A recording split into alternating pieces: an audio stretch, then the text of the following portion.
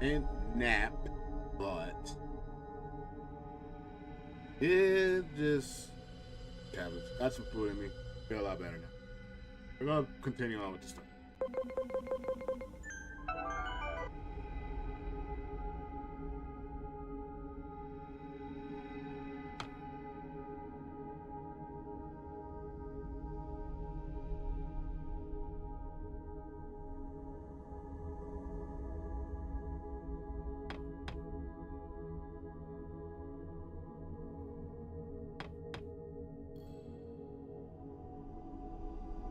Coronamon.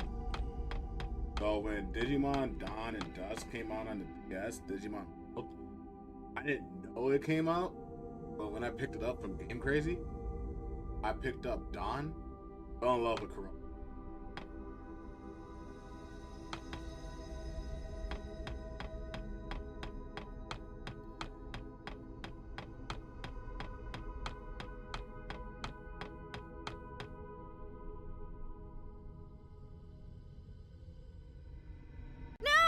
Stop it! That egg is very important!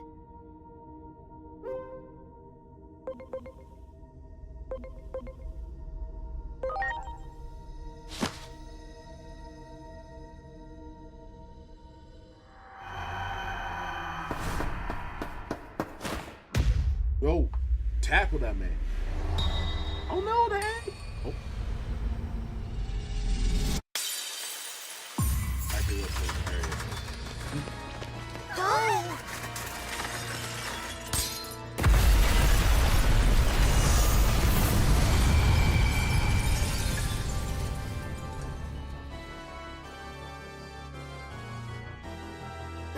Shout out to the 5 viewers I just the precious egg of the great Whoever guardian. subbed, I didn't get to know. We're meant to save this world! Egg thief!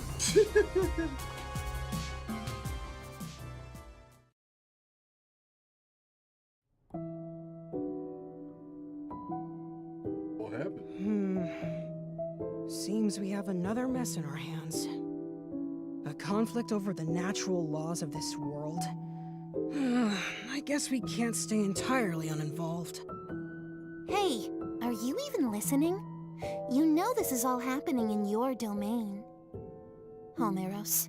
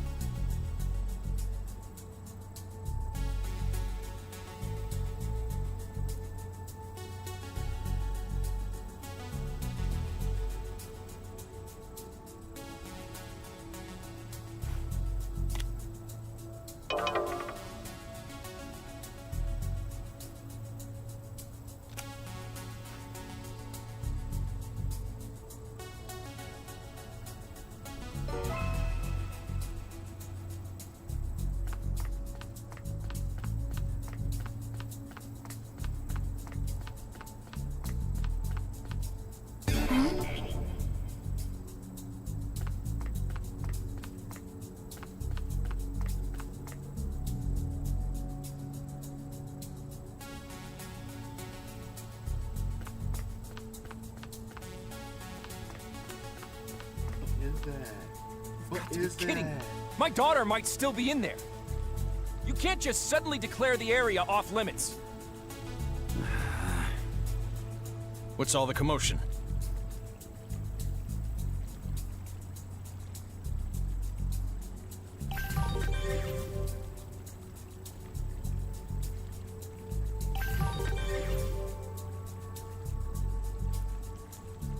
Hiroi and Shiroki.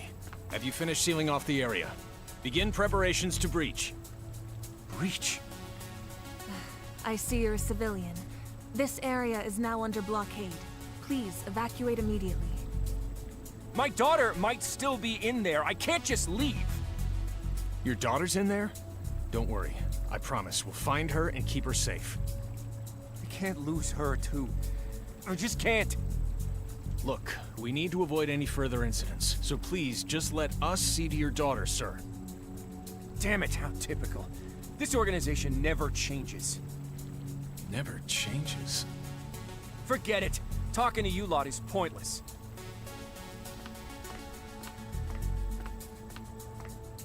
Prepare to breach. All units, confirm your positions.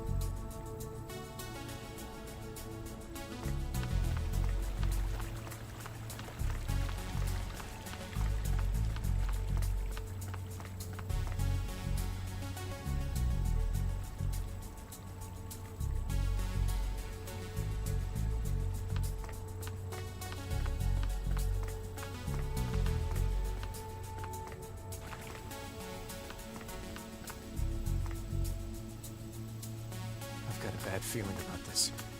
It's like that day all over again. I can't get through. What the hell is happening? Huh? What's with the weird outfit? I don't have time for this. Don't come at my Gatomon.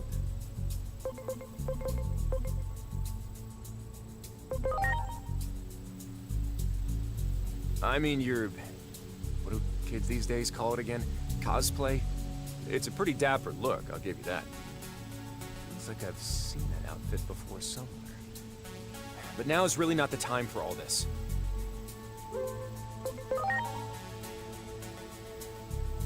Where? This is Shinjuku Park. Hey, what do you want, anyway? Are you messing with me? Sorry, but I don't have enough time to unpack all that now. Shouldn't you be evacuating too?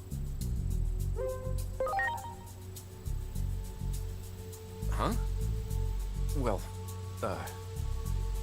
yes, something is the matter, actually. You see, my daughter is...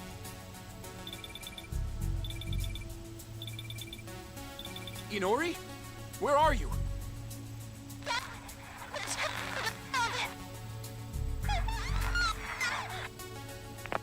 Hey, Inori! Damn it! What the hell is happening? She's down in the underground. That must be why the reception's so bad. I need to find a way down there. Damn it, it's locked. What can I even do? Let me break that for you, Playboy. I don't see this door. Do it! Whoa! What the heck? Are you the one who did that? That's amazing. The truth is, my daughter is stuck inside. I think she's gotten mixed up with the rumored anomalous phenomenon. Would you be willing to come with me to help? I don't know what I'd do if anything happened to my sweet girl. Please, I'm begging you.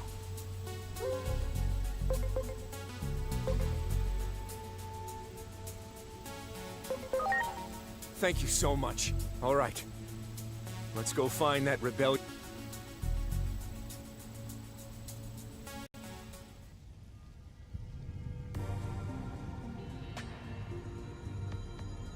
Dude, I love the soundtrack. My daughter has to be down here somewhere. I haven't got the faintest idea of what's happening. We need to be careful moving forward.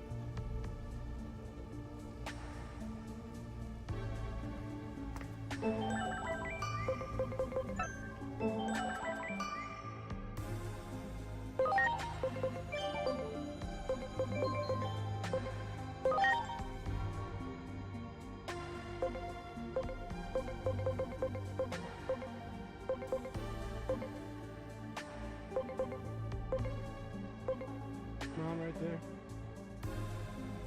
Bad guy. How's the bug? That's Gabumon.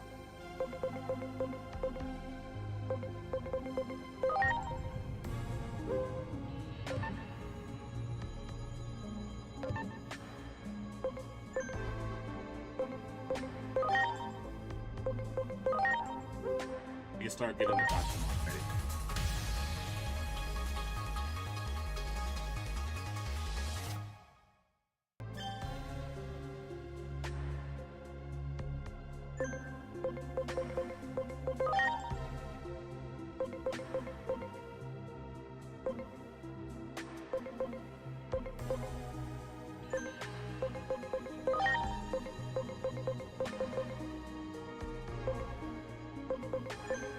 My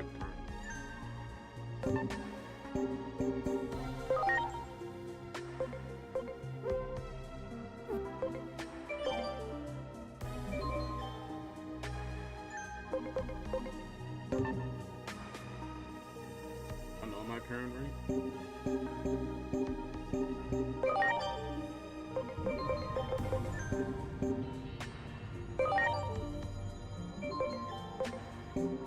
Where I find my rank?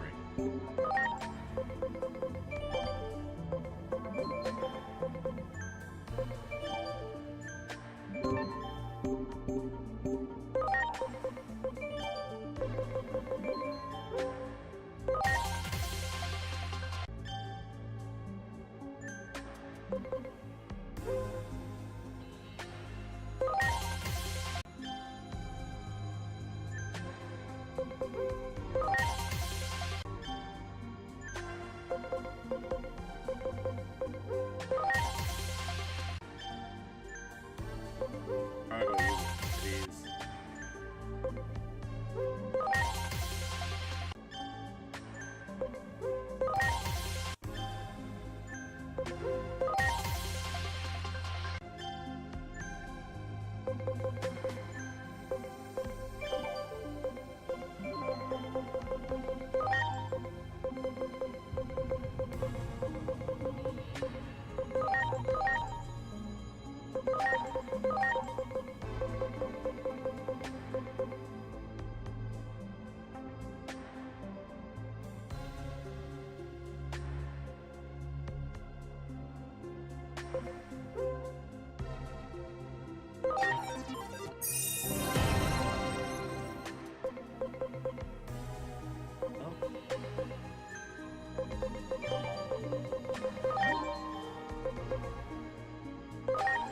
Please be me.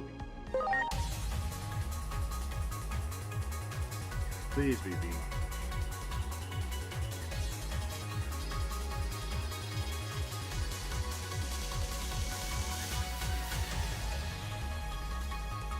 Alright, I got it.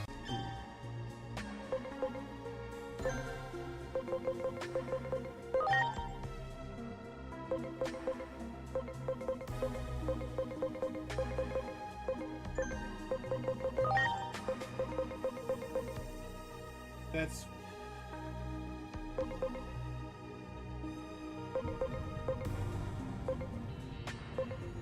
newest attack is go.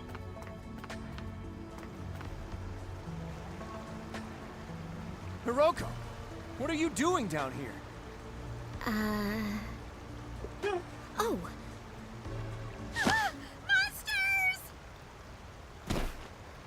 Calm down. Take a deep breath and tell me what happened.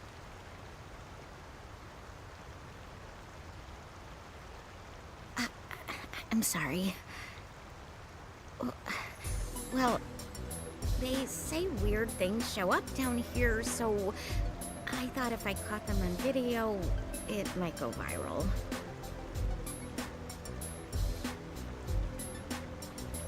Hey, is that some kind of cosplay? Oh, actually, I feel like I've seen that outfit somewhere before. Hold on, don't move.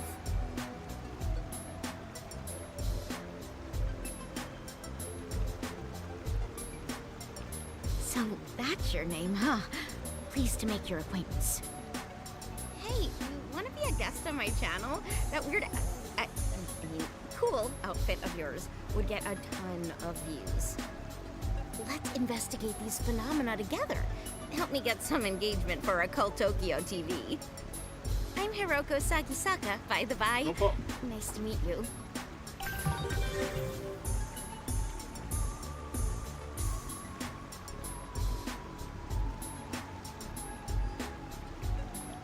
Yeah. Hey, it's Koromon.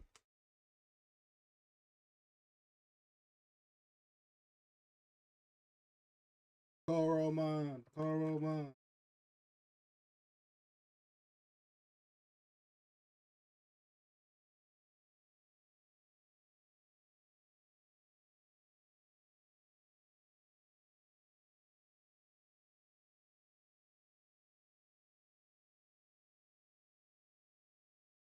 Oh. Yeah.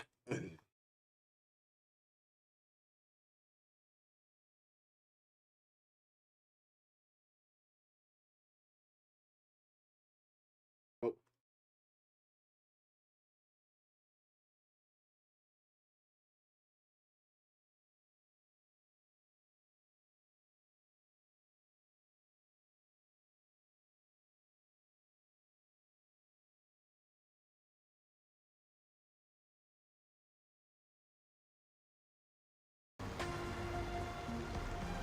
All right, there we go.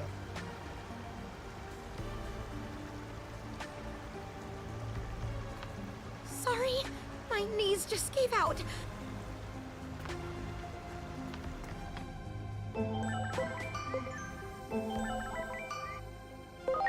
Fix my lineup.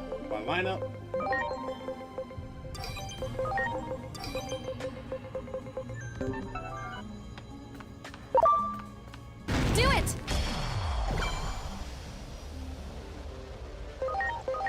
Hey! Hey, yo, Wormamons? Hold on,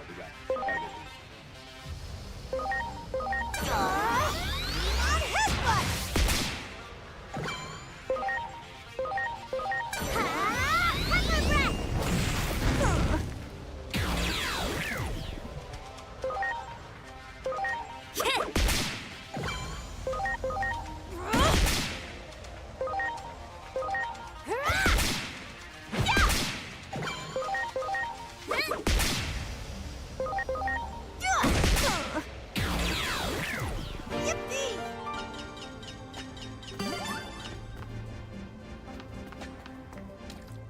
That one.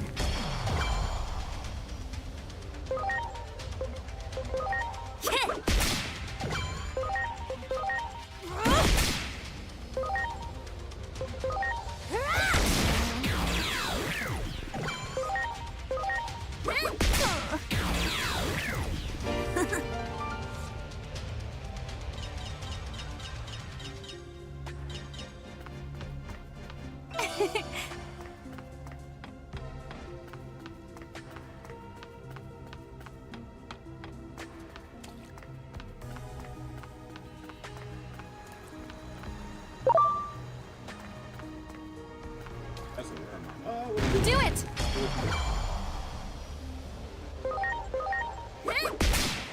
Oh. It's a champion level, right?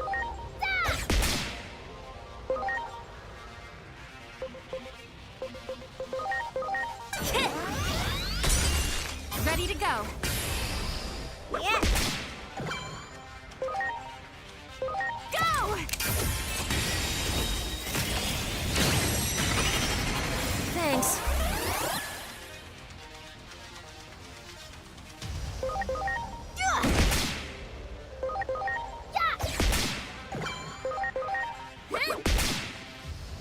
Oh wait, Veemon's free type. Oh,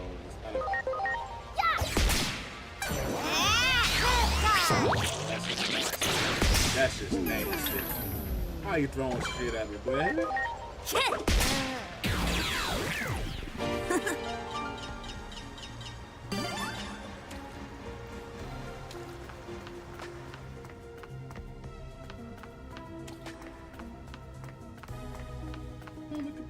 There! Hey!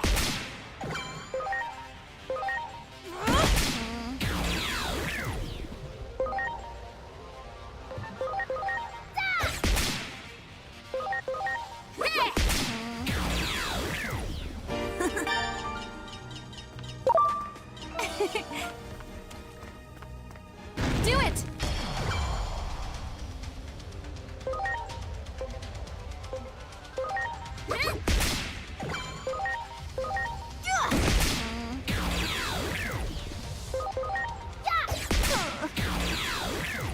Oh, yeah!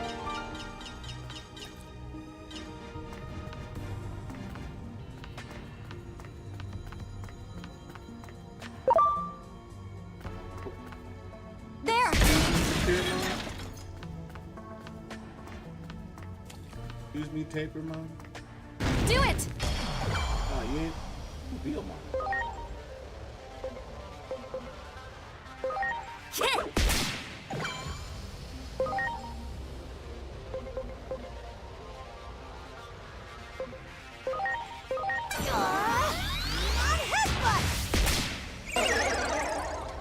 That caused confusion? Let's go. Get ready! Hold my breath!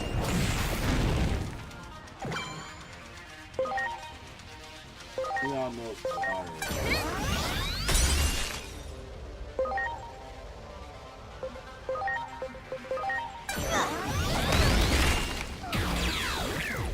That also works.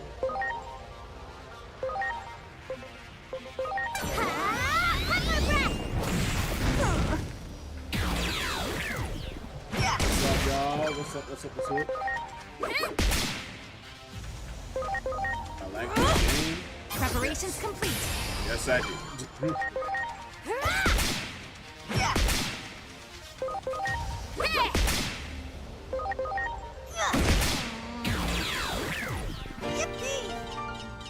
Oh, I should really. I'm sorry. Hanzo.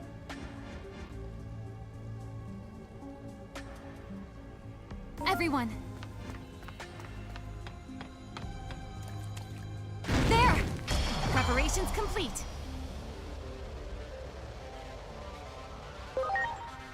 Go!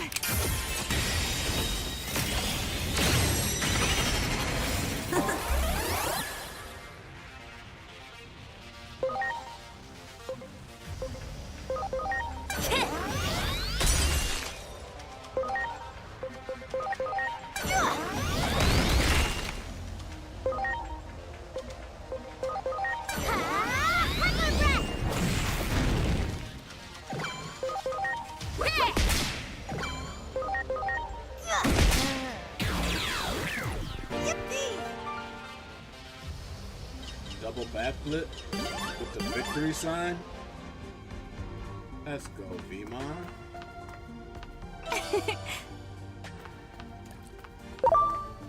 Yikes! What? Spiral twister!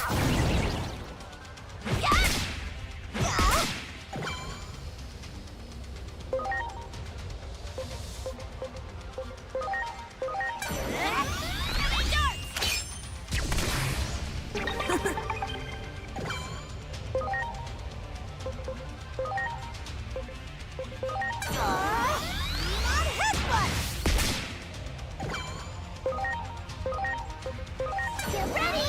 Hold my breath! It's go time!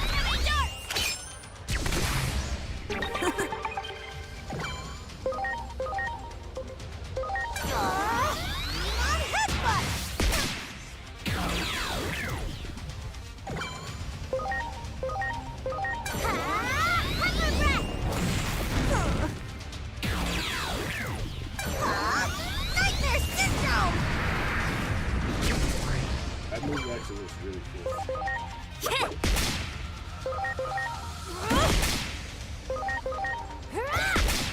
You go nothing! Nightmare syndrome! It's still cool that Tapermon has one. Like, I really might want to pick this dude up. Much appreciated. Everyone.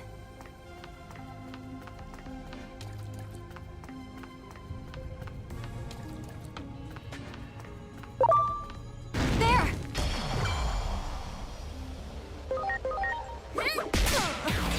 Are you home some more? You got it! Do it! Ready to go. Go!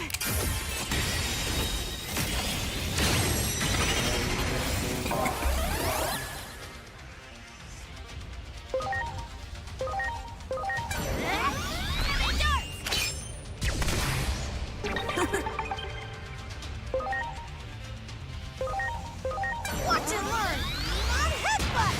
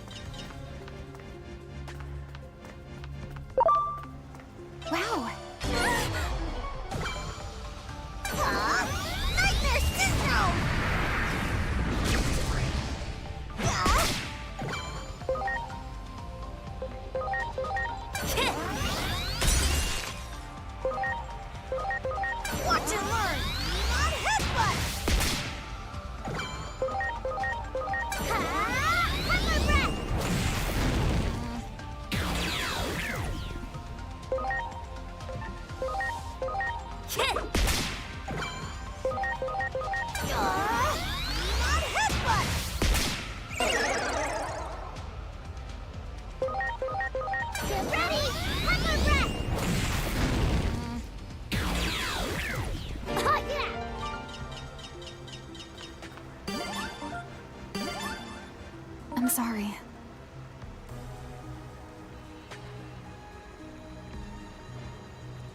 Everyone!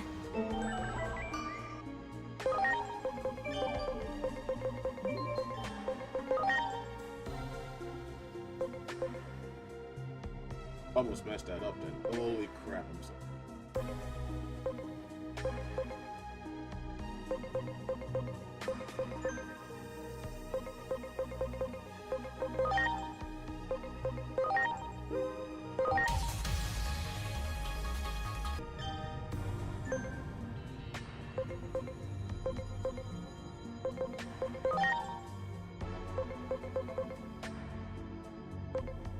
Alamo.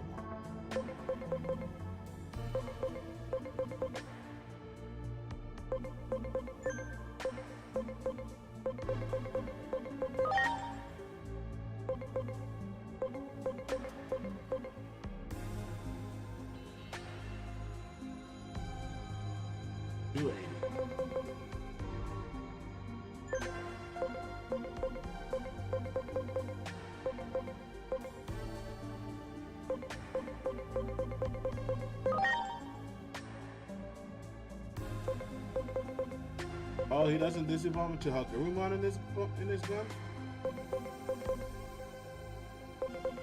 Crazy. Interesting. Very interesting. We're not gonna get the fast level. There! The game said, nah, you go play. And I'm excited for this game as well. Trying the Professor Oak style challenge if been possible. He's progressive. Hey, that would be fun actually. That would actually be a fun challenge.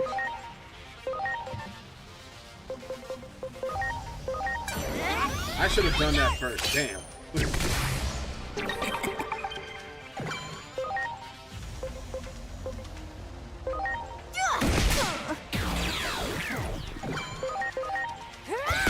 This is why I pick up Digimon right away. My man just straight up be throwing fists, bro. That one!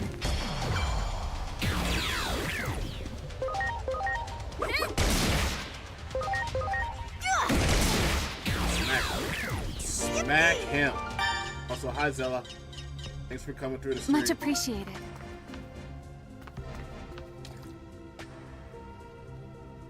Much appreciated. Everyone. Wow!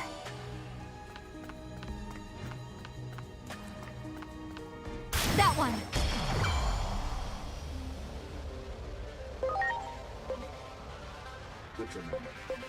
Mucho.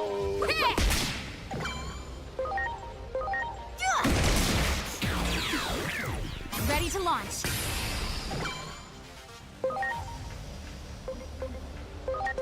Get ready! Hold my breath! Now you resist that.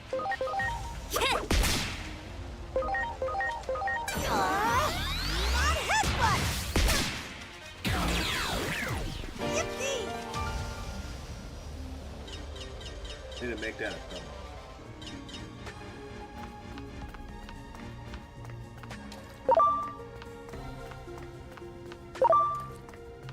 Ah! Door. Door. That one. Ready to launch. Go!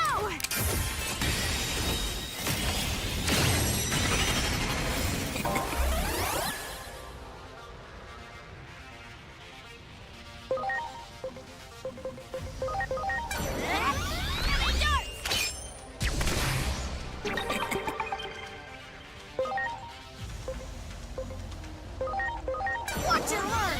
Not headbutt! We are doing that. Ready? Hold my breath!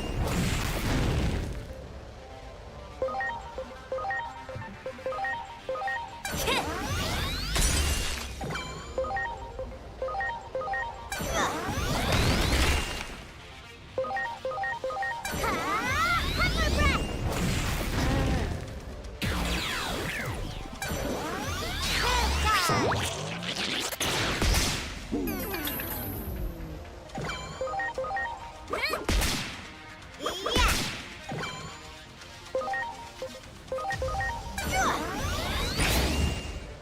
Okay, found your weakness.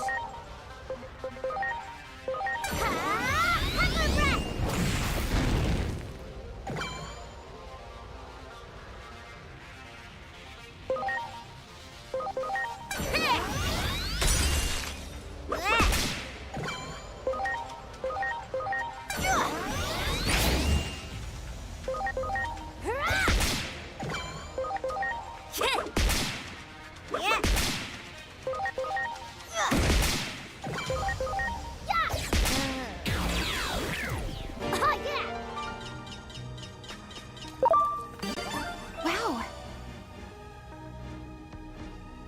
Can't be. You go nothing! Nightmare syndrome!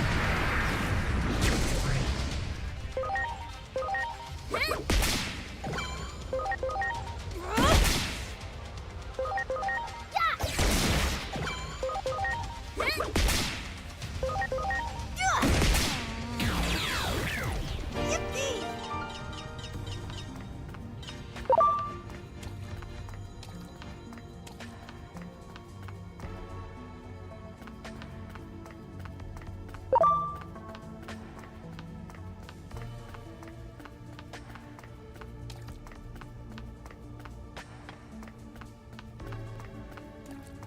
Figure out how to. Do it!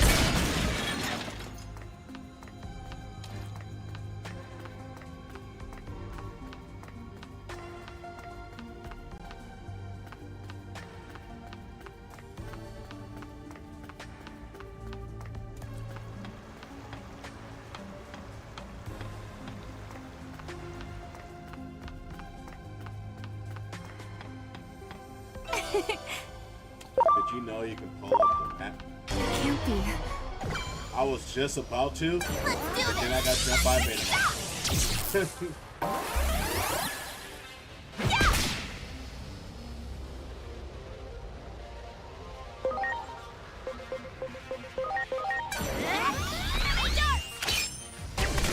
Trying to help. Damn. Ready to go. It was kind of funny. I just read that. It's like, did you know you can pull up the map? Get attacked by a Digimon. Well, guess we'll find out another time. Digimon headbutt!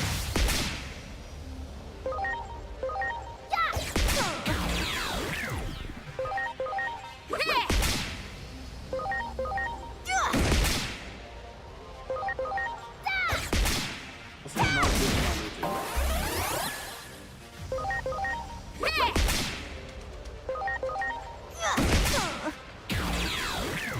Yippee!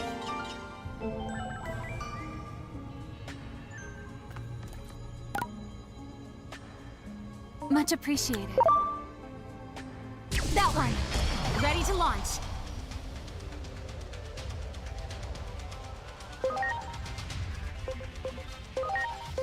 Please?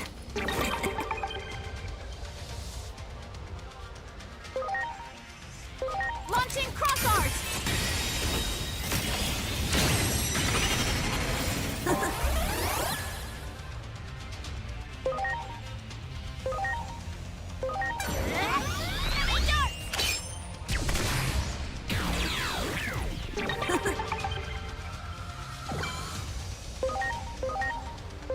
Watch and learn! Digimon headbutt!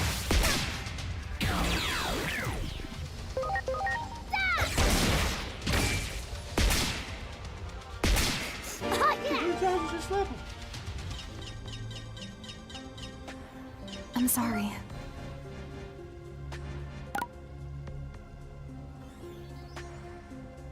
Everyone.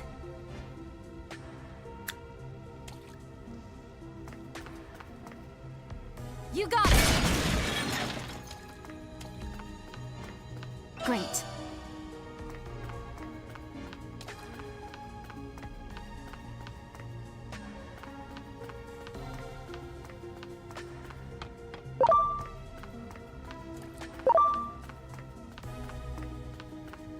I've been through this. Thanks! A lot faster. Electric shock!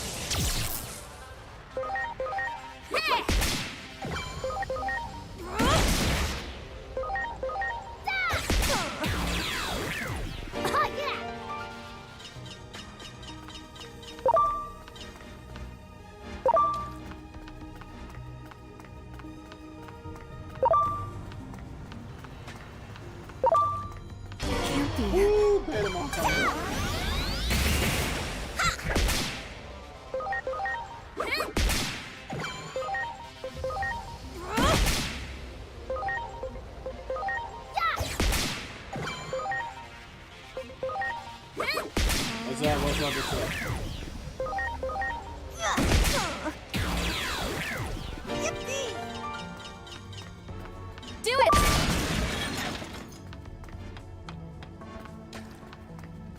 I gotta get over here. Ah! You got it! Trying to find a Gabumon? Why not just get a Betamon or a Koromon? Not Koromon. Get a Betamon and then Digivolve it, or Punimon and then Digivolve it into Tunamon, then get them into a Gabumon.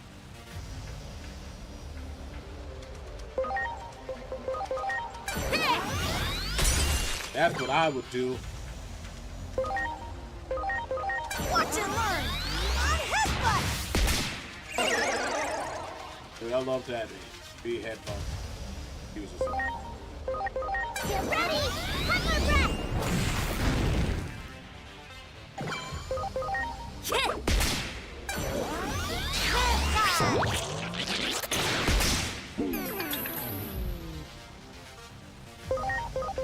Watch and learn! On headbutt!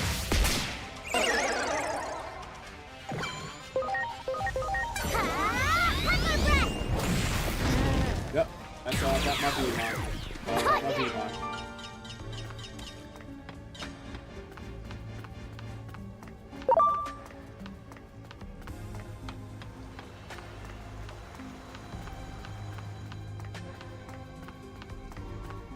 This is Let's it. hurry and go find my daughter. Fuck your dog. Sorry, my knees.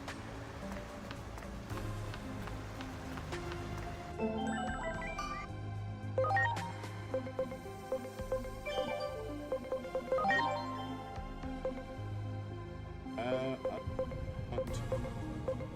want this guy. I want you. Damn, you're not even ready?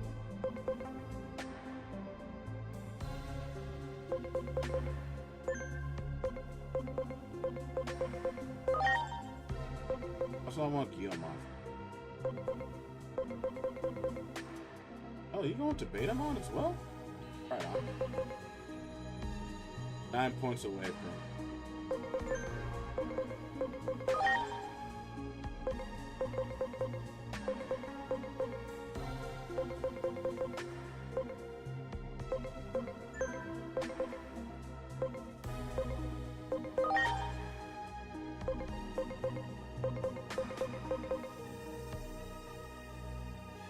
You're nowhere near to get.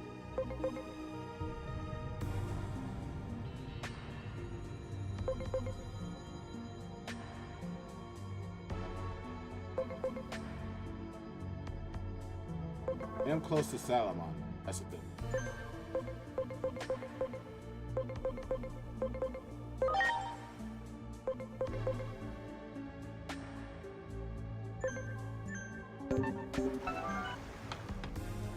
Before we find your daughter, I gotta heal her. I'm sorry. Everyone, Oh, luck. Maybe there's a broken wall somewhere.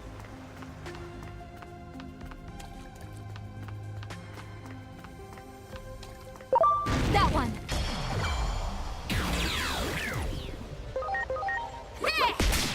Ready to go. I should convert these so I can level up a bit.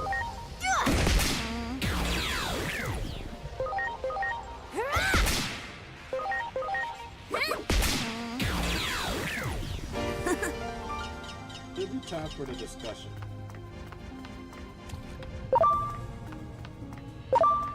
Yikes! Damn, Preparations Betamon complete. fast.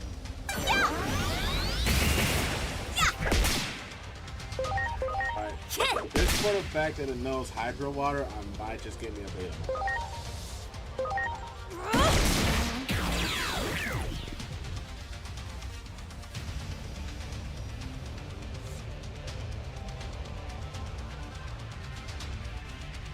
Citizen Schnipp. What's up?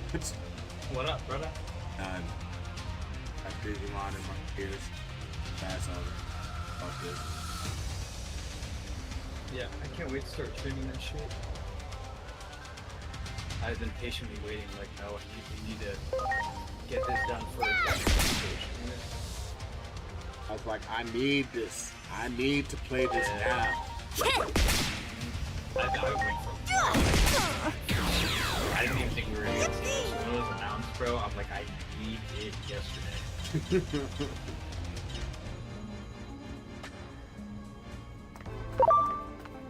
Do it! I just like the fact that I can Preparations shoot Digimon because that's just crazy to me. Like, why would they make that? Why did they think that was a good idea? That you give the user a makeshift gun that shoots out Digimon. Like, that's gangster as fuck. Like, They took inspiration from Power with that shit. they really did, but like, I love it.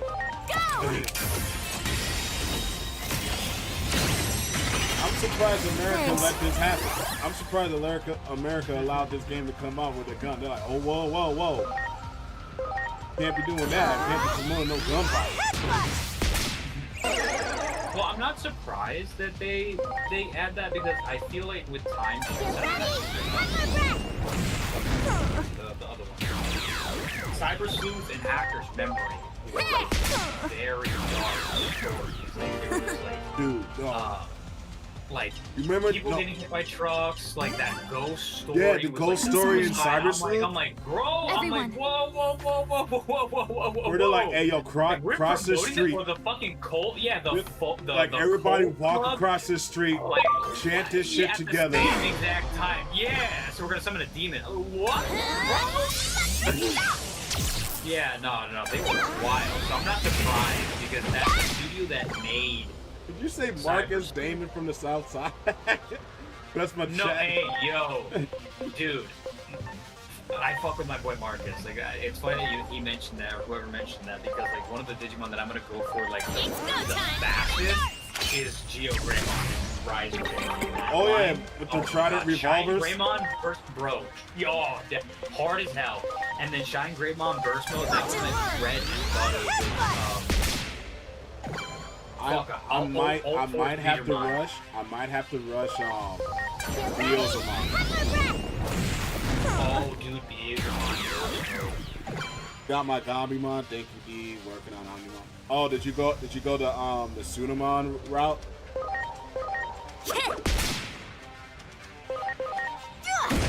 I played so much Cyrus Dude, I just know how that tree works. That's dead ass. Dead ass. That's all. I feel blessed that I'm like, okay, lucky. With like some prior knowledge and fucking like, oh, I remember this line. The only thing I'm curious is to see what new branches are added to the evolution. No, they got rid of the Hagurumon branch. Really? Oh wow. So you know, if you get a Multimon, if you get a Multimon, you can digivolve that into Hagurumon, into Platinum Sukamon. You can't go to Multimon to Hagurumon. I don't see his silhouette. That's fucking hilarious. They're like, yeah, y'all ain't doing that shit. Yeah, that's what I said too. Like, you're like, I ain't about to fast level this shit. Game. You're not doing this fucking farm shit. That is fucking hilarious. You gonna have to work for it, sir. Not in the first few rounds. No, dead ass. That's so fucking funny. Watch and learn. I want my team is gonna consist of Shine Greymon Burst Mode, Old Force Veedramon. That's my starting two attackers. I want, if she's still busted, my third slot is gonna be flexed between oh my god, what's her name? Oh god, Lunamon's Crescentmon, or what's her name? Oh my lord. I keep forgetting this shit.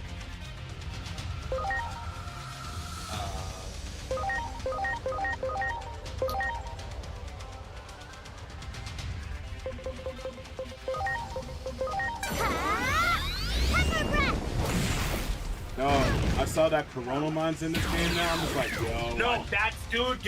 That is like if I'm going triple attack, I have been waiting. It's the first time he's been in a game since Dawn. Yeah, since Dawn, yeah. Bro. Sakuyamon, that's what I'm thinking of. Yeah, Oh, yeah, Sakuyamon, yeah. As like my fucking healer, bro. So it'd be my 2 attackers and my healer, or like Crescentmon if I need more defense. But Coronamon, bro.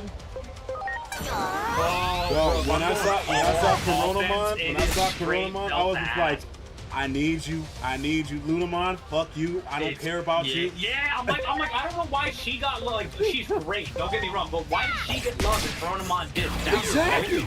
I ain't gonna take the sun away. You feel me? You know what I'm hoping is that like when Bandai sees how successful this game is, one, they invest more in Digimon, but they give us fucking remakes, bro. When they do that Nintendo DS, like emulator for the Switch, which they will eventually, brother, give me Dawn and Dusk again, or a remake, or a sequel of sorts, bro, for real. But you know what these graphics remind me of? Oh my god, there's like 15 Digimon. There's like 17 of these. But no, you know like what this reminds me? The graphics makes me think of Spark and Zero so bad right now. You got it. Ready to go. Spark and Zero in a turn-based game. So here's the funny thing. I have avoided spoilers like a motherfucker for the longest time for this game. So when I saw like you, Hippie, and them like doing streaming for it, I would pop in, see like the bare minimum, and I'm like, I just want to say what's up. Like, this is so dope. I'm moving forward to this game, and then I left. I'm like, I don't want to be spoiled. I want to go. No, I understand that. You feel me? Because I'm like, I know, dude. I'm not even joking to you. I have not watched like any of the trailers. Like Karn EX, like one of the main Digimon tubers, I have avoided his content like the fucking plague. I had to I do not want to see shit. I don't care about the 18 plus 20 minutes of gameplay. I didn't play any of the demos. I want to go in fresh, bro. Like this, I cannot have anything spoiled for me at all. Yeah, like my favorite cosplayer who does a lot of Digimon stuff and content, she was playing it. I'm like, Alessandra, I love you, but I can't. I was like, once I get into the game, then I'll get back to you. Be like, I'm out, peace. No, he said, give me a Dawn Dust dual pack with my progression effects. Yo, let me get that too. Dude, see, I'm telling, they have it, and this is what pissed me. Okay, I'm gonna say something that may or may not unlock a core memory for you. I'm assuming you played with like a Nintendo DS, right? Yeah. Do it. Preparations complete. Have you played with and fucked with the Spectro game? Yes. Wake up, dude. Wake up.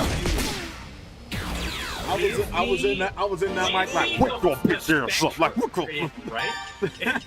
Yo, give me a Spectro sequel, bro. Like, it's just been shelved for the longest time. That, Fossil Fighters, bro, like, give me the good shit, please, bro. Give me another custom Robo game, though.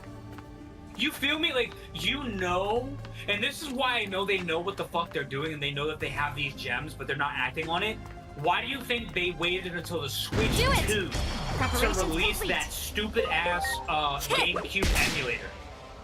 And then they purposely showed hype games like Pokemon XD and Pokemon Coliseum, Mario Sunshine on the covers, and then they hid it behind a subscription because they knew they had something and that people would pay for it.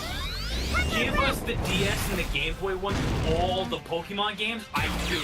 You're gonna make up all the money you lost on people not getting a Switch.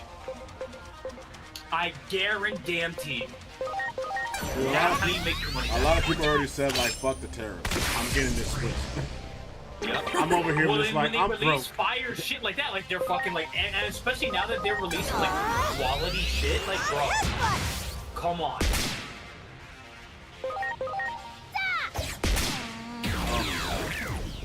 I'm just enjoying smacking everybody with this character. It's like Cyber Sleuth all over again for me. Oh wait, I think they also took away Wanyamon's speedrun route too. I can't find that. I can't find the real deal Digimon. Why is it not Hurt.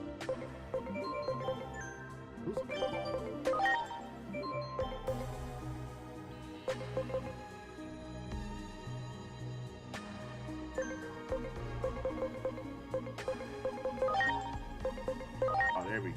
There we go. Give me that Guilmon, baby. The whole squad's here. The squad's here. Squad's here. All right, Digimon, you off. You off the lineup. You off the lineup. We don't need you no more. We don't need you no more.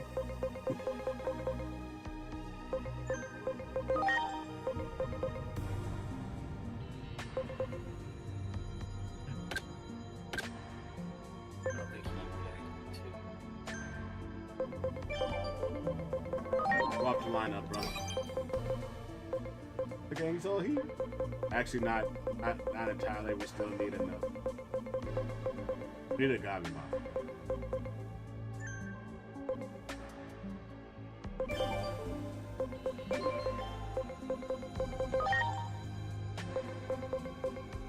That's probably. Oh, you don't go into Black Agumon? Okay, never mind. What about you, Impon?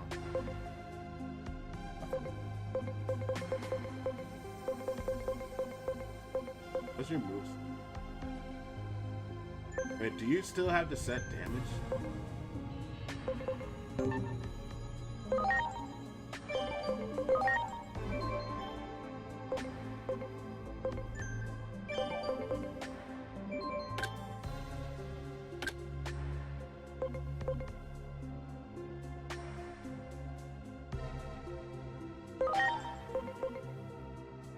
Almost.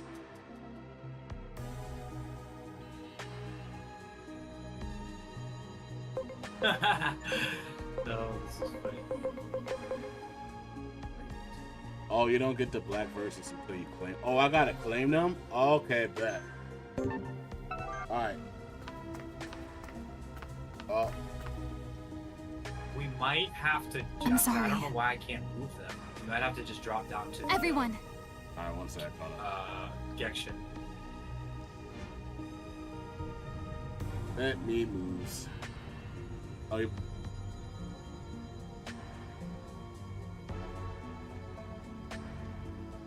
Fine. Dude. What up? All right, we're here. Yep.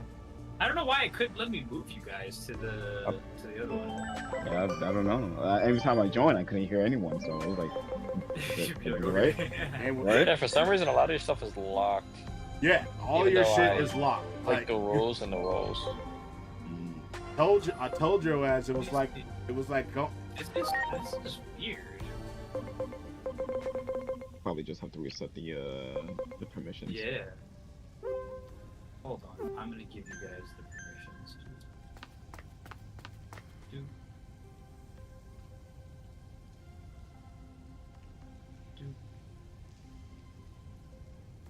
Okay.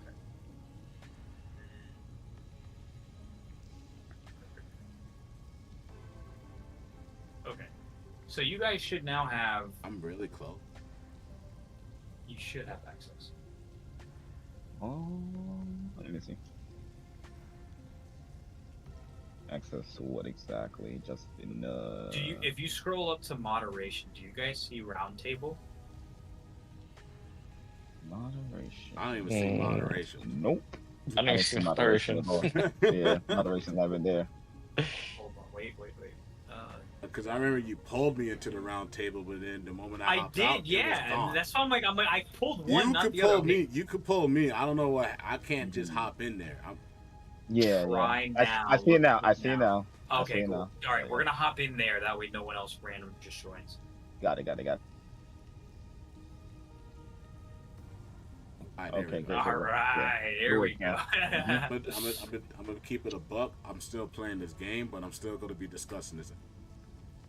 Yeah, no, you're good. We're still waiting for A1, so we're good. Hey, don't worry, man. I know you won that Digimon. Yeah, no, Trust. I'm Nah, just like, dude, I'm just like, right. look, bro, I'm on this. I'm on Cannot wait for stream. this shit. I'm interacting with both sides of this conversation. Trust, man. I'm That just gonna Digimon, lower the volumes. I haven't put it down. I know. I'm just gonna lower the volume. I did all of my Dragon Ball stuff in the beginning, and I was just like, all right, we're switching over to You Digimon. okay? I got nothing to Are do you with the hurt? battle pass for right now. Inori! Dad!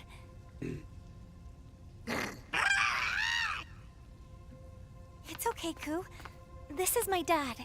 So my favorite part so far also is that all the Digimon have voice acting. Voice acting, yeah. All their moves are animated and everyone's voice acted. Although some Really? of the voices Think you could do don't something fit, about that big but guy? It's better than Yeah, having no that's voices fair. at all. That's fair. That's fair. Sorry, Dasamon, but you're the Sarakuan, only one we can turn Greymon to is your here. Party right now. God damn, Don't bro. worry about me. My daughter. This is You what don't happens need when to I miss a save day. my daughter. Damn. This is what happens when I miss a day of playing this game. Damn. Yeah, Preparations it's complete. already there. I mean, That's look, What type of game is it? Digimon, it's a turn-based turn-based RPG. Oh, okay. It's like the Monster collecting like Pokemon and Cyber Sleuth. yeah, it's the third one. Gotcha. Mm-hmm. Is it any good? Hell yeah. Oh, amazing. Okay. So Amazing. you played Spark and Zero, right? Yeah. It's got the same type of graphics. I ain't gonna lie. Yeah, Yeah. yeah, That's that's honestly, yeah, that's honestly a great comparison. It is. But like, also I'm not gonna front. It is really easy to level up Digimon when you know how to do the convert. Yeah. When you enhance them. Right. Yeah. Yeah. All you gotta do is just keep converting it and you enhance them onto a Digimon you want. Mm-hmm. Not only that, but there's also a DLC as well when people do want to go. That Oh route, yeah, I did. where they have a I do they have a the dungeon. DLC. I did not use the DLC. Mm-hmm. You have a dungeon where you can go ahead and just farm EXP and all that. That's fucking crazy. I didn't know that. I just straight into the game. They're like, instead of doing the bullshit that Right? If you really want some Digimon Pass, Platinum Numamon, Come we're gonna have on. you pay for it. Get the fuck out of here, bro. They know what this is what I'm talking about. They know what they're fucking doing. Give me my Oh, they Spectro. definitely Give do. me my fucking oh Cosmo my Fighters. god, Stop Spectro, fucking around, bro. Give me Spectro, bro. I need My that. thumbnails for telling my you, YouTube bro. for these are gonna be my You character idiot, Inori. with a What are you Glock doing? or the Vmon doing the victory pose. That's so fucking Right. funny, dude. Wait, you can set the Glock to do damage in this game? Oh, what the fuck am I doing wrong right now, bro? I'm about to call back all my Digimon. I'm about to shoot motherfuckers out here. I swear to God. Don't quote me You're on that. so funny, bro. You're so funny. Look, I'll put that on my Twitter. I said it don't matter if I don't get all these followers and viewers. It's as long as the chat knows I'm hilarious in their channels. That's fair. If I'm in your guys' calls and we're all playing Gekishin and I'm making your chat laugh, all that matters. Till they start subbing to the wrong person. I'm like, hold on, bitch. You're like, wait. That was me that was making you laugh. That was me. That hold on sounded like Dave Chappelle. That shit was funny. Hold on. That was funny.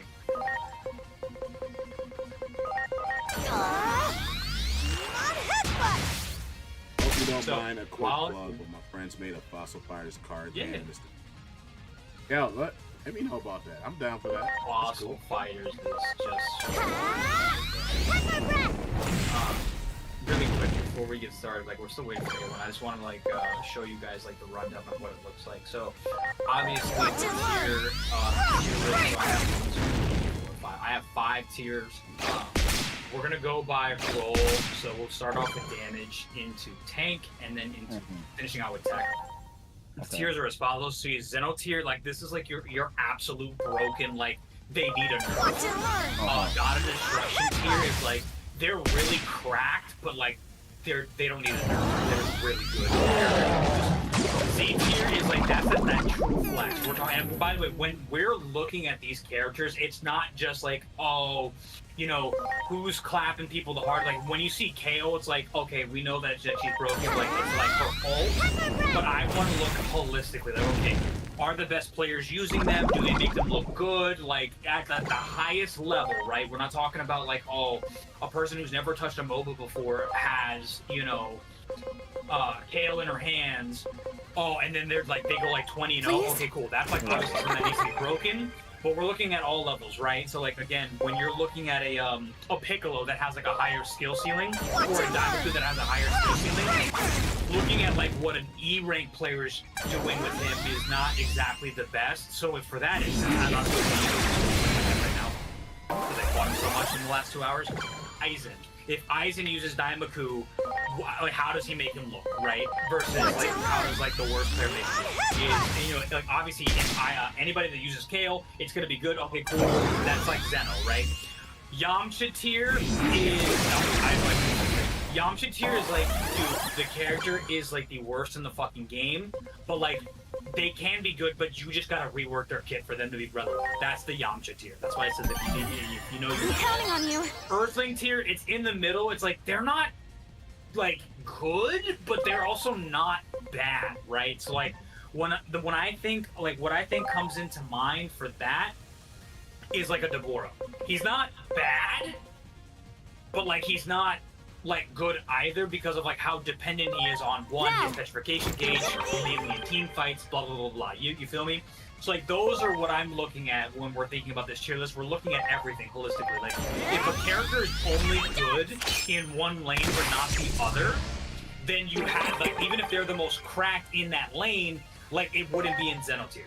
Do you feel me? Like they could argue between God of Destruction or Z. Fine in any situation though, that's like that flex, like all like a Goku, right? Goku could work in any lane, but obviously he's not just fine, he's rather, you know, close to not being broken but still good. Then you can say the same thing about like, you know, J3, and then we'll go through this at the third. Obviously again we have a lot of cooks in the kitchen, so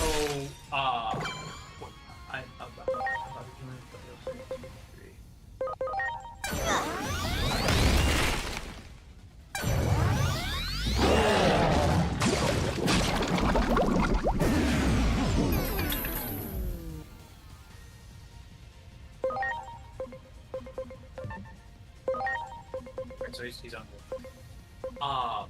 So when we're looking at like this as a whole, it's more so to get a gauge with like again how everyone feels and things like that. Like I'm gonna ask like, you know, so we're starting off with, okay, cool, first things first, we're starting off with, you know, Super Saiyan Trunks. So like each of us will get an opportunity to kind of like state their piece on Trunks, but obviously what I want to open up the floor with, so I will use Baby Oils here because out of all of us, he's like the Bojack like dude.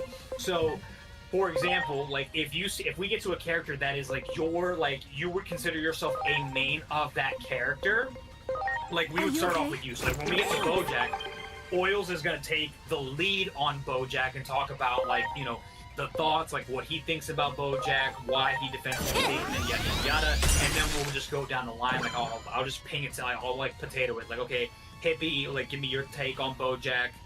Disciple, your take. AO, A1, give me your take, and then I will go give my take. I'll always go last to give my take because like I want to be like the facilitator of the conversation, and then I will, because again I will like not have the final word, but I'll have the final statement.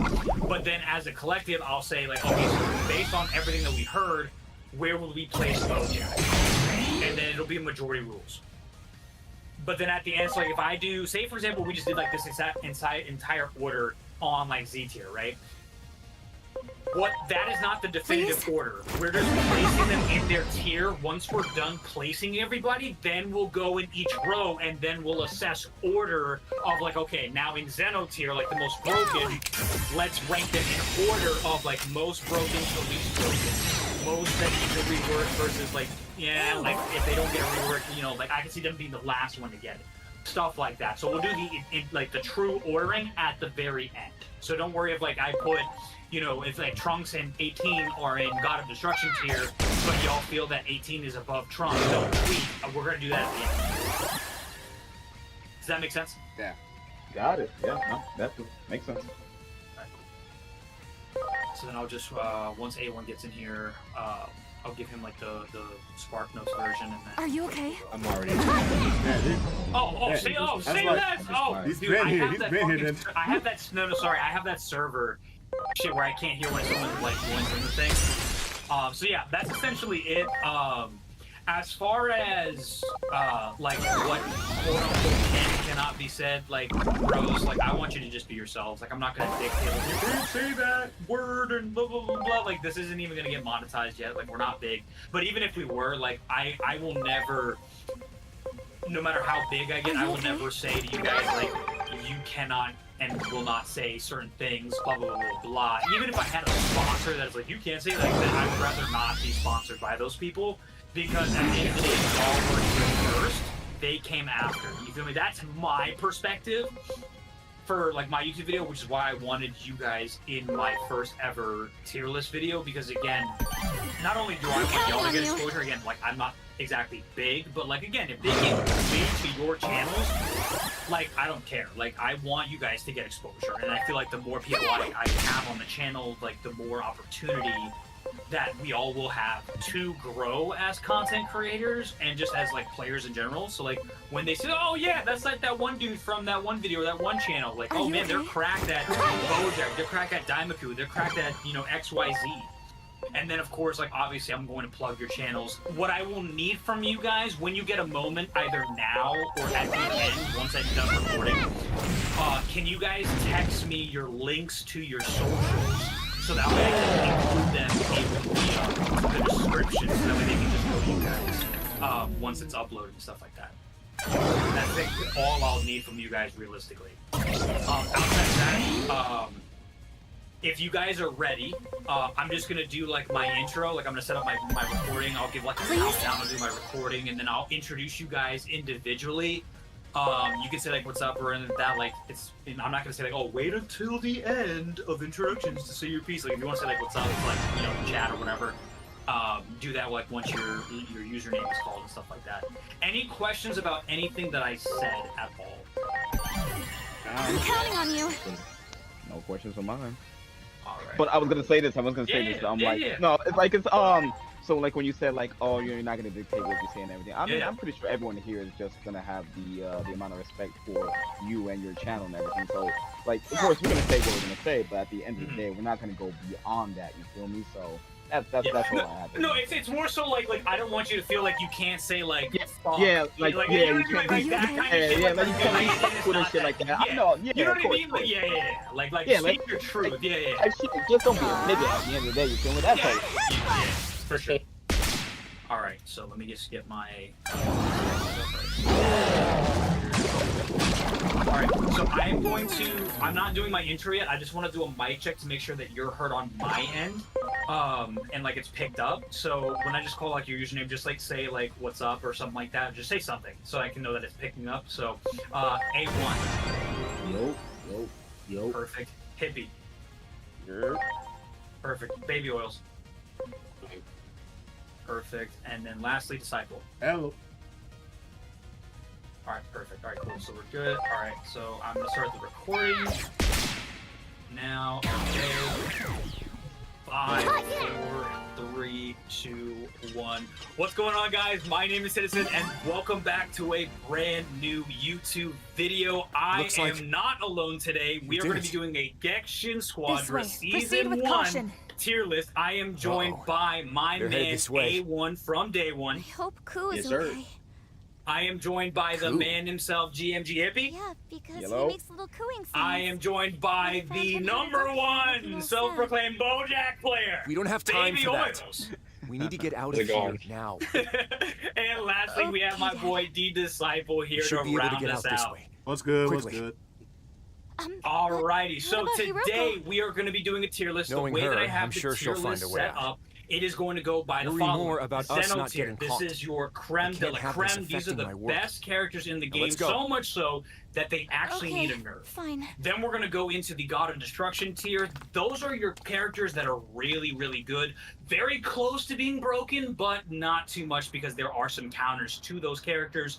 Then we have our Z Warrior tier, which means that these are the characters that are like flexible in any tier. They can carry if they need to, but they also work really well in team fights. No matter whether bot lane, top lane, we're gonna have a not so little etc. These are your go-to characters. Yes. Then we have our Earthling tier. Those are the in the middle characters, right? They're not good, but they're also not bad either, right? They could swing either way depending on whoever uses them, right? Those are mainly your high skill ceiling players. Characters.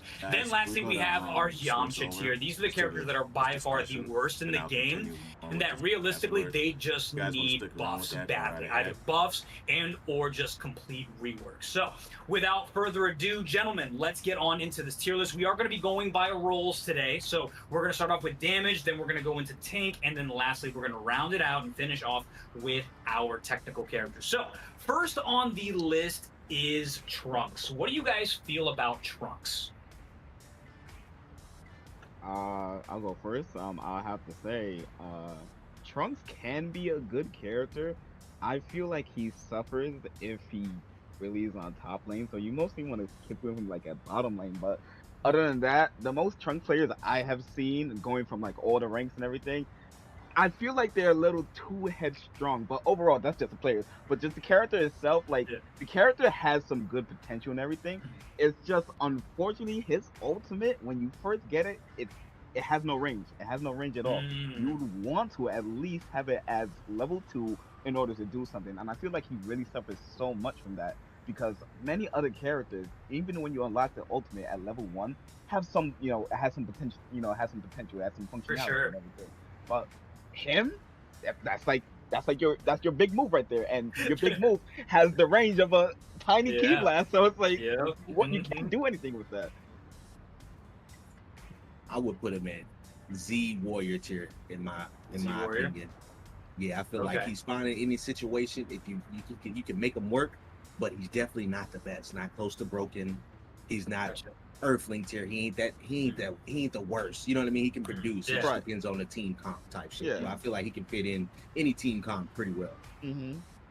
I agree. So I give him a 50. I give him the Z Warrior. Okay, sure.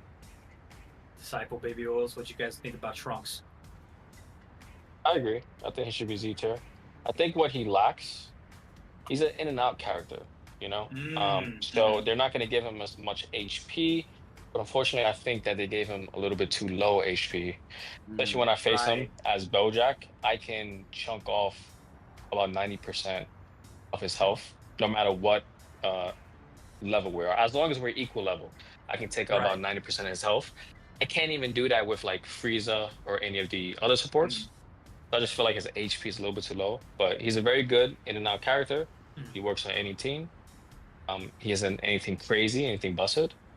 You just got to use him for what he is, but I feel like a lot of people, they stay in for too long, and that's where the issues come. They get punished for it. Gotcha. Yep. Especially with his skill 1, you can 100%. Someone's 40% health, you can one-shot him. Yeah. You got to aim it right, but it's in and out. For sure. Disciple. Yeah, Z Warrior tier. If they had given him any more HP, he would be busted in the early game, real talk, because I mean, like the way that a lot of people play him, like if they don't snowball with him, like literally like in the beginning, kind of struggles. But he can, but since with his passive, with his resets, he can hop in and clean up at any given time and then get right back into the game, even if he was under level for like a split second, just because of his skill 1 being able to one shot. I mean, I agree with his ult that his level 1 ult range is just trash, and I feel like that's the canon Frieza ult 1 range, because he was not doing any of that in any of the other games. So like they later on blessed him with like, I'm gonna destroy the entire screen when I'm level 3. But no, Z tier warrior, he's completely fine. It's just like, in terms of like, because the way that I look at the tiers in terms of like skill and trying like to pick him up, he's very, very easy to pick up. It's just a lot of people just don't know when to back off with him, and if they don't know how to, and if they don't know how to use his cooldowns, because he does have high cooldowns in the beginning compared to most of the other damage characters, they'll start to back off, and that's when they really realize, like, all right, I'm not doing it. Right. I would have to say that I agree with like what everyone said. I think that Trunks, because this is how I view Trunks. Trunks is literally fine in this situation. He can carry if needed, right? Again, if he has like his levels are up, if he has the right divine card combinations, which again that'll be a different tier list where we'll go over that. But also at the same token, I agree. A lot of players that pick up Trunks, they they are just way too aggressive, because the way that he's advertised is that he is that assassination type character. Okay, I'm just going to go and take these fights, but realistically, like, that's where, like, I encourage people to read the abilities. Like, like his skill 1, which is what a lot of people bank on, is it takes off and like finishes the fights based off of how much remaining health that individual has. Meaning that if you're going into a fight with a full on health bar enemy, the likelihood of you coming out of that alive, especially if their teammate is involved, is rather low, because the same situation that will be with the next character we're discussing, these two have the lowest HP pool out of any character in the game, and that includes your tech characters, which is crazy because these are DPS. But I agree that if you play him right, which is again the in and out true assassination type character, cycling your cooldowns, because that's literally what his kit is designed to do, he can literally be fine in any situation. It just depends on how you're using it, right? And if you're using them correctly. So with that being the case, I think we all agree in Z tier. And then I think we'll go in that order. We'll go Hippie, A1, Baby Oils, and then Disciple, then myself. So now we're moving on to Android 18. Let me hop on this. Go ahead.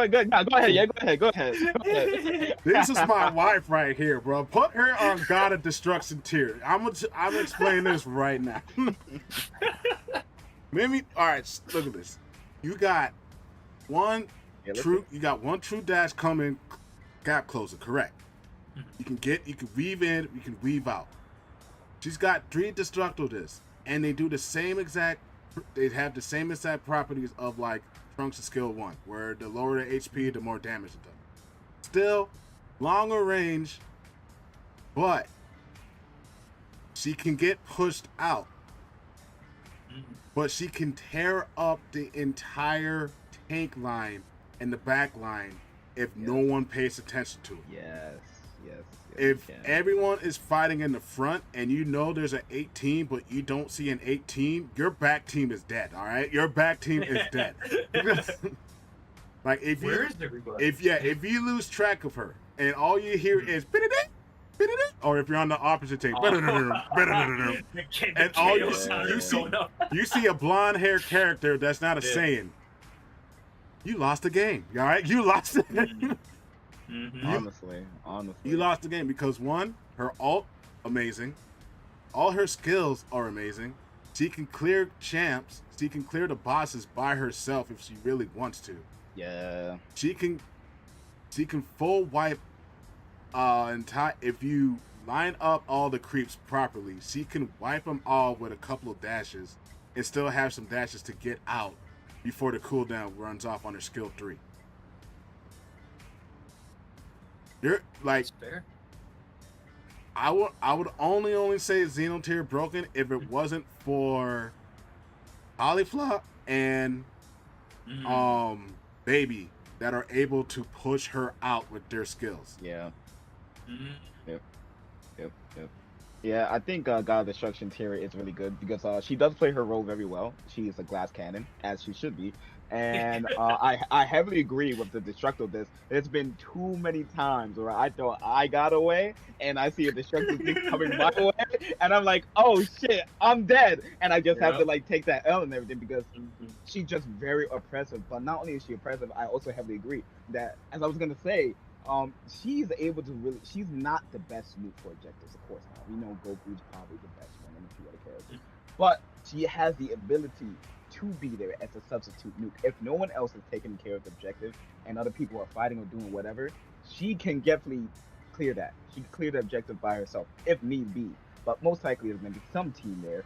So it's usually a guarantee. Not only is that, like, I also agree, with proper positioning, you are very well able to go ahead and make sure to take a lot of minions for yourself and everything, a lot of EXP, especially if the horrid fucking gold cell pops up and everything. That's it. She's stealing. She's mostly stealing all that EXP. So she's gonna be able to go ahead and just bump them from the early game. And not only that, just her mobility is really great, and I really appreciate her character. And that's why I also enjoy. I enjoy a lot of these characters because everyone is versatile. However, of course, there's always gonna be some different tiers, and like some people do need buffs and everything. But for the most part, people are very versatile, so that's what I really enjoy this game. Where characters have the ability to do something, and it just doesn't come down to like, oh, just player skill and everything. It just comes down to player cards and other functions as well. But yeah, I agree. God Destruction tier, she's good. Really great gas cannon. I feel like if your team has one, either they're gonna sell, but most times you're gonna walk out with a dub. Fair enough. A1 baby oil, what you got on 18? I'm gonna leave it to baby oil first. I think mine is gonna throw everybody off a little bit. So I already know. Okay. Spicy take. Okay, let's hear it. Yeah, I think God of Destruction is pretty good. I think a lot of people would put her in Xeno. I don't think that's the case. Only because she's a snowball character. Especially with her skill 3, where she's able to dash. If you're not letting her get the KO, she won't be able to reactivate it. And I think the issue with a lot of people is that you have to shut her down in the beginning. And that's with any snowball character. But she's a great character. All her skills mesh together well. The lack of health she has, her skill 2 and skill 3 are dashes. So in case you need to exit the fight, you can just use those instead of pushing in. Also, I like her ult. What the issue with Trunks is that, especially with his ult, he's in a steady position where he can't move until it finishes. Versus her ult, she's moving inward. Right. And then she could just dash out of it. Right. So, she's, I think, the best, besides Super Saiyan 3 Goku, the best mobility character. In that regards. And as I said, the lack of health, she makes up for it with her movement. And all her skills mesh together really well. They hit hard. Overall, I think she's definitely got destruction, not broken. But yeah. Okay. Now, Mr. Controversial, here we go. Spicy take. I want to hear this. Let's hear it. Yeah, because I agree with everybody wholeheartedly. Like I said, her kid, everything about her is so good. But like I said, the skill gap between it takes to play this character, first of all, I feel has to be implemented itself. And then the snowball effect too. You know what I mean? If you throw early game, you're packed up. So I'm just gonna be honest with you. Only high level people are playing this character at high levels. So I feel like she would probably, in my opinion, she would be Z Warrior tier, to be honest with you. That's just because she's fine in any situation. People could probably pick her up, play her, but just not excel in these higher game lobbies that we're all used to playing in. You get what I'm saying? Because when you see one of these, 9 times out of 10, they're going to be really, really good, or they're going to be really, really buns. That's just straight up. So it's more of a situation where, and then the meta that we in now, it's not really it's a poke meta. I feel like it's a very heavy poke meta at the moment. So that's the only reason why I would give her Z Warrior tier with those implications that I already said, is why she would be there. Maybe in another season that she would be God of Destruction. This would be different. Because just in the meta that she is, it's just like you just rely on her so heavily where if she doesn't get going early game, you're cooked, buddy. You might as well just packed it up. It is what it is. And then it's kind of hard to get positionings on a lot of awareness, especially I'm speaking in our high levels of gameplay. Right. And then I'm still implementing the low levels of gameplay. You know what I mean? That these people just pick the character up and go and play with her. So that's the only reason why I give her the 50-50. She's kind of like Trunks, like I said. Citizen said that at first, you know what I mean? Like they're kind of like in the same part, but I feel like if they was both in a better spot, she would go to Xeno tier, and then he would go to God of Destruction tier. What a we work. Right. You get what I'm saying? Just like double shot up. That's in my opinion. But I agree with God of Destruction tier coming from like high level gameplay where we would see. I only implemented, you know what I mean? Because I see lower tier people play her too and just be horrendous with her. So many times. I hear that. I will say that I am fine with either, right? Because again, A1 brought up a great point, because again, what I am also looking at when I see this is a meta that, because again, remember, her dash is good, but her issue, why I would put her here, or like why I'm leaning right now, like I'm torn, and this is why I say this. Because in a meta with characters like Piccolo, with characters like the Gammas, this demon child,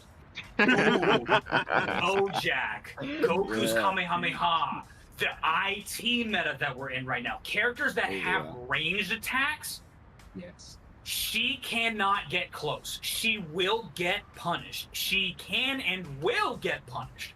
And that's why, like, yes, she's cracked. If she, like Trunks, if they can get in your face or even remotely close to your bubble, you are as good as dead. Again, like I said, in the right hands, right? Or even in the lower level. Are you kidding me? I only touched her in the network test. That and Goku. But only her. And mind you, I had no idea what I was doing because, again, she's that brain dead where it is point and click. That is literally what she does. Point and click. It's beautiful. It's beautiful. Like what's beautiful about her kit, I like to think, aside from, like, you know, Kaioken and all that, we'll get to that in a minute.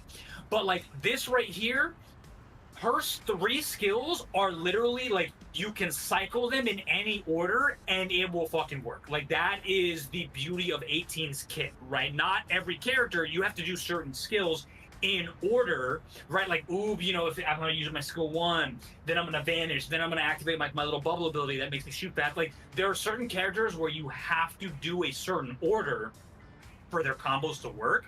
18, again, I could close my eyes, click my keyboard, because I don't want keyboard and mouse, spoiler, and click and everything, and then it'll be good to go. And still get the kills, still get a high kill gameplay, but at the same token, like Abram was saying, another downside that she has is that snowball effect, bro. If you do not have, and we've all been there, even the top players in the world have been there, if you do not get that early farm going, she is now a detriment to the team. She'll have to leave team fights to go farm up for her to be viable. Unlike, you know, characters that play distance and they can still, you know, I'm going to get my licks in while I'm healing this, that, the third. So I could see it going either way, but what really, like, tore me out of, like, God of Destruction tier is the implementation of this guy. Yes, and just introducing the introducing the whole. Feel like I'm just going to be from range and attack every character, especially the threats that need to be up close and personal. Include this guy's value. I feel like at one point was Zeno tier, but now he's not. Personally, for me, which again, I'm not gonna spoil my opinion. Hold on. Personally, for me, because of this. It's hurting a lot of people's values, right? Like, I had my initial takes before him. My initial takes looked a lot more different than what they are. So for me personally, it's borderline. I feel I wish it was this. a borderline. I would give a borderline. You know what I mean? Yeah. So we're gonna chop it up to a vote. If you think it's God of Destruction tier, say aye. I agree with them. I'll give her this. I have a solution. I feel like season 0, she would have had God of Destruction tier. Season 0, she was up there. Now with the meta change, she drops. That's all. 100%. Okay, so we'll keep her in God of Destruction tier. All right. Next up, I said I had a compromise. The Aura Farmer Supreme. Oh, word.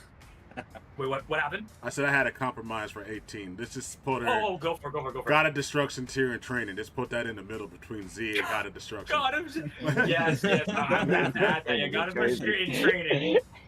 Piccolo, the Aura Farmer himself, Mr. Outfit. Piccolo. Let's talk about it. Can we all just say? Can I just start off with then? Go for it. Yeah. If it weren't for the buff, I would have put him in Earthling tier. Facts. If it weren't for the buff, I would have put him there. I would have put him in Earthling tier. Okay. All right. So the only reason why I still don't really consider him even D Warrior tier, even with the buff. It's just if he gets caught out of position just slightly, and this is for all skills. This is for all skill levels. If he gets caught out of position slightly, and he already used up his vanishing, and he doesn't have his skill 3 at hand, he's dead. Yeah, he's dead. He's dead. 100%. Because like the moment you get out of position with him, and if you're not rushing, especially in this meta, if you're not rushing Light Grenade to level 3 before any of that, your only job in position is to make sure you try to secure a boss, but we have another Goku for that instead that can do that. And that Goku can move while charging his attack. Mr. I gotta wait 5 minutes.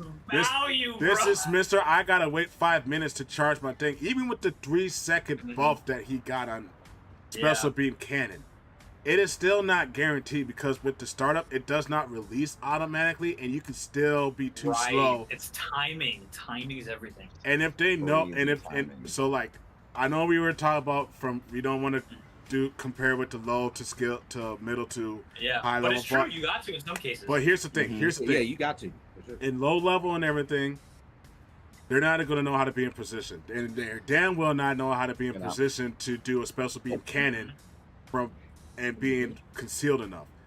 High level, if they know there's a Piccolo, someone's in that cloud, waiting. Yes. Someone's in that cloud. You gotta find him. Someone's in that cloud waiting. Yep. And if you got a special beam cannon, they're going to jump on that special beam cannon before they even finish the boss, just to make sure he don't steal it.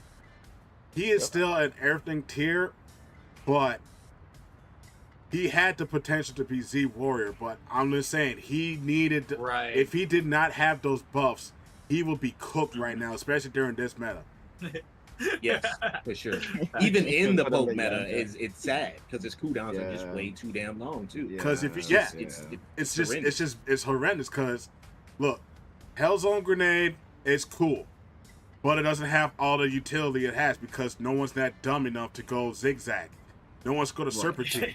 No one's going to run into it. You know, it's highly presented. Yeah. Just move around. You can move around it. Look, you could be Goku and just jump across that shit. You could be Gohan. You could let someone run into the middle, and Gohan could just do skill 3, negates all of that. All of it. All of it. Anyone that has a shield or a barrier. I'm not even talking about skill cards. I'm not even talking about the divine cards. I'm talking about just skills in general. Yeah. Anyone with a gap closer can get beyond those things. But he just needs a little bit more work. But he's still an Earthling tier, bro. That's why he fell off in the anime. That's why he's where he's at in this meta right now, bro. Like, look, bro, he needed two. Only way I would give him Z Warrior tier is because he's an aura farming god. Yeah. If he was able to aura farm in the game, he'd be Z. Yeah. Like if he could pose like the Gammas, where he could just with his cape flowing in the wind. When there's no win in that game, he would be. I'll put him in Xeno tier if he can. Give him an intro. Give him intro. Give him an intro. Give him an intro. That his Dragon Ball emote when he picks it up is him walking with it with his like flexed hand and everything like that, and that slow walk. Like, dude, like, why do you have to flex on and in everything, bro? There's no reason for it. But do you know how hard you gotta work for that, though? You know how hard you gotta work for that. But I don't even think we need to talk about him too much, to be honest with you. I agree wholeheartedly that the only thing I will say, I just want to say one thing in terms of Piccolo, and this is technically speaking, this is going to impact. It's him. I'm speaking why I'm speaking on this, but in actuality, it's going to affect every character on this list. Depending on how Toshi and the developers want to actually go about this game with like tweaks, like I was going to say slice of life, quality of life updates in the game, if they ever decide to make it to where any and all abilities will get canceled the minute a rush attack is done to a character, he drops to need to rework immediately. My opinion. Because you mean to tell me that if you don't get your lighted grenade off because I hit you, or your special beam cannon off of immediate interruption, your Hellzone grenade goes away immediately, the same way Goku's Spirit Bomb gets canceled when he dies, if they did that to everybody but off of a hit, it's over.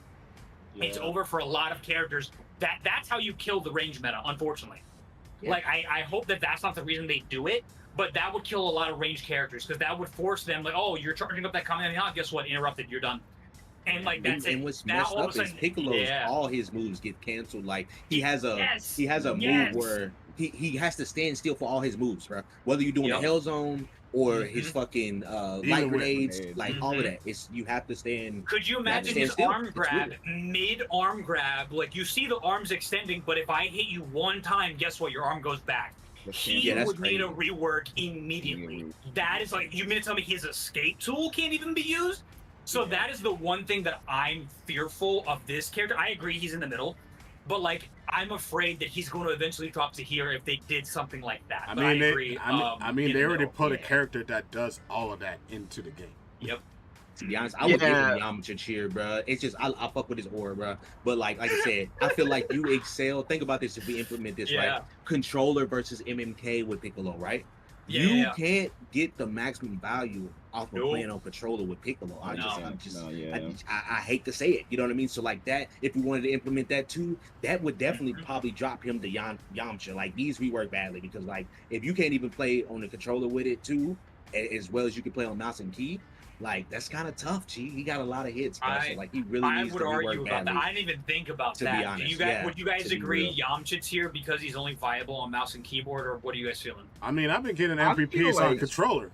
I feel like he's still viable even regardless of like the controller input you have. But I do agree. I would definitely say like my original point was like, yeah, he's in the middle. He's definitely in the middle. He's anything crazy. Sure, you know, when it comes to divine draw and it's like skill 1 power up, he can be like super level 3 and skill 1 power up. Okay, he could be extremely deadly at the beginning of the game. But other than that, that's just only that. So you just have to really just chance upon that. And even like it's crazy. Like you know, you were saying like, oh, in the low ranks, sure, they're gonna go ahead and be missing the special beam cannon. I'm not gonna lie, man. Even in the A rank to S rank, they still be missing their special beam cannon. They still be missing. Ridiculous. Exactly. It's like, come on. So I feel like, yeah, he's just in the middle. He's just there. And then it's unfortunate that when SB Goku came out, that really just like eliminated him because before, sure, he was a good boss. There's a better range character. But there's a way better one now, and he can teleport.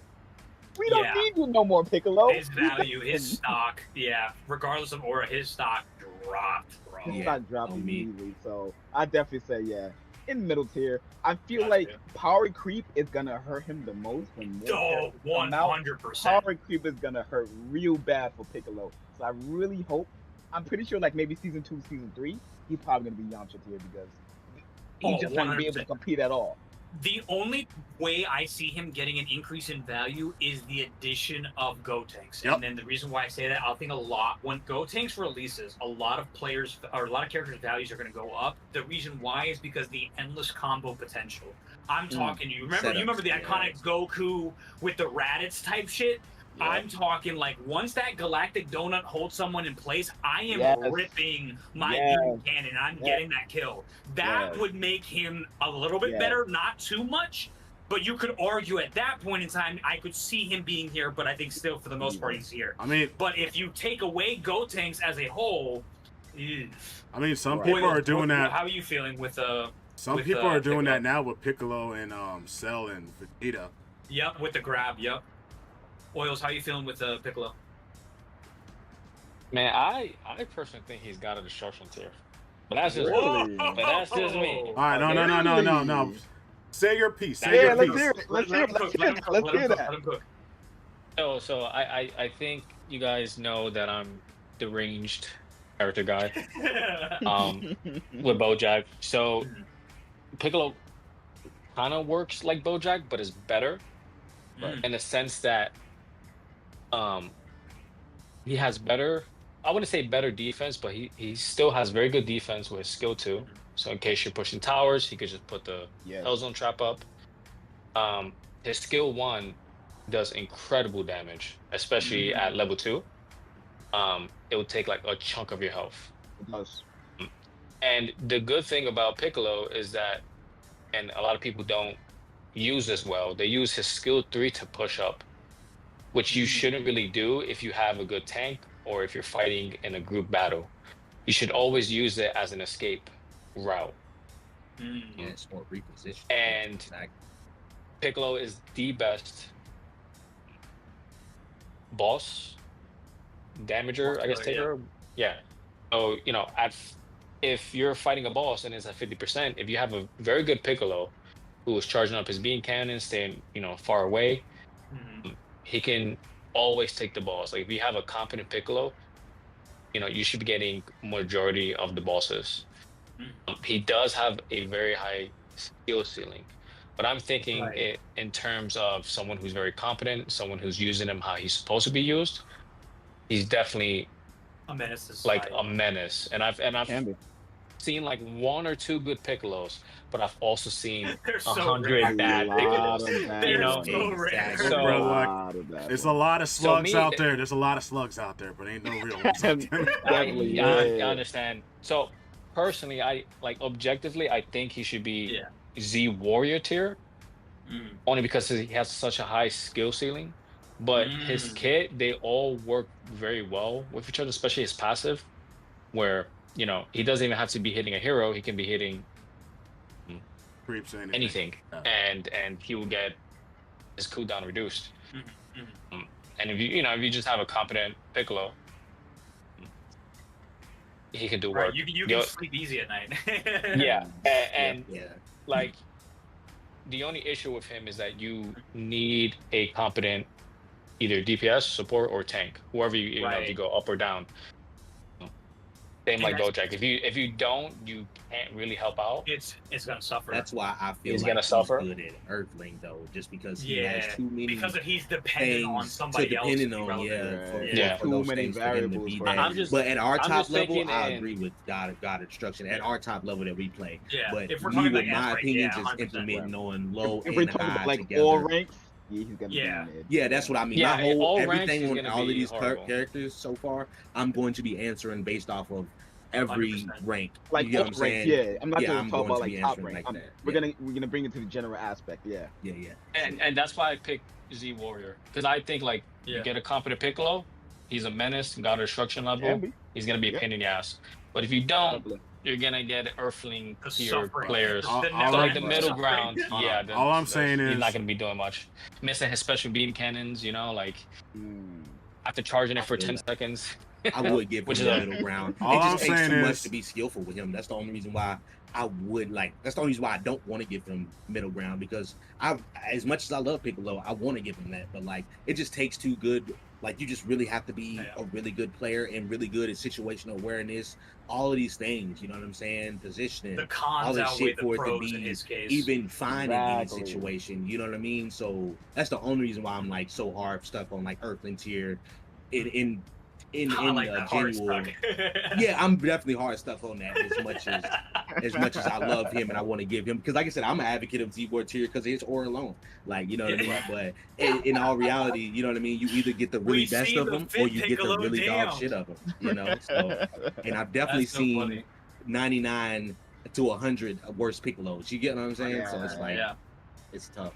All right, let's put it to a vote. All right, so who says Earthling tier? I'm keeping him where he's at. I ain't gonna lie. He's Earthling. So to Disciple, what are you saying? I said I. Hold on. Between these two. My mic keeps cutting off, so I said I. Earthling. Okay, okay. Baby Oils, I'm assuming you want Z Warrior? Yeah, but it's fine if you keep it at Earthling. Okay.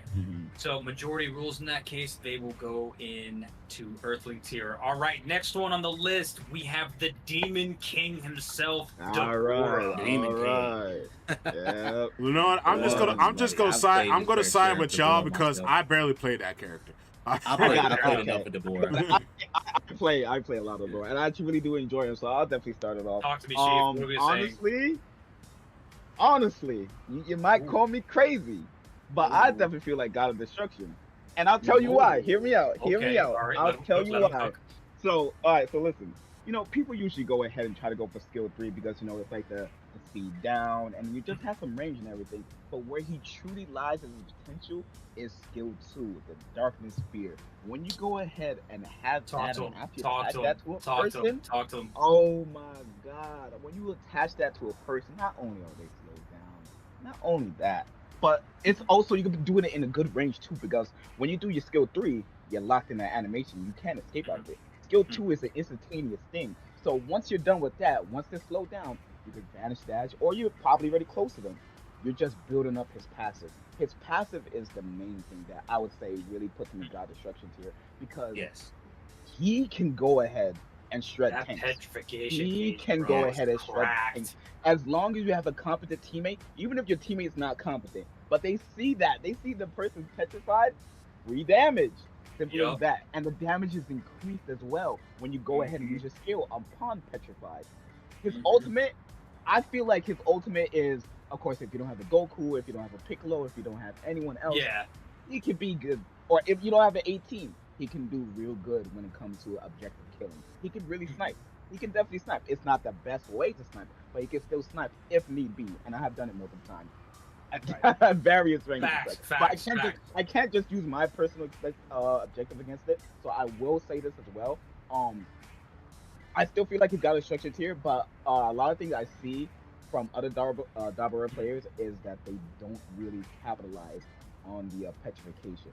There's so many times where we could win a fight if you just petrify them. And I won't lie, sometimes the UI makes it a little hard to go ahead and wonder what to petrify and when you could petrify. But other than that, I definitely feel like he's really confident, he's really strong, and he excels in various areas. And not only that, like I said, skill 2 is the way you want to go for first. But even that skill 3 is a good move, not only when you're approaching, but also when you're retreating. Because even though you're locked in the animation, that burn damage, exactly, a lot of people don't understand this, the burn damage. So even if you're backing away and the enemy's low, as long as you get your skill 3 on them, and if they're super low, that's a guaranteed kill. That's a kill and you didn't even know it. So I'll definitely say that's my case for him. That's why I say he's got a destruction. Real great tank killer. Real great. Yes, and I agree with him 100%. Because like I said, early game, Dabura in that lane wins that lane literally 8 times out of 10. Yes. If he plays right, that tank, and then you can just snowball off of that. Long as Dabura takes care of that early game to mid game, bro, the rest of your team should be high level, ready for in game. Because like I said, Dabura does fall off late game because he does have to be in your face. You know what I mean? You just have to play him but he's just so strong early game, but you should never really be in that situation if you have the good team. A team comp behind that, you know what I mean? Because he's going to beat whoever tank down there. He's going to beat their ass. I'm sorry. It is what it is. No question. Yeah, there's no question about it. So either you choose to fight him or lose farm. Khalifa, it's still, he's like, if you get petrified, like, guess what? That damage reduction out the window. Out the window. It's done. So that's why I agree wholeheartedly. God of Destruction. Yeah, because he's destroying shit early game. No question. I got you. Baby Oils, what do you think about Dabura? I believe he's Z Warrior tier. Okay. And only because, he's very good early game. Especially if you have a decent tank, because he is a tank killer. But it's just end game. I don't think he has any variety. I think that's where he struggles, and most of our games is usually into end game. And it's his skill 2 is very good for end game. But it's just very hard to petrify, especially if you're pushing a tower. It's just very difficult to try to fully petrify somebody. But other than that, he does great damage. His petrification is really strong, and he's good early game. But I just think he falls off drastically. I think more than most characters do at late game. No, and if it wasn't for that, he would definitely be God of Destruction, in my opinion. But it's just that late game, he would just get wrecked, and it's hard to get the petrification off. It is definitely hard to get petrification off when it comes to team fights, because it's just too many people fighting at once. So Facts. And I think for me, I see it going both ways. And the reason why I say that is because, again, Baby Ola brings up a great point, and so do you guys. So what I like about Dabura, I think, and this is probably a hot take, because I've seen other people's tier list, and they put him, actually lower. Yeah, super low. Yeah. And the reason why I think that that's a load of BS is because these are the same, and I say that with respect, if you think that Dabura, remember, this is my opinion. So if you don't like my opinion, then so what? It is what it is. You have yours, I have mine. But they're comparing Dabura to a Kale, Goku, at J3, You feel me? They're not seeing him holistically for what he is. And this is my hot take. He's underrated because, again, they're looking at it from, like, again, from the standpoint of, like, oh, notice how for these three, we've talked about how they do well by themselves. Well, Deborah can hold his own by himself, but then his main issue is that in the mid to late game, he falls off. That's because the way that I see Deborah, I have never viewed Deborah, not once, including in the network test, as a solo attacker. Like, he's the number one. If you're familiar with, like, football terms, like, this is my wide receiver 2, wide receiver 3. Yep. Like, he is not the guy. He is a supporter to the guy. Because, again, if I'm in a fight and I'm getting my ass handed to me, like belt to ass, and I have to dip out, but like on a super start, guess what? Like Hippie said, I am launching my haymaker of a arrow into whoever's there, and then guess what? I have my sniper, I have my assassin, I have my dasher, in, out, boom, finishing the fight. Because for those of you that don't know, that's skill 2, except for characters that in their kit can like teleport out, whatever. But if like these guys, they cannot vanish step at all, meaning they have one of two choices: pray to whatever god they believe in that they can get out by just walking, or their teammate gets in and then helps while they're still trudging along. But by then, guess what? I have my cooldown back. I'm back. Yep. My favorite line: name a god and pray. Exactly. So that's why I see Deborah's value can definitely be God of Destruction tier, but also again, like that it's that mid to late game that hurts him, because here's the thing. Unfortunately, with his passive, unless I am holding my attackers or my tanks or my tech's hand the whole time to get that petrification gauge off, it is really hard to get that petrification off late game. Yeah. So that's why I can see him definitely being here, but of course, like at the top of here, very close to here. But yeah, I would say Z Warrior tier, just because again that mid to late game hurts him, but also because he's not that main guy. And it's really hard for him to, because if any of these characters focus him under any capacity, he's cooked. Yeah. He's cooked. Absolutely. I have to pray. I have to pray and name a god that I get my petrification off to get it to stand a chance. Like, but I do have to add on. I do have to add on that, like, in a scenario, when have you ever seen a Deborah late game though? Think about that. Exactly. Because the game ain't going to late game. Majority of the time, it's not true. Most times I'm gonna be honest with a Deborah on the field. Majority of the time, you don't ever see like where there's one Zeno versus one Zeno fight and a Deborah there. There's never a situation where you only find it. That's the only reason why I would give him the God of Destruction, but I agree wholeheartedly on the finding any situation. You know what I mean? Like, definitely above Trunks in the finding in any situation. But that's what I mean by, like, you never see a Deborah in late game because he never gets there. It's either you lose early 100%. or you're going to win so fucking hard early. And then it's just your team is going to snowball for you. That's what Deborah's job is, and that's what, like you said, he's a support. Yes, he supports the team while everybody's getting strong, while he gets strong, and then by the time that he starts to fall off, your team should be already in position to go ahead and pack them the fuck up. Just being honest. Exactly. So that's the only reason why I say he literally turns into a backdoor player late game. Yeah. So that's so many people forget about the see if that changes anybody's perspective on the situation, because like in reality, in our high level, when you do see a Deborah, it never gets to late game. I'm just being honest with you. Either you're complaining as a tank saying, "Bro, this dude, I'm petrified. I'm dying. Help me." You know what I'm saying? Like, help. We're surrendering that first round. We're done. Like, we're surrendering. Yeah. So like, there's never a late game scenario for Deborah. You know, like, you actually bring up a great point. Like, especially since like we're bringing up the support role, but like also again like the steamrolling aspect. You bring up that point actually like more solidifies me to put him into here, only because also as an offense and defensive character. Because remember, the name of the game is to kill the gods of destruction. Where do you have to be for that? In the god of destruction circle, which means I'm forcing you into my bubble.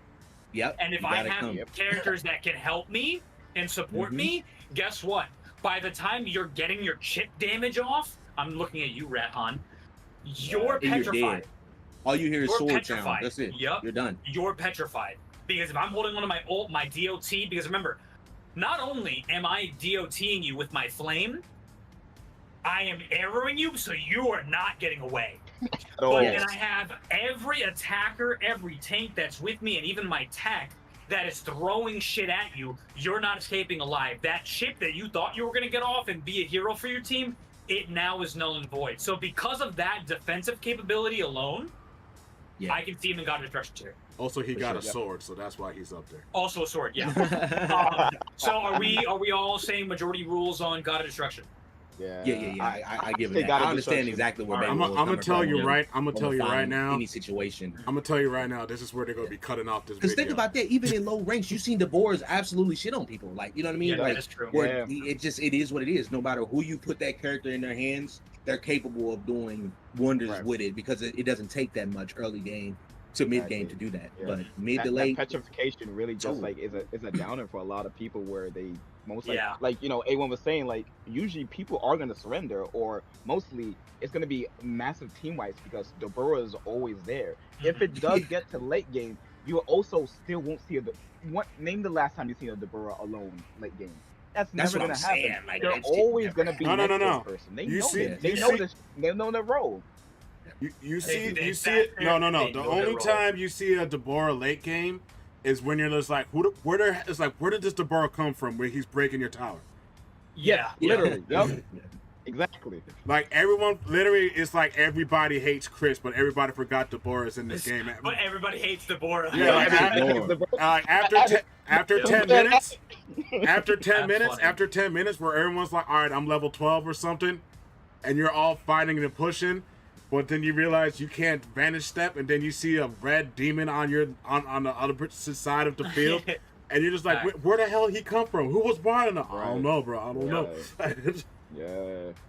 I'm gonna switch the gammas. I want to get this demon child out the way. Yeah, that's fine. I'll be first if y'all don't mind. So go right ahead. Go right ahead. Because I've been playing a lot of him too. Let me be N. He said zero. He put him in Zen. Okay, so listen. Hear me out. This is the only reason why he doesn't go in Xeno tier. I'm gonna be honest with you, because like you have to admit that he does have one of the lowest health pools in the game. That is true. That hurts a lot of people. He does burst damage. He is a team fight character. Like, he can win the one-on-ones, don't get me wrong. You know what I mean? But he specifies in being a true assassin, a character, doing drive-bys. You know what I mean? While the fight's going on, you're stuck standing still. He's still in flight. He can just drive by, drop a bomb, do damage over time. You use him to win team fights because of the damage that he does. Right. But he just doesn't bomb, boom, burst unless he's 2 levels ahead of you. You know what I mean? You're just not going to die instantly. So that's the reason why I give him God of Destruction, because like I said, he's not broken whatsoever. He is very annoying, and he's just great at what he does. He's efficient at what he does. If you play him the right way, you're going to get shit done. Your damage, you're going to look at the damage at the end of the game like I'm melting my tank. You can change a fight just by being a tank versus tank fighting, and you just throw that bomb in. You're going to take good, 35% of their health off, and then steal some of those. That's off the initial. Then you're gonna burn for about 10% of your health, so it puts it like 50%, and then your tank can win that fight. Or backlines, you just one shot backlines, but it takes time. You can still get healed. You can still get out of that situation from the burn. So that's the reason why I don't give him Xeno, because he's just not like boom, you're gone every time. You know what I'm saying? So I gave you that. That's my take on him. Like I said, good at what he does, excellent, but he doesn't secure. He's not great at securing objectives. Right. You know what I mean? So that kind of like takes him out of the Xeno tier. Because like to be in Xeno tier, I feel like you have to be able to do everything. Yes, everything. To be there, you have to be A1, as I would say, in your objective role on all categories. So I'll leave that to y'all, boys. Okay. Anybody else have anything to add about this demon child? Yes. Oh, I agree. Yes. With everything Day One said, there's not much more. The only other thing that I would add with this hold on, let me get Spawn of Satan is when you're looking at Daimaku holistically, I want to firmly apologize. Look at the camera when I'm saying this. I want to firmly apologize because if you've tuned into any of my streams, I disrespected the living shit out of this deep spawn of Satan. And then I met people in S-rank lobbies that were absolutely. I am Cooler. I am Khalifa that have literal damage reduction and unfazed abilities, and I am getting one shot with his ultimate, with that stupid ass bomb and everything like that. So in the hands of a great player that even remotely knows how to use his skills to an inkling, this dude's value in my eyes shot all the way up. I will never use him. I fucking hate him, but I respect you if you play him because he's a damn good character. Definitely is. It's literally what Abiti told me. Abitihi, he's a two-click character. Yep. Yeah. He is one of the few two-click characters on this list, but he's not yet to the Xeno tier broken, but he is God of Destruction tier, and also one of the few characters that can literally kill you under your own tower. Yes, that stupid shit, yes. Yep. All right, so I personally, I'm going to leave this to you guys. I've played with the Gammas maybe like once or twice just to see what they're about. And the only experience I've gotten with him in particular is a top player under the name of Dr. Hedo only uses the Gammas. So all of my Gamma watching has been through having him as a teammate or him as an enemy. So I have no opinion. Yep. Except for the Core Breaker is fucking cracked. That is the only thing that I will say. It better be. You can only use it once. Fucking cracked. But that is insane. Yeah, I don't play him, so I can't. I'm gonna leave my opinion unknown, to be honest. So yeah, I just feel like he may be fine in any situation. To me, yeah, right. I've seen where, you know what I mean, he just fits in well with the extra life, yeah, regardless of who you're playing against, whatever. That just makes sense. And that is so just clutch. You know, the fact that like you can kill one of the Gammas and then have a completely other health bar to finish the fight is so stupid. Even if in the early mechanic game, is like you if you go win against him a lot of the time. 100%. Yeah, he's always gonna run to his tower. It's always. Yeah. He's never gonna win that fight. Run to his tower. Yep. Mm-hmm. Anybody else on the Gammas? I mean, I have to agree. Like, going by all ranks, of course, I feel like he definitely has a higher presence in the low ranks when it comes to the high ranks. Like, I definitely had Dr. Head on my team as well, and against him as well. And like, yeah, you usually only see primarily him using that character. You almost never really see like the you never really see the Gammas in higher ranks. Yeah, you never really see them. So I feel like they're definitely okay. If anything, I might even put them in Earthling tier, but because they're just not really that sensational for the most part. They can go ahead and take objectives if necessary, but of course that's not going to be the main goal of them. You know, you don't want them to take the objective because you're going to feel like it's going to take forever for them to do it. They can, like any other character, most characters can, but you know, some characters have a little more shine when taking objectives, and the Gammas can, but overall, yeah, you don't really see it too much at all. I'll have to say. Most of his skills aren't really too crazy for the most part. I think maybe skill 2. I feel like skill 2 has some versatility when it comes to like you know, escaping and, you know, oppressing for, you know, it's a good way to go ahead and just like, all right, we're attacking this person, everyone just come on me, or my teammate help on me because I'm just like going ahead and just I'm being aggressive with this person right here. But other than that, yeah, I think Z Warrior or maybe Earthling here. That's it. I just They're just the Gammas. They just exist. They're not oppressive. They're not meta defining. They're happy to be there. They're just happy to be there. They're just happy Not to be like there. that. They're just happy to be here. They're like, thank you for choosing me to be in this game. Yeah, You've never been in no game before. Dragon Ball Super representation. You know what I mean? We need it. They're like, I'm new to this. I don't know what I'm doing, but I'm new to this. You know, I'm just happy to be here. I'm happy to be here. Shout out to our creator, Dr. Hedo. On the other hand, we have Oob, or they have him as Super Oob, but if you know you're a Dragon Ball fan, you know this is Maju. Where are we putting Maju? Put that boy in Z tier. Z tier, really? I feel like he's Yamcha tier. He is. He does not. Yeah. No, there is no one that needs a rework. I definitely will say that because I don't know. Honestly, I'll just have to say it because I don't know. Like every time he's on the enemy team or even on my team in general, just suffers from everything. Like sure, he like when if you do the strat to go ahead and I think what is his passive, the cyclone stream and everything. If you make sure that stays around, yes, he can be oppressive. Okay, great. His ultimate, amazing. His ultimate is most likely going to kill you, no matter where you are, no matter what point. But for the most part, I feel like those are the only two things good for him. Sure, he's a super snowball character, but let's be honest, we're in a super snowball meta until they go ahead and take that damn divine card itself. You feel me? So other than that, I really do feel like he has to have some changes in order for him to really just do something. Because I feel like, of course, if he's a character but I can't go ahead and say that for every character, because if they don't get good in early game, they're gonna drop. But I feel like he just suffers so bad. So bad. Like other characters could go ahead and farm and do something and everything.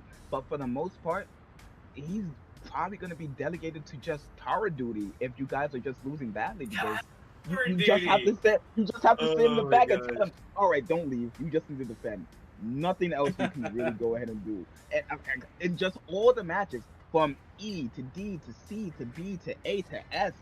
Like the only person I would absolutely say, his name almost escaped me, but I would have to say, I don't know if you guys went against him, but Valo is probably the only amazing oob that I ever seen. Like the amount of times I lost him and the amount of times I won him, we're getting kind of even at this point.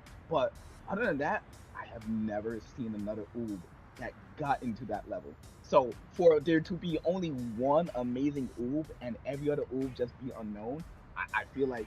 That's the same with the gamma stuff. I could see what you mean, but the gammas have a little more, they have a little more functionality. You see them way more in the different ranks as well. When it comes to oob, he is dependent on the cyclones, or the top. Only at like E, and then you're gonna see him like A to S.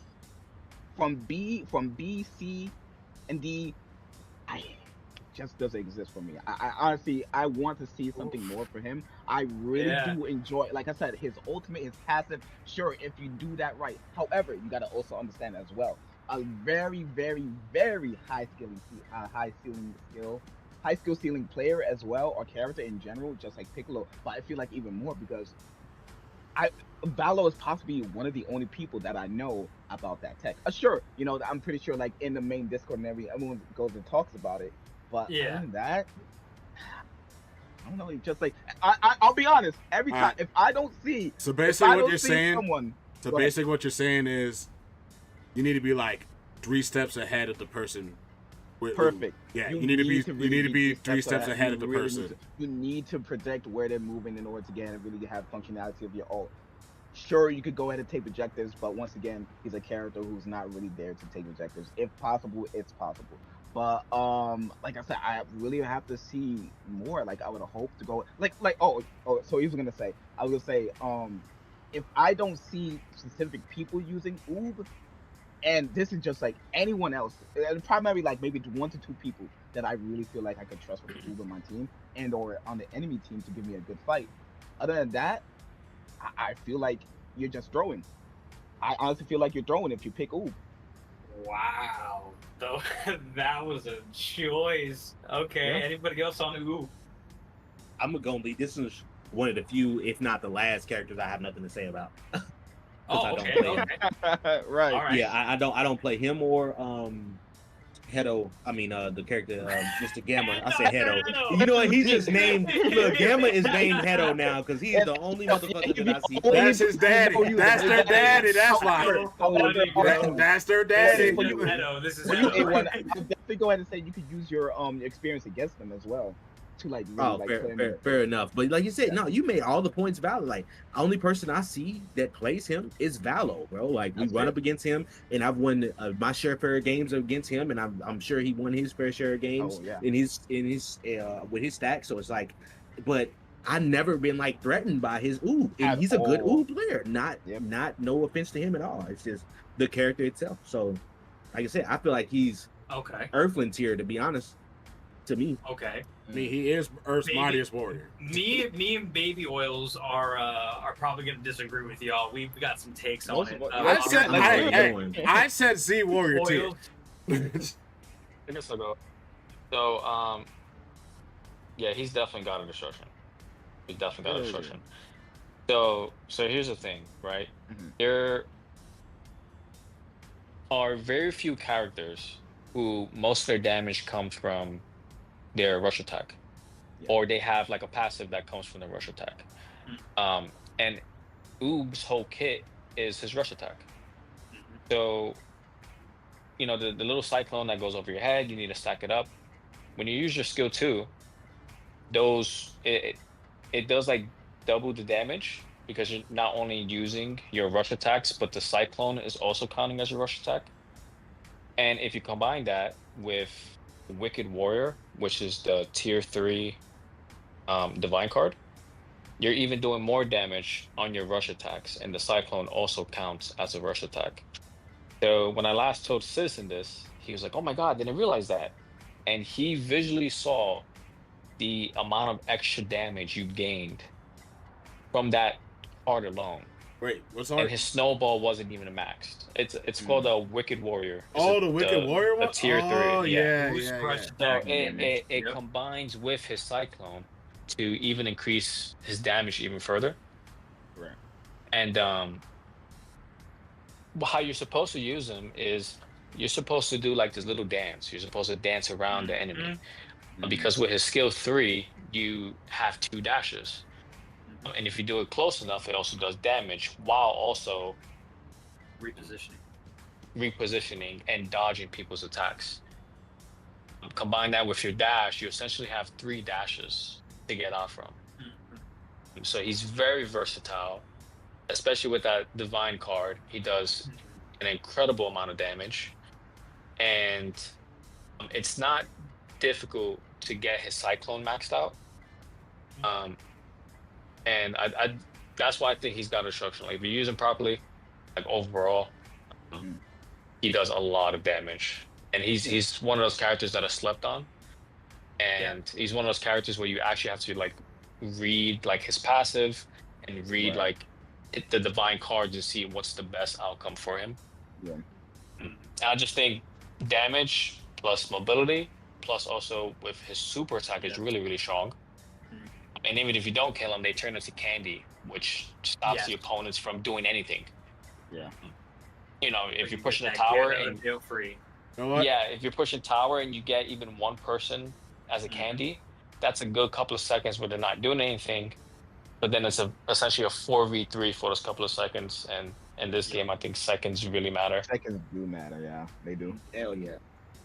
That is why I also agree with Baby Rolls, because again, not just from that, like I played with Oob in the network test, but I disrespected the shit out of his skill 2 because I didn't read. I would be guilty of it. That's why, again, in my YouTube videos of all my showcases, what I do is I take the time to read the damn kit. His ability 2 alone increases his value way up. Because again, of that skill 2, being able to increase the speed of the rush attacks, which again, his whole kit is his rush attack, that is in tied to his passive. For every hit that he does with his skill 1 and his skill 3, he gets those cyclones back. What y'all been saying is I've been building this man wrong. I've been playing this man wrong. No. I'm not saying your guys' takes are trash, but what I'm saying is a majority.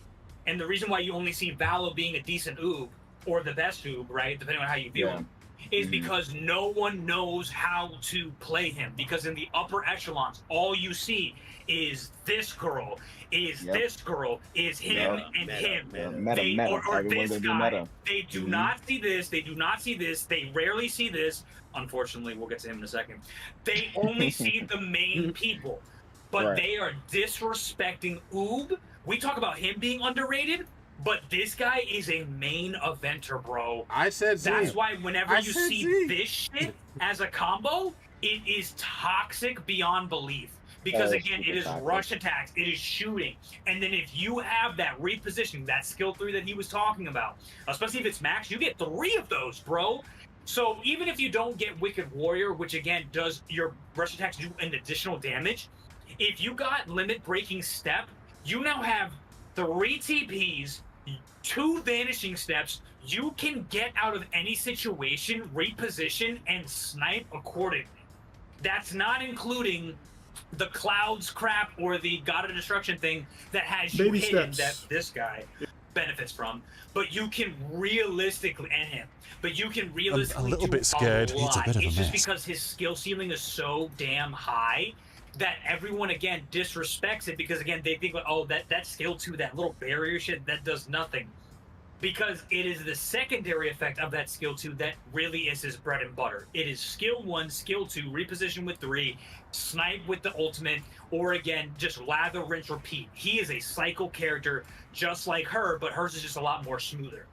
So I agree with God of Destruction tier, but if you guys are saying that he needs a rework, I'm fine with meeting in the middle and saying Z I'm good with Z Warrior. I said Z Yeah, I'm Warrior good with from Z Rip. Warrior as I said well. Z Warrior I'm from good. Rip. Yeah, I still like feel he's like he basically in definitely the need a rework, but unknown. he like, can beat it. Yeah. Right. But not only that as well, like I feel like, and I think we can all agree with this, he might be one of the highest skill stealing characters 100%. in the game Yeah. right now. Right as of right Yeah. now, I Yep. feel like if he takes a lot of work to make him work. But if you get that, he can be very extremely oppressive. Yep. I still feel It'll like make he him needs look like he's this. Right. I still feel like he needs a little more rework or something like that. Maybe something a little more oppressive or everything like that. I feel like his agility could be good and everything, but yeah, I could meet a Z tier. I could meet a Z tier. Okay. All right, Oils is going to start us off with this one because he Hey, that's is his Mr. character. Bojangles That's himself. him. That is So him. where Bojack in would it. you put your boy Bojack?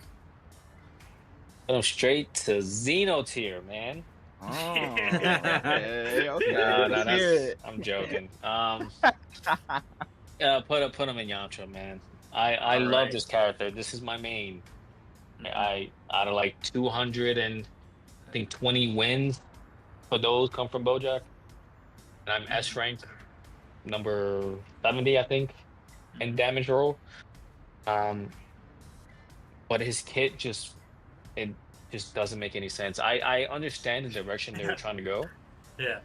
But it just doesn't work, especially because of the other characters. So most of his damage, people think that it comes from his skill 1, which is his Galactic Buster, but it's actually from his passive. And if you read his passive, whenever you hit a hero with a skill, if you then do a rush attack, one of your 4 subordinates will come out and do like a follow-up attack. And I did the damage numbers. Those subordinates do more damage than the skill 1 alone. So really what you want to do is you want to rotate his skills. So you want to hit him with 1 skill and then do a rush attack, hit him with another skill, do a rush attack, and then kind of flip your subordinates around. The issue is that his whole kit is long range. So if you want to hit a character with a skill, especially during late game, you have to like be a lot closer. And since he has no mobility, if someone decides to push up, you're kind of screwed. You kind of screw yourself over. So early game, his passive is very good, and people don't expect all the damage that comes from him. Late game, it's hard to activate his passive. And the only thing that kind of helps with that is his combination of skills. So if I put my skill 2 out, which is the little balls that come out, and then use skill 1, you'll see like, I can do like 50 or 60% of their health just gets chunked out. But that's a combination of two skills. A lot of characters can do that. Right. And also with the divine cards like Oob, if I was to put the Wicked Warrior on, his passive, it works well with his passive because the subordinates also get the damage increase. And it's about a 24-25% damage increase. And they take chunks out if you use Wicked Warrior. But late game, you're gonna have to switch it to something else because it's gonna be very hard to do your rush attacks. So the passive is good for the beginning, but then when you start getting more long range, you can't really activate it. And most of his damage comes from his passive. So I see what they try to do, but his kit just doesn't work. It just doesn't make any sense. Yeah. Also, his ult leaves me stationary. It is long range. Yeah, you can't move. So, Yeah. So if I crazy. if I mistakenly press it or something, I am screwed. Yeah, someone could just sidestep out of it. You're free meal. One dash behind me, and I'm just taking free damage. Also, Yep. Also, I saw that real dumb thing that if he does it against a wall, his support and his beams don't even work. The beams don't go through. Wow. For some reason. Yeah. Okay. I think we're all in agreement on this. There's not much to be said about that. Definitely, super agree. Yeah. I love him, and like the way I play him, because I'm more of a long range. The only thing that, like, my saving grace is I'm able to predict what people are gonna do based on the character. So if I see a Trunks, I know he's gonna be gunning for me. So I would not use my dash, even if the tank is in my face. I'm gonna use that dash when I see Trunks coming in because he hits hard. I don't mind taking half my damage from the tank as long as Trunks doesn't touch me. But he just has no mobility. None of his skills give mobility, like 18. Just 100 dashes, like 100%. It just a rework would be nice, or a rework would be nice. I don't even think damage increases would work. Okay. I think if they just gave even a 10% damage increase to everything, there would be a difference. I still don't think it would work. So what would you think would be like one of the what would be like a change you would really want from him that would like really like shoot him up? Not to like broken, but just shoot him up in general. Yeah, any change that I think would shoot him up to Xenotier. Like, even if I was to say, when he does his ultimate, he should be able to move it left and right, or he should be able to move himself. Oh, I think that would be so good, like the Goku one. That would be so broken. That would be super strong. Because the issue is his ult does a lot of damage, but it's stationary. When it's stationary and you can see it from a mile away, so you can get out of the radius. If I was to be able to move while hitting you, you would not be able to get out the beam, so you'll take full damage. Yeah. Which would be like half a tank's health if they just stood in the middle, Yeah.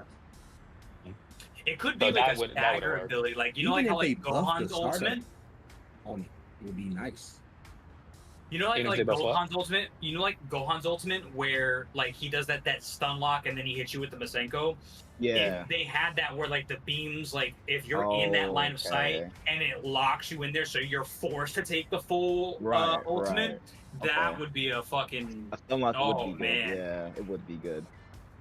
Yeah, I just think they should buff too. Like I said, if they do anything, they need to buff the startup time on his ult, bro.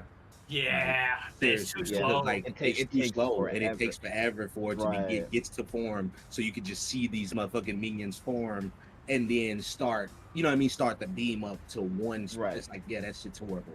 Yeah, so the sometimes it's just free food. Yeah, I will say though, if you are backed against a wall or near or in a God of Destruction tower, it is very good for defense. It is very good for defense. He's one of the best the defense characters. Yes. Probably second to Piccolo, Really good with defense when it comes to his ult, but from only his ult is the problem. All right, I think I just don't think the skills do enough damage. Actually, I think, now that I think of it, if they were allowed my skill 2 and 3 when I activate it, I stopped moving. My movement speed goes down a lot. If I was able to activate those two while still moving, full speed, that would be nice, or at least increase. No, the skill 2 you can move. Like have it as a passive, like Khalifa's ability that gives her movement speed after it's launched. Yeah, skill 2 you can still move, but it's super slow. Skill 3 you can't. You're stuck there for about half a second. I think if they just allow skill 2 and 3, like, to be used while moving a lot faster. It'll give me that. It'll give me that little bit of mobility, you know. Yeah, that's funny as fuck. He's stupid for that. He trying to put him all the way down there. That is crazy. And also his passive. Maybe if I hit someone with a skill, they actually increase the range of my rush attack for like a second. Yeah. Then I'll be able to proc that more often because I wouldn't have to be like so close to characters that do damage to me. Right, in order to utilize it. No, it's fair. Yeah. I think that would make him pretty good, but not busted. Got you. All right, Broly's counterpart. Give me it. Give me it. Give me it. Give me it. Give me it. Give me it. Go ahead. Let's talk about it. Let's talk about it. I'm about to tell you this in a whole story. Yeah. Put her in Xeno tier. Yeah. Okay. Yep, So this will be our first. I have no complaints about this. Actually, it's because in every skill level from E to S. That fucking ultimate. It's not even the ultimate. I mean, in the beginning, it's the ultimate. It's just you can be late game, bro. You can be so behind with this character and just keep bum rushing. Yep. You can run it down all you want. The moment you hit level 5, it does not matter. Like you can tell someone from the beginning of the game, hold down the A button and stand by me. Oh, I died. That's okay. That's okay. Oh, you're level 5. You're level 5. Hit LTRT. Yep. And just mash that button down. You don't even need. If Hulk smash was a meme. You don't need a card. You don't need anything. You just need 2 buttons to win with this character. And then once you learn how to use her other skills and combos, everybody has said this in every game that we have all played in every single call. What the hell just killed me? Yep, this bitch right here. There is no, even with Goku, even with both of those Gokus down there, there is no character that goes 100 to 0 on your health bar faster than this damn character. Yep, I agree. Her only drawback, which is not even that much of a drawback, and is when she's alone, when she loses her courage. Yeah. And that's for like 2.5 seconds, unless like you have an incompetent teammate who has no idea how her passive works. Right. And even if that's the case, then you get to free farm the entire time, and then you're just a problem to whoever you want to meet. Yep.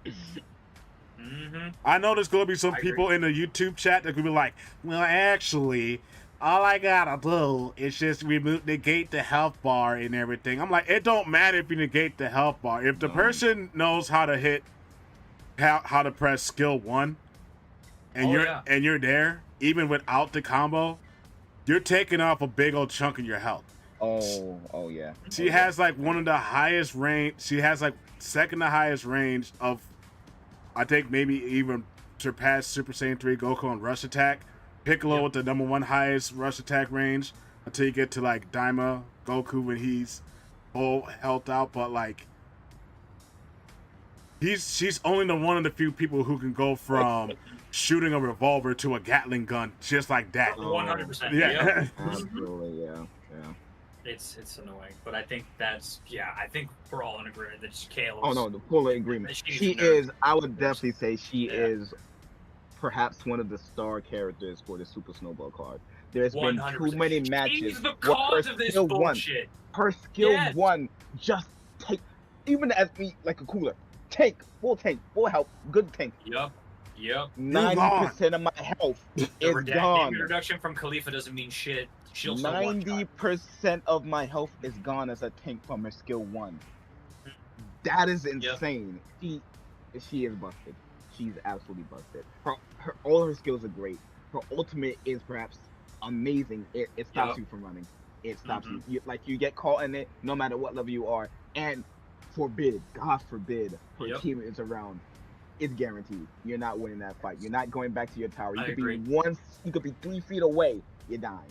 Simple as Yep. that. It's been And too she many can times. stun you out of that. Yes, she can and she's stun you stunned, in it and yes. keep you in place. It's Even- crazy. Even in like, with the tank meta, because everyone uses Raldo, she escapes it. She's going to Yep. escape that Raldo with no question. So you're like, I just put him there. What happened? So you're dead. So now not only you're dead, but you also wasted your assist. Boom, 2 negatives. Whole thing. Yep. Yeah. She's just. I think she actually just needs nerfs just across the She board. does. She does. Anyways, Damage so reduction. now we're going on to the MC himself. Put him in The Z. only Put him in Xeno. character to The have Uskai. two- Put him in Xeno. Put him in Two. Xeno. The counting Uskai. two Put him in different Xeno. forms from Put him the in same thing. This is Frieza Saga Goku. This is Majin Buu Saga Goku. That's Let's talk movie about Goku. it. Let's That's rank movie. them together. Rank them Or together? movie, but feel I ain't free gonna lie, to Goku's Z. my boy, so I'm gonna have to take lead on Yeah. this one though. Go right ahead, go right ahead. Take the most. Talk Yes. to me. Talk to me. We gotta put him in. We gotta put him in Xeon too. He's broke. Which he's, one? He's Which fucking one? first one. First Goku. one. Super Saiyan 1. Yeah, Boom. definitely broken as fuck. Like, cause he absolutely can shit on Super Saiyan 3. I'm just being honest with you. It is what it is, bro. He can absolutely shit on him. You Yeah. play your cards right. You can dive him, meteor smash him, Kamehameha him. He's stuck Yep. in place while he's still doing his Kamehameha. So it's like you just lose that battle if he's just not around his team. Like the one-on-one situation, there's no question about that.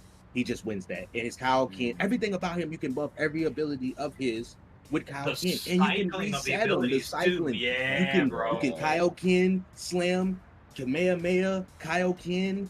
You can even Kaioken your Spirit Bomb, man. One of the best bro. The objective not a lot of secures people know in the that. game. Yeah. You can He is Kaioken the the In the Kaioken. game. You Number Kaioken one the out of Kaioken. number one out of So- everyone. He is the best objective killer. And he can hit, 100%.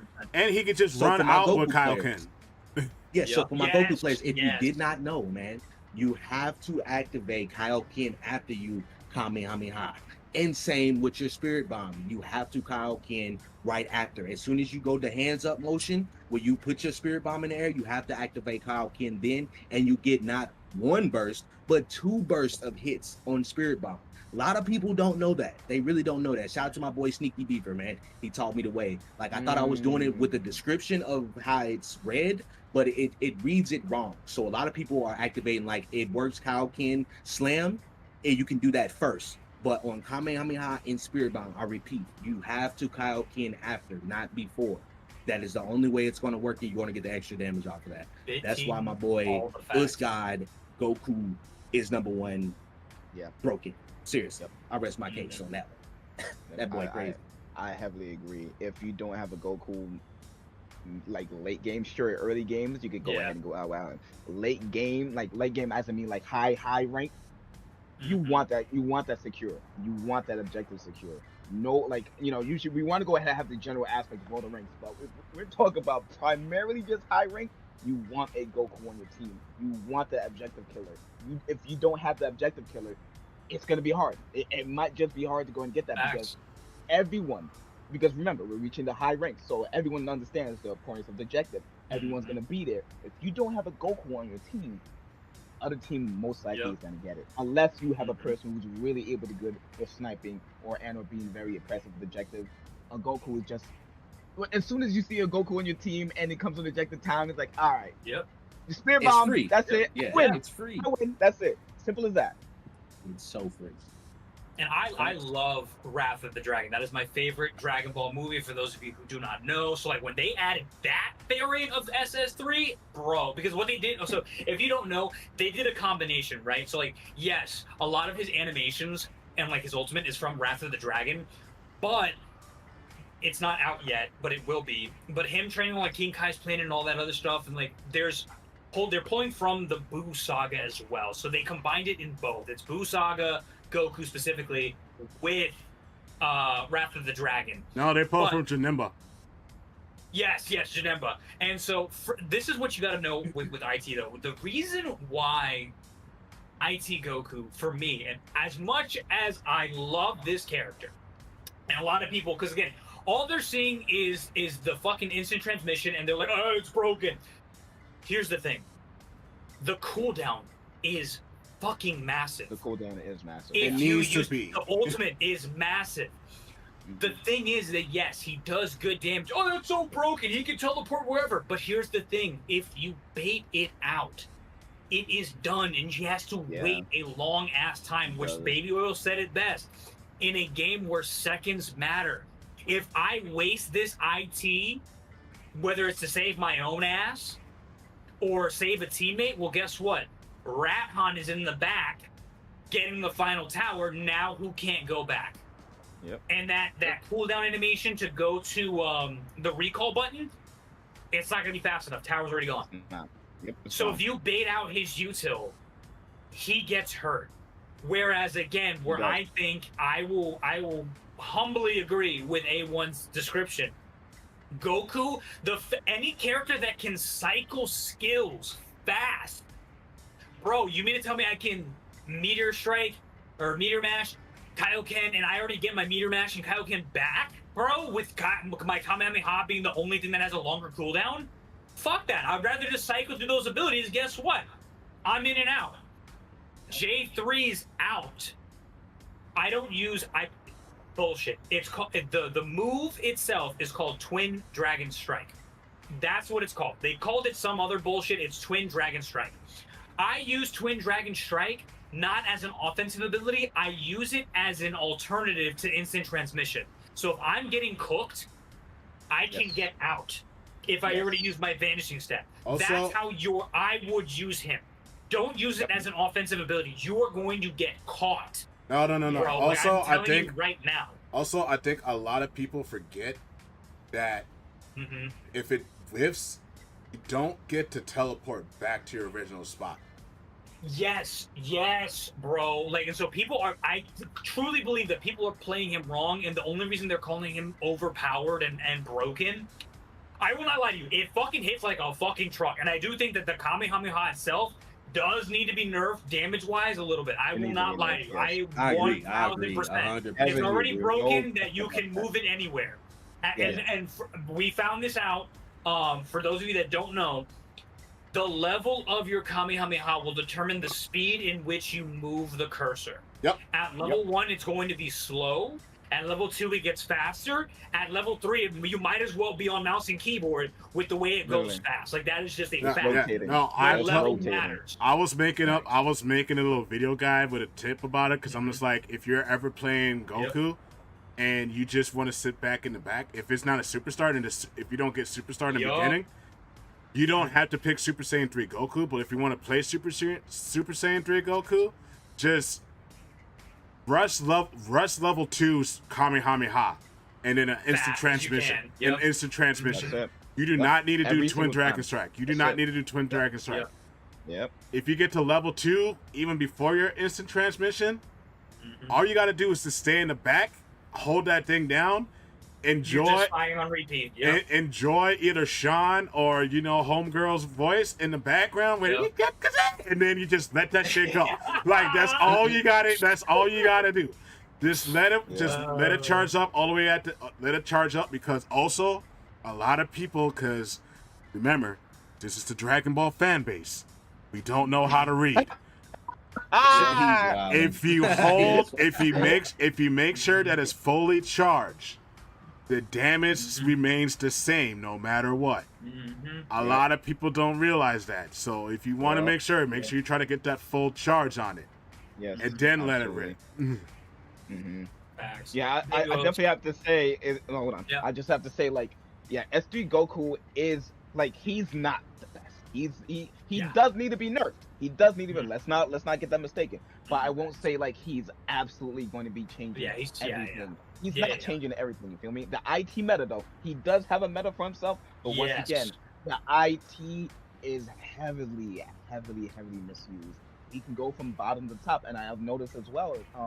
It sometimes is, or most times anyways, it's easier from going to the top to the bottom lane. It's not the same from bottom lane to top lane. So if you don't have that level up immediately as soon as the match starts, you're gonna struggle a little bit.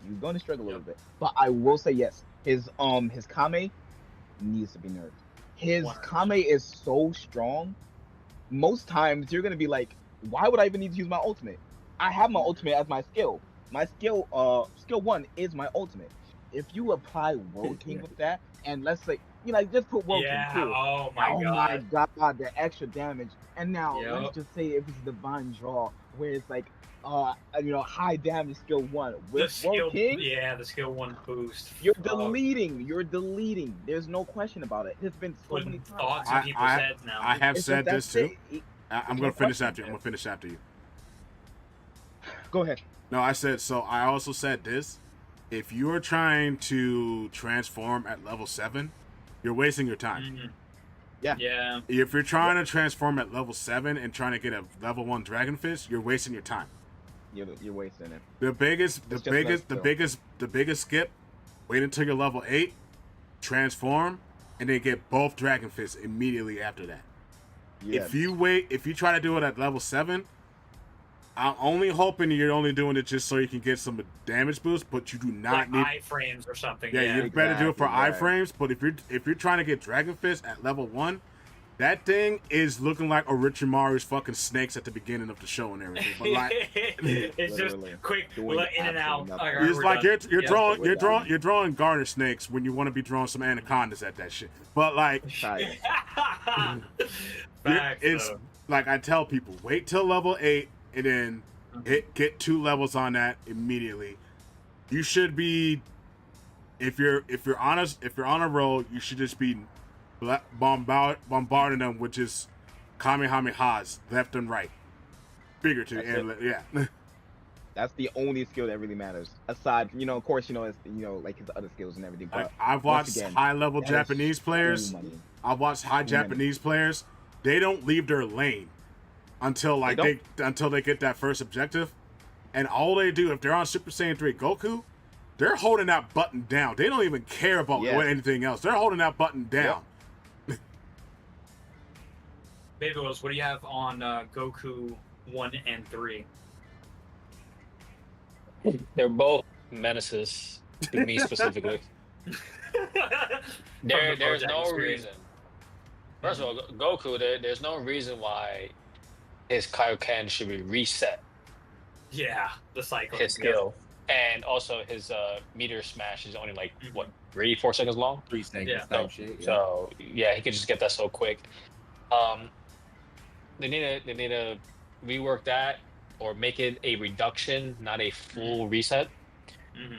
And that'll make it a little bit better. But for Super Saiyan 3, there's no reason why my level 3 ult versus his skill 1 fully charged Kamehameha, and I end up dying. Literally. That's facts, though. That's facts. It's so true. He has more range than me, but for some reason, on the little data when you click the character, my attack range is max and he isn't, but his skill 1 just blitzes through everything I have. He outranges me in everything. Spoken facts. They just need to reduce the damage and reduce the range. That's the only thing they need to change with him. Literally. They gotta reduce it by a lot. Yeah, no, 100%. Yeah, by a whole lot. Yeah. A lot. There's no way my boy can be under his tower, take all my farm in the bed, and then damn near hit me in my tower too. That don't make no damn sense. Come on now, yeah. At that point, it's like, what we doing now, right? Yeah, you ain't lying. That boy done took all the farm on the whole lane, hit me, and he's in his tower. That don't make no sense. Dude. So this is our damage. Now, so we're not going to change the order just yet. We're going to change it at the end.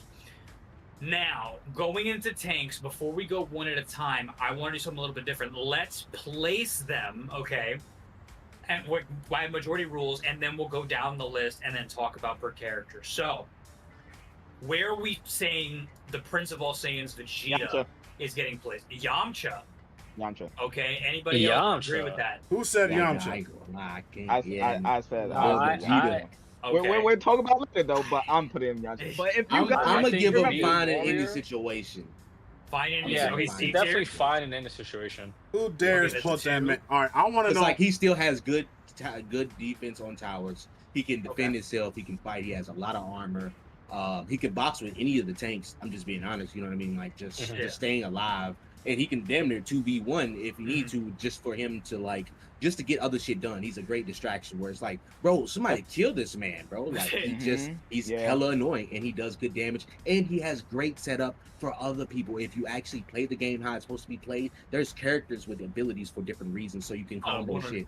His setup is so good for his orb that he throws on the ground. Such good setup for all kind of other shit, because it just sucks you in. No diddy. It just sucks you in, and you pretty much cook, and you're gonna waste your dash trying to get out of that range. And 9 out of 10, you ain't gonna do nothing but get to the edge of his range, especially if it's maxed out. So you're still in there. You're still kind of cooked. So any type of spirit bomb with that, or any ability like that, you're pretty much dead. So like a lot of people don't use that as like an extra.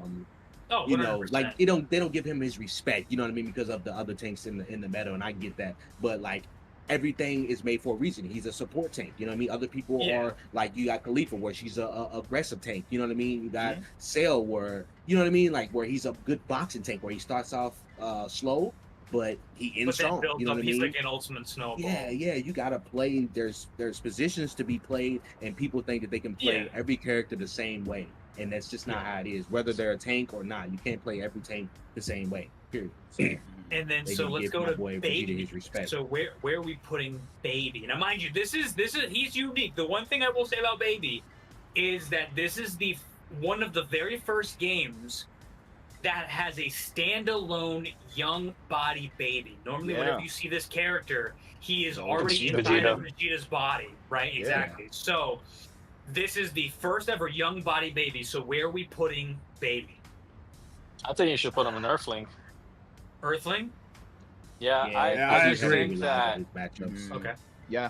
I like what they did with him. The only issue is that if I see him on bottom lane, I don't even try to do damage to him. I tell whoever I'm with, don't even touch him. Yeah. Whatever DPS he's with, we go after them. Because that shuts down, I believe he's going to go skill inside, 2. Yeah. So that's skill 3. Skill 3. Skill 3, yeah. So I've had it happen where I get Baby half, and then his DPS is low, and then he jumps into the DPS. But and then it's like, okay, and his GGs, that's a free kill. I do like his skill 1 that it pushes back enemies. Yeah. Yes. That's pretty good. But it's just a skill 2. Yeah. You know. Then we have Zamasu. Yamcha. I hate that. He's definitely. I hate that character. I hate that character. I hate to say it though, bro, but he's definitely Z Warrior or God of Destruction. I'm sorry. Okay. I believe he's Z Warrior. I feel like Z Warrior. I feel like Z Warrior is the one. I was just saying Yamcha because I can't stand that character. He's so strong early and mid game, bro. Yeah. It's insane. He's a boxing menace. Straight up. Yeah, he is Mr. Perfect. Yamcha. Oh man, Yamcha. He's Yamcha. No. Here's what I'm thinking. Earthling. One second. Probably Earthling. I'm thinking when you put him in Yamcha, that you actually have to change his whole at least everything not about his that whole character, kit, or but at least the majority has to get changed. Right. Yeah. Completely redone. I believe that you put him in Earthling, just a few buffs will actually put him up to either Z or God or Destruction. I can see that. Yeah. It's because his end game is so good. Yeah, his transform is just it's a night and day. It's just his early game. Perfect. His early game is terrible. His early game is terrible, but that could be an easy fix where you don't actually have to change his skills. You just give him a buff in health or a buff on the amount of armor he has. Only flaw is in between Xeno and God of Destruction. She's Z tier. I'm sorry. I think she's God of Destruction. She is God of Destruction. She's Z tier. She's Z tier. No. I'm sorry. I'm sorry. Coming from a guy that, listen, I'm being honest, bro. I went from, where was I at on tank, bro? When I started, I wasn't even ranked, and I went from there to 30 in a day. Do you get what I'm saying? In a day, by playing majority of her. She is one of the only tanks, if not the only tank, that can get to the back line and take care of these problematic shit, like the meta that we're in right now. with the whole sit back poke and all that other good shit. She is the only motherfucker that can get on that back line and create fluctuation and live and get out. She is just the ultimate, and she gives the damage reduction to the whole team. You get what I'm saying? Are you saying Xeno or are you saying Z as in she's, Z? She's Xeno tier. That's what I meant. That's what I meant. That's what I. No. That's why I said. I said she's she's in between those two. She's Xeno or God of Destruction. Yeah, I'm giving my. I was saying Xeno. I was saying Xeno. Definitely top tier. Yeah, I was saying she's one of the like her and Cooler. So 2 Xeno. You can literally put them on either Xeno or God of Destruction tier. She like, bro. There have been games. A1 has even witnesses. Remember that game against Kyrie, where I think it might have been with Guwap actually. I literally sat there for a minute, fighting all of their opponents. I had the clip up where I fought them. I killed one of them. They came back, still were fighting me. I killed them, and then I backed out, and then I still was able to get out. She is that ridiculous. Like she's Xeno tier, bro. Like, Cooler's also up there. I played her the most out of everybody, and I have to say my time on her, bro. Cooler is only reason why Cooler would be God of Destruction to me, I'm being honest, is because the fact that he can't disrupt the back line like she can. If you have a good team versus a good team, right? Period. Just like a straight boxing match. Cooler cannot pressure that back line. He's going to take more damage than Khalifa will in any scenario because he can't force those other people out in the back line and then get out. It's either he does one or the other. Yeah, exactly. And the damage reduction, think about this too, right? She doesn't need to. Her one ability is such a fucking slow, so low of a cooldown where she has so much range where she hits all 4 people, right? That's damage reduction for your whole team, not only herself. Period. She can block all of the rays from what the meta is now of Super Saiyan 3. Any other tank, you're going to take that whole Kamehameha to the face unless you're Cooler. That's the only reason why I give him God of Destruction, because he can use his abilities wisely with the smart player. You can negate some of that damage if you use it wisely. With her, you just pop one button, you're going to block at least 75% of his Kamehameha if your shit's leveled up. I'm sorry. And then you're still in the fight. Cooler, you eat that shit, you need to back up. My philosophy with this is my philosophy. My whole mantra with this, Cooler is the man that just you hit him and he says, "Bet I'm gonna send that back to you."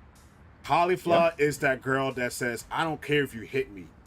I want you to hit me. Be like, that's cute. The taunt. She's the whole reason why all the Gokus can't run rapid unless it's Mini Goku. Because Mini Goku has a bomb. The other 2 Gokus... she's the counter to mainly the meta. Yeah. Yeah, she is. She is. Like, if you see 2 Gokus... She can dive on that back line in the middle of a fight. She could be fighting your tank, right? And if you're too close as a DPS character, right? She can literally just aim at you and TP to you, hit you with her fucking 2 ability, TP to you, and then next thing you know, the tank is isolated. Their tank is isolated versus your 3. She's going to live longer majority of the time against killing that DPS, especially if she gets that kill too. And then you're fucked. You're fucked in that situation. I'm just being honest with you. Like, she's just so good. And she has movement speed on her ult. I'm sorry. She can. People be down her ult and say that there was ass and all this other shit. It does damage.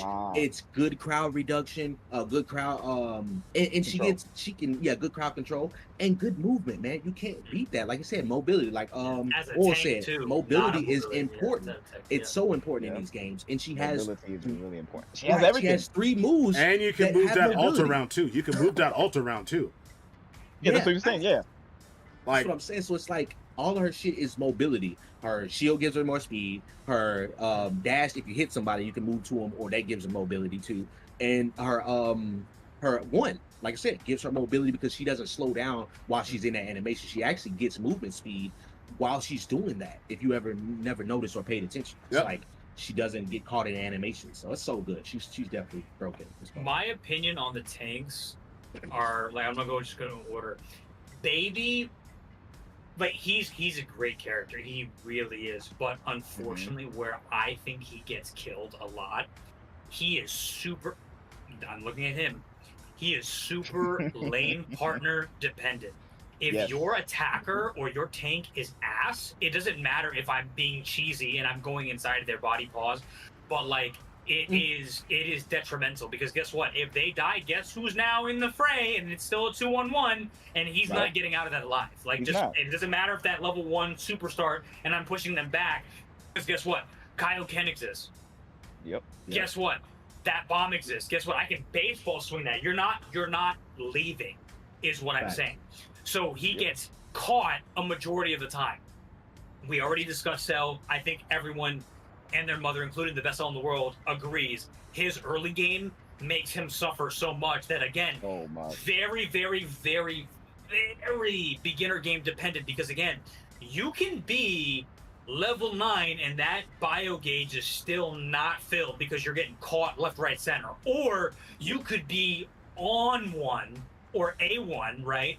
And get it by level 5. So there's a best and worst case scenario. There is no in between. You're either doing good or you're doing bad. But once you get into perfect Cell, there's a reason that he says that he is perfection. He is cracked. That is what I will say. Vegeta, I can't really speak too much on my boy. Unfortunately, I only played with him once in the beta. I mainly used him. So I can't speak on him. But this dude, the fact, and not a lot of people know this dude. I hate that dude. He has a second life. He has a second life. So again, kind of like the Gammas, when you fill up that gauge and you get that second life again, guess what? Okay, cool, I lost my first fight. Yeah, but guess what? You're low. Now it's my turn. And you get caught. His ult gives him iframes, bro. His ult gives him iframes and slow. What are we saying? So if I have movement speed. And movement speed. Dude, his util kit, he's just good. So if I have a DPS in my lane that knows remotely what they're doing, whoever I'm fighting, guess what? You're caught. You thought you had me? Because his whole kit is CC, bro. His absolute every one of his moves is CC. He's a CC tank, bro. I played with everyone here. They know I love me some cooler, bro. They know I love me some cooler. That retaliation ability, dude. Retaliation. You mean to tell me that if you hit me, I can do like a Goku and get angry and then throw shit back at you for more damage? And it's not even just more damage. It is you get bonus effects per skill. Are you fucking kidding me, bro? He interrupts. He staggers. He staggers. But you slam a man into an ult. Like from the movie, dude. But like what I agree with everybody is that again, where he lacks, where she excels, that damage reduction in a game where it seems like power scaling is definitely going to be a fucking thing. I can damage reduce you to where this starts to feel like a tickle, especially if you don't have snowballs. I'm taking that as my pick any day of the week. When they introduce bans and like ban selection, this game would be if you're not banning her, she's getting banned. Are you fucking kidding me? She's getting banned almost all the time. But then also again, where I can see the neck and neck race is okay until they release more tanks, right? If say for example tomorrow the update is tank release, ban release. It is going to be a game of cat and mouse because you're going to trade one poison for another. Yeah. And even then, it's like, oh, I'm banning a Goku. I'm banning a Goku. I'm banning a flex. Goku off rip, though. No. Like if you could ban, like, say for example, you ban like, you know, it's situational, right? Because again, if we'll use A1, right? A1 plays 1. If I see A1's on the list, unless he changes his name, I know who to ban. But if I'm playing the disrespect. If I'm banning the number 1, if I'm banning the number 1 Khalifa, I would rather have that with an average Goku, because guess what? Goku can still get caught. Yeah. I'm banning damage reduction. I'm banning the super spirit bomb. I'm banning the fucking dragon fist. You know what I mean? Like depending on who I'm playing, I'm banning. Like if you are a character that is automatically, when you think about, notice how we all said I'm banning a Goku, I'm banning a Khalifa. Right. These are the problem characters that we're referring to, that they're broken. I'm banning a Kale. Like we're banning who we know is going to be a problem because everyone else has good counterplay. Yeah. To a degree. Hold on one sec, Citizen, because we have not really gone to, we have not addressed the elephant in the room. And it's those. Talk to me, Chief. It's those three blue. It's those three blue characters. Trust me, we're gonna get to those fuckers in a second. So now we're going into this is our tanks. Are we cool with how the tanks are looking so far? Again, the order, like in Earthling tier cell could be the top and stuff like that. We'll do that at the end. As far as like where they're placed, are we good? Yeah, still good. Yeah. Switch Cooler and hold on though.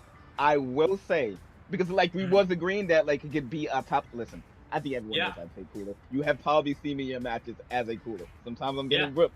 But most times, I am literally being so oppressive. I am going ahead and making sure the bottom. I am fine with these two both being in broken, because I think that, again, in the hands of the right people, these two are cracked, bro. So cracked. So I'm cool with it being in Zeno.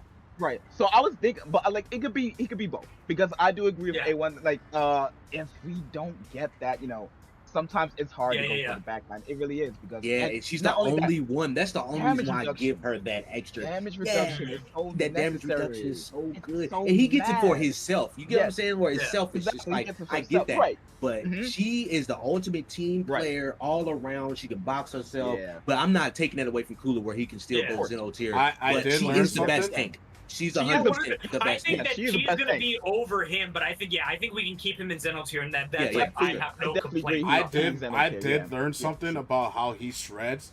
If you put at least one red card, like the tier 2 ones, Giant Killer, or even Prepare to Die on him, he shreds everybody with one skill. If you build him offensively, he's cracked. If you put build up for skill 1.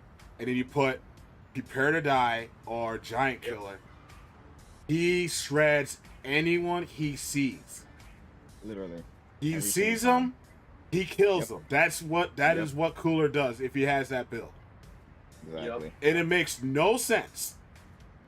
But at the same time, it's Cooler's revenge. So I guess if you build the cards right, you get that movie. You get that movie side before you get what you need. Before Goku transforms and washes him.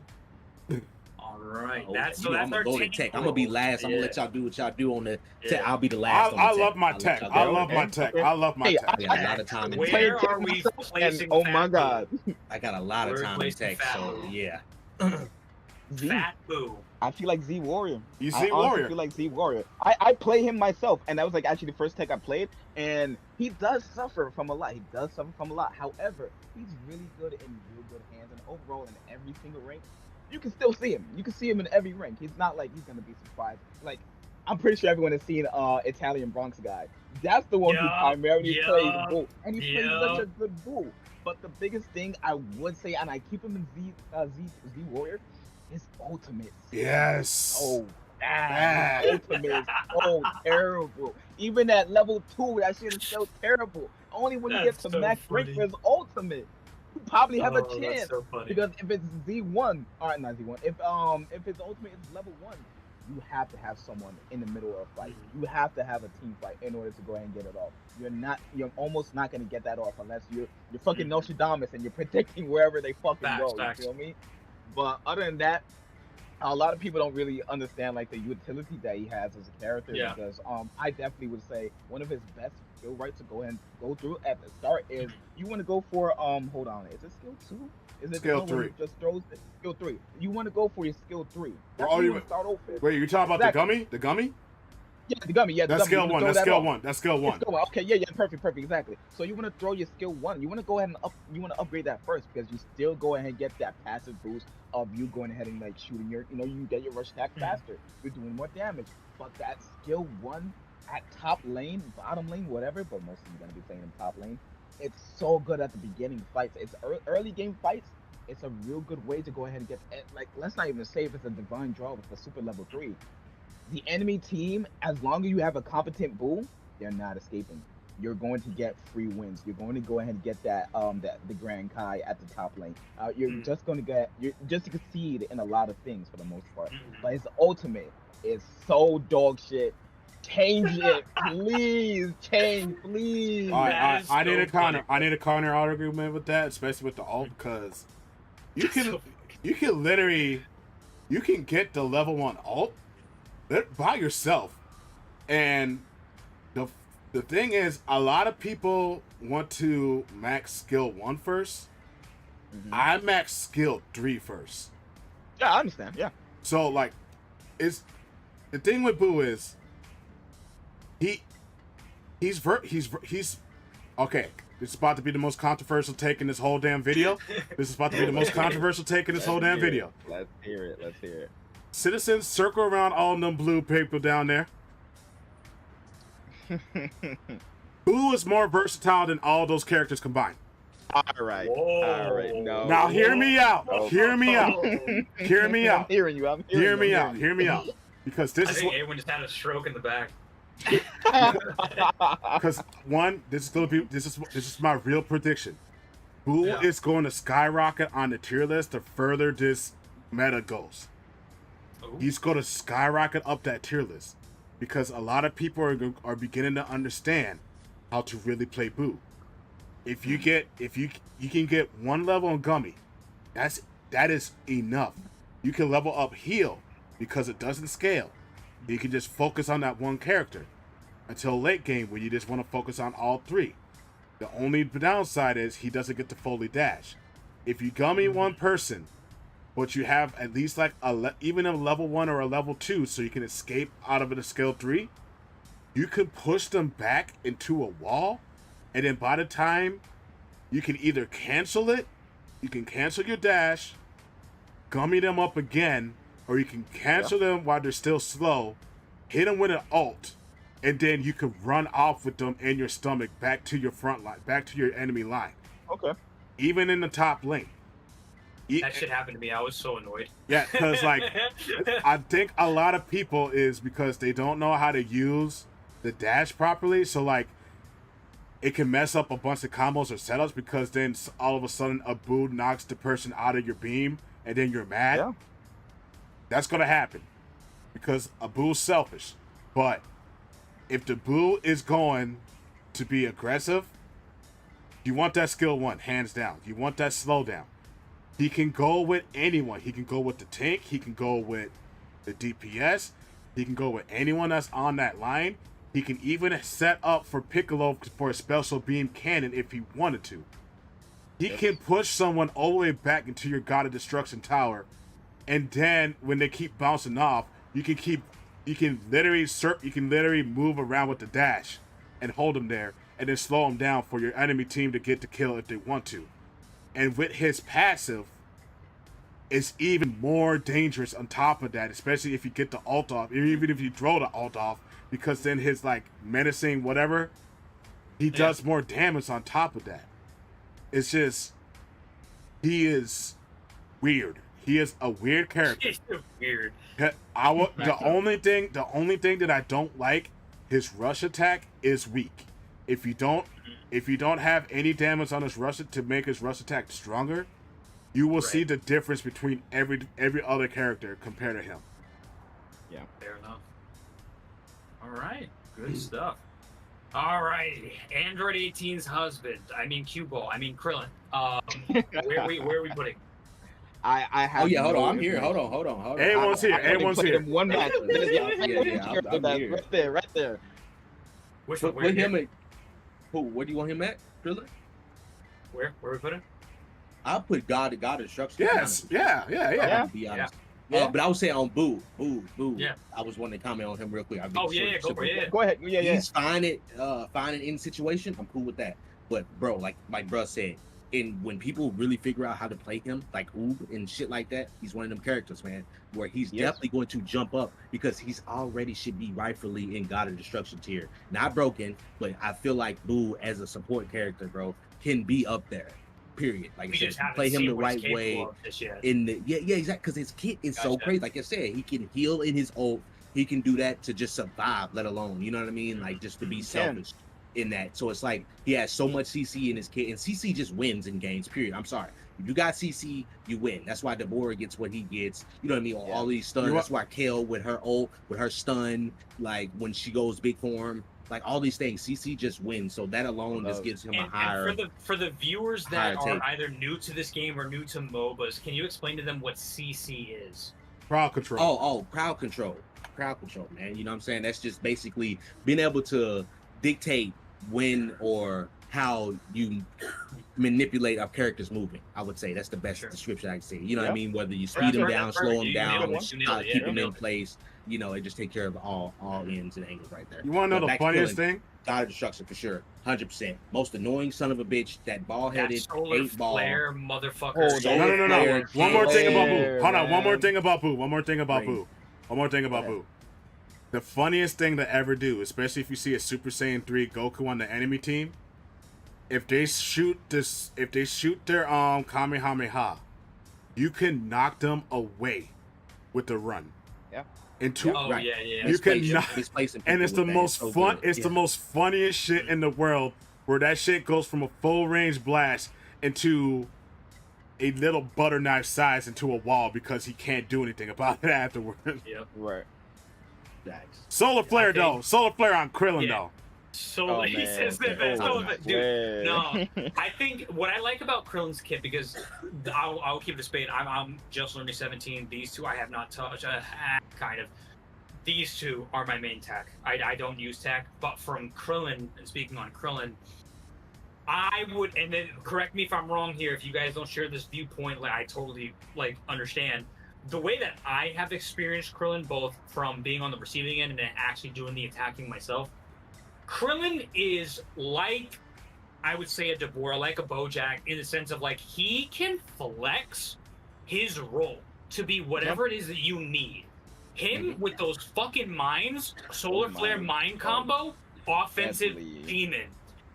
I don't really use his scatter ability like you can. I personally don't. I've only mainly ever used solar flare and then mines. That's all I need. But on the defense, his landmines at level 3. Oh yeah, unless you have a Goku that's smart and is doing beam attacks from downtown to clear the mines. But if they're just rushing head first, you're getting clapped. Yeah, I can guarantee you.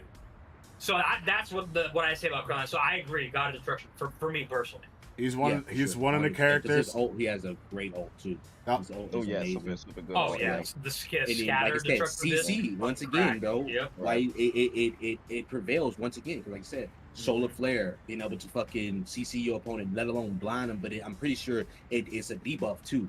It slows him. So he gets a mark. He gets a mark, and a lot of people don't know how mark works.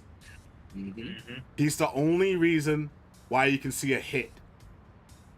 Yeah. Right. He's the only reason why you can see a hit without somebody dying, because Goku can see a hit when he can see whoever with his vicious rage.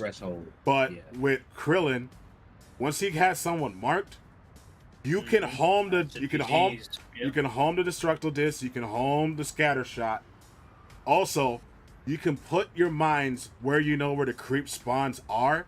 Exactly. And you can secure as many creeps as you want with that man, whatever. And you can also maneuver your scatter shot where you want. So you can stay in your tower, in your base, go into the jungle farm with it, and still be safe and be fine. The only downfall is if you're trying to flex with scatter shot and there's no one around you, you look stupid because you're standing out there like you'll get caught. You see the man posing, you can taunt all you want.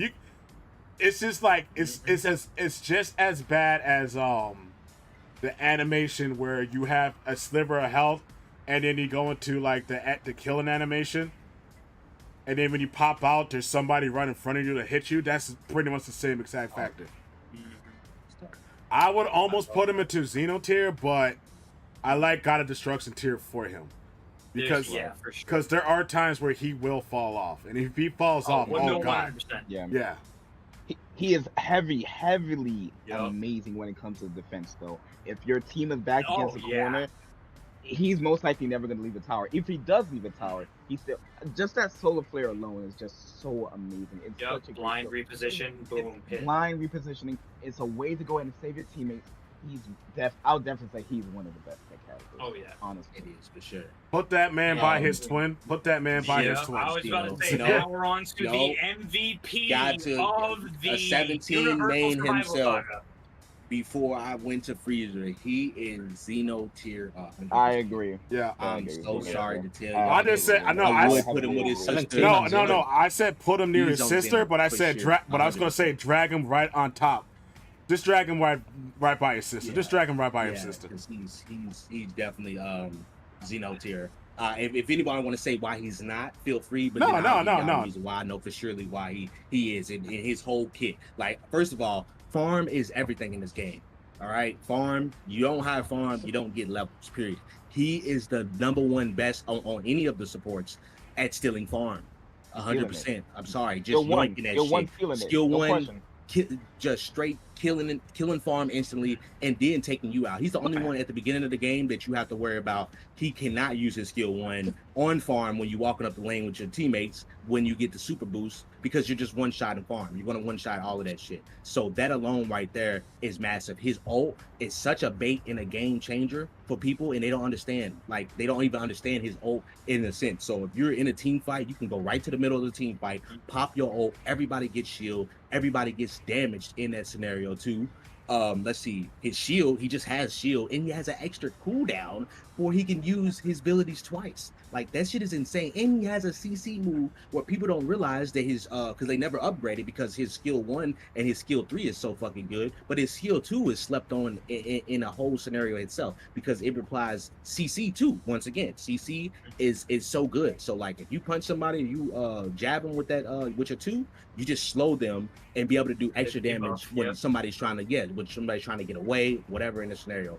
This is why there's no real counter for him. You know what I mean? There's nothing like where you can be able to just stop him, or there's nothing like, he's not scared of anything. I ain't like, he can box you, he can out damage a lot of the DPS characters. If you get caught out, he can chase you down, he can kill you. Like, he's not to be fucked with in any scenario. Like I said, and in shields, it's insane. You can double pop shield to save somebody.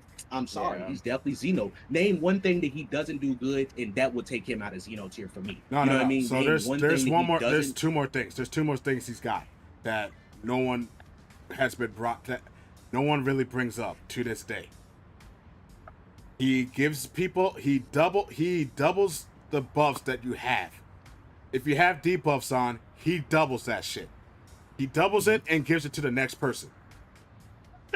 He interrupts every single transformation in this game. Even Ribriance, he interrupts. And that is Isn't powerful. that so funny, because they brought that from, if you don't know, if you didn't watch Dragon Ball Super, he committed the ultimate cardinal sin that even Goku was like, yo, you know you're not supposed to do that, right? He interrupted someone mid-transformation. He's the only person to scolded. ever do that, and they brought that in this game. That is why that is hilarious. But here is a combo. Here is a combo that I need a lot of people to do, that they should be using his passive with. If you skill 2 into skill 1, and then you skill 2 again into his ultimate, no matter what level they are, they die. They die. He's a DPS. I ain't gonna lie to you. Because like, people don't realize. People really don't realize his boxing potential though. Like, and it gets slept on in a lot of scenarios, and then you fuck around and die for it, because, like you said, he has shields, and you never know when his bar is full up where he has 2 shields. So while you're trying to fight him and get baited, you have no idea, and you get baited into fights, and you think that you can beat this person. I can't count how many fights that we probably all have lost with a 17 in top lane, and you think that you'd have won the fight. He then came and saved his homeboy, or popped ult on the objective, like on the Kai early game. As soon as you get level 5, you're not beating that. There's not much that you can beat, because he can block everything, Goku shit, Spirit Bomb, like damn near everything, like literally, and take little amount of damage for that, shield for that, and then shield 2 times on the way out. Like, come on, man, you can't make this shit up. Like, the boy has no flaws in his game whatsoever. I think Baby Oils has something to say about Xenotier 17. Yeah, I'm waiting on it. I gotta hear this. He comes in laughing like Frieza. Nah, the thing is, when I hear like Xenotier, right? I'm thinking like, well, it doesn't fly like broken. I'm thinking there's something that needs to be reworked with the character. I think 17's insanely strong, right? But I don't think that there's anything that needs to be reworked where he needs to get like a certain nerf. You know what I mean? Like if you look Yeah, at that's Cooler, understandable. if you look at Cooler, I think he shouldn't be able to frame with his passive, right? Or when you look at Super Saiyan Goku, right? Like they need it's not a nerf, it's a rework. Like his Kaioken shouldn't reset. It should just be a cooldown. Or Kale, when she transforms, the tracking and you just mash X is ridiculous. Mash, You know what I mean? And it's not From like that necessarily a standpoint, I can nerf. see like here. Yeah, so when I think of broken, I'm thinking that there needs to be a rework because any of the characters on God of Destruction could receive a nerf. You know what I mean? Right. Yeah. Maybe but it doesn't make it like broken, like game break. Like there's nothing. Maybe the 17 kid. abbreviations should be different, maybe in the tier list, because like I understand exactly what he's saying, like 100%. But maybe the abbreviations are like just a little off or something in that category, because like he's definitely don't need no rework or nothing like that, or no nerf or nothing like that. He's just no, he's cracked. just Yeah, insanely good, Yeah, and they don't even need to touch him, to be honest. Good change of words right there. Good shit. Cracked. Straight up. Yeah, good man. Because I understand his argument there. Yeah, because I'm like, I don't even think he's cracked. I'll be honest. Oh, that's great, bro. You haven't played enough 17 then. You gotta, I've played enough, and I've played against a lot of 17s, and like he's insanely strong, but there's I don't know. Just what's his flaw? I'm saying I agree with it. But give me some flaws about him. Give me reason why he wouldn't be Xenotier. I don't think there's any flaws, but I don't think because he doesn't have any flaws that it makes him Xenotier. You know what I mean? I just think that he's super strong character. He shouldn't be touched, but any other characters could either be buffed or like the broken characters should be nerfed. I think 17 is in a good state. So let me ask this then: what on him is not really good in a scenario? You know what I'm saying? Like, because I know nothing needs to be changed about him, but like I'm just trying to figure out a reason why he wouldn't be in Xeno. Or is anybody else agree that he should be in like God of Destruction or some shit? If you look at Cooler, right? He's able to do all three. He's able to support, he's able to tank, and he's able to DPS, right? Right. Khalifa can do the same thing. Kale, Goku, they can all do the same thing. And by support, I don't mean like giving buffs or anything to the character, but in a sense that they like Goku does so much DPS and so much movement that if you're in trouble, he can come in and help. So he's supporting in that way. Same thing with Kale. Same thing with Khalifa. And yeah, but he can go in, but he's not going to be as oppressive as he's the super other oppressive four because characters. He can do what they can too. Where if they're around somebody, any of them characters, it's just super even. It's even more hard to deal with them. Even alone, it's hard to deal with a 17 by itself. I mean. You know what I mean? In a one-on-one. Here's what I mean. I know what you mean. You're in trouble. You're in trouble, and you have two people jumping you. Right? Cooler comes in, he sees them, grabs them, pushes them back, does crazy damage. Even if let's say you're half health, you can still rejoin the fight with Cooler and fight him off. But if 17 comes to help, he can give you shield, he can debuff the team, but you're not gonna go back into the fight with 17. It's gonna be like he's a great support to get you out of the situations.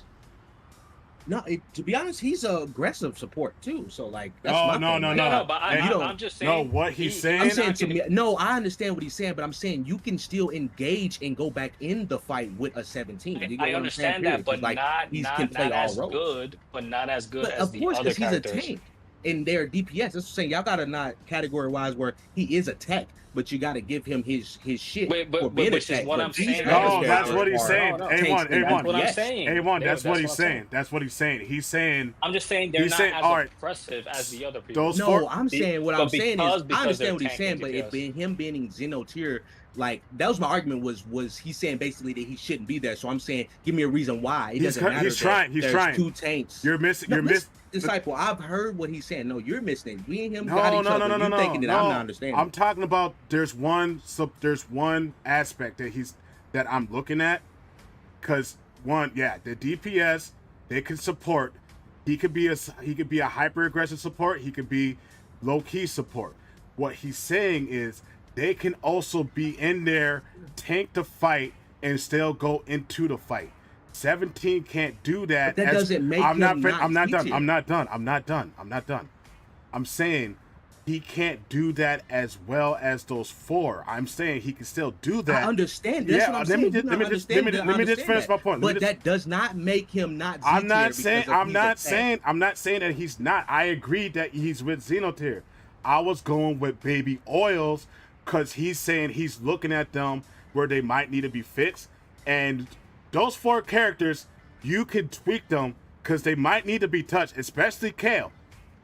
He's saying that, right, but we changed the Xenotier. Look, I understand that, but it went from cracked. We already changed the category. You understand? It's not broken anymore. It's cracked. You get what I'm saying? So I'm thinking he's basing it off of that, where he don't need no changes, and I agree with that. But that means he still needs to be in Xenotier, like I said. You know what I mean? I agree with you. I agree with you. And then I also I understand that. That's why I was wondering why he even even said anything. No, that's what I'm saying. I still don't think he's in the crack category. Yeah, that's why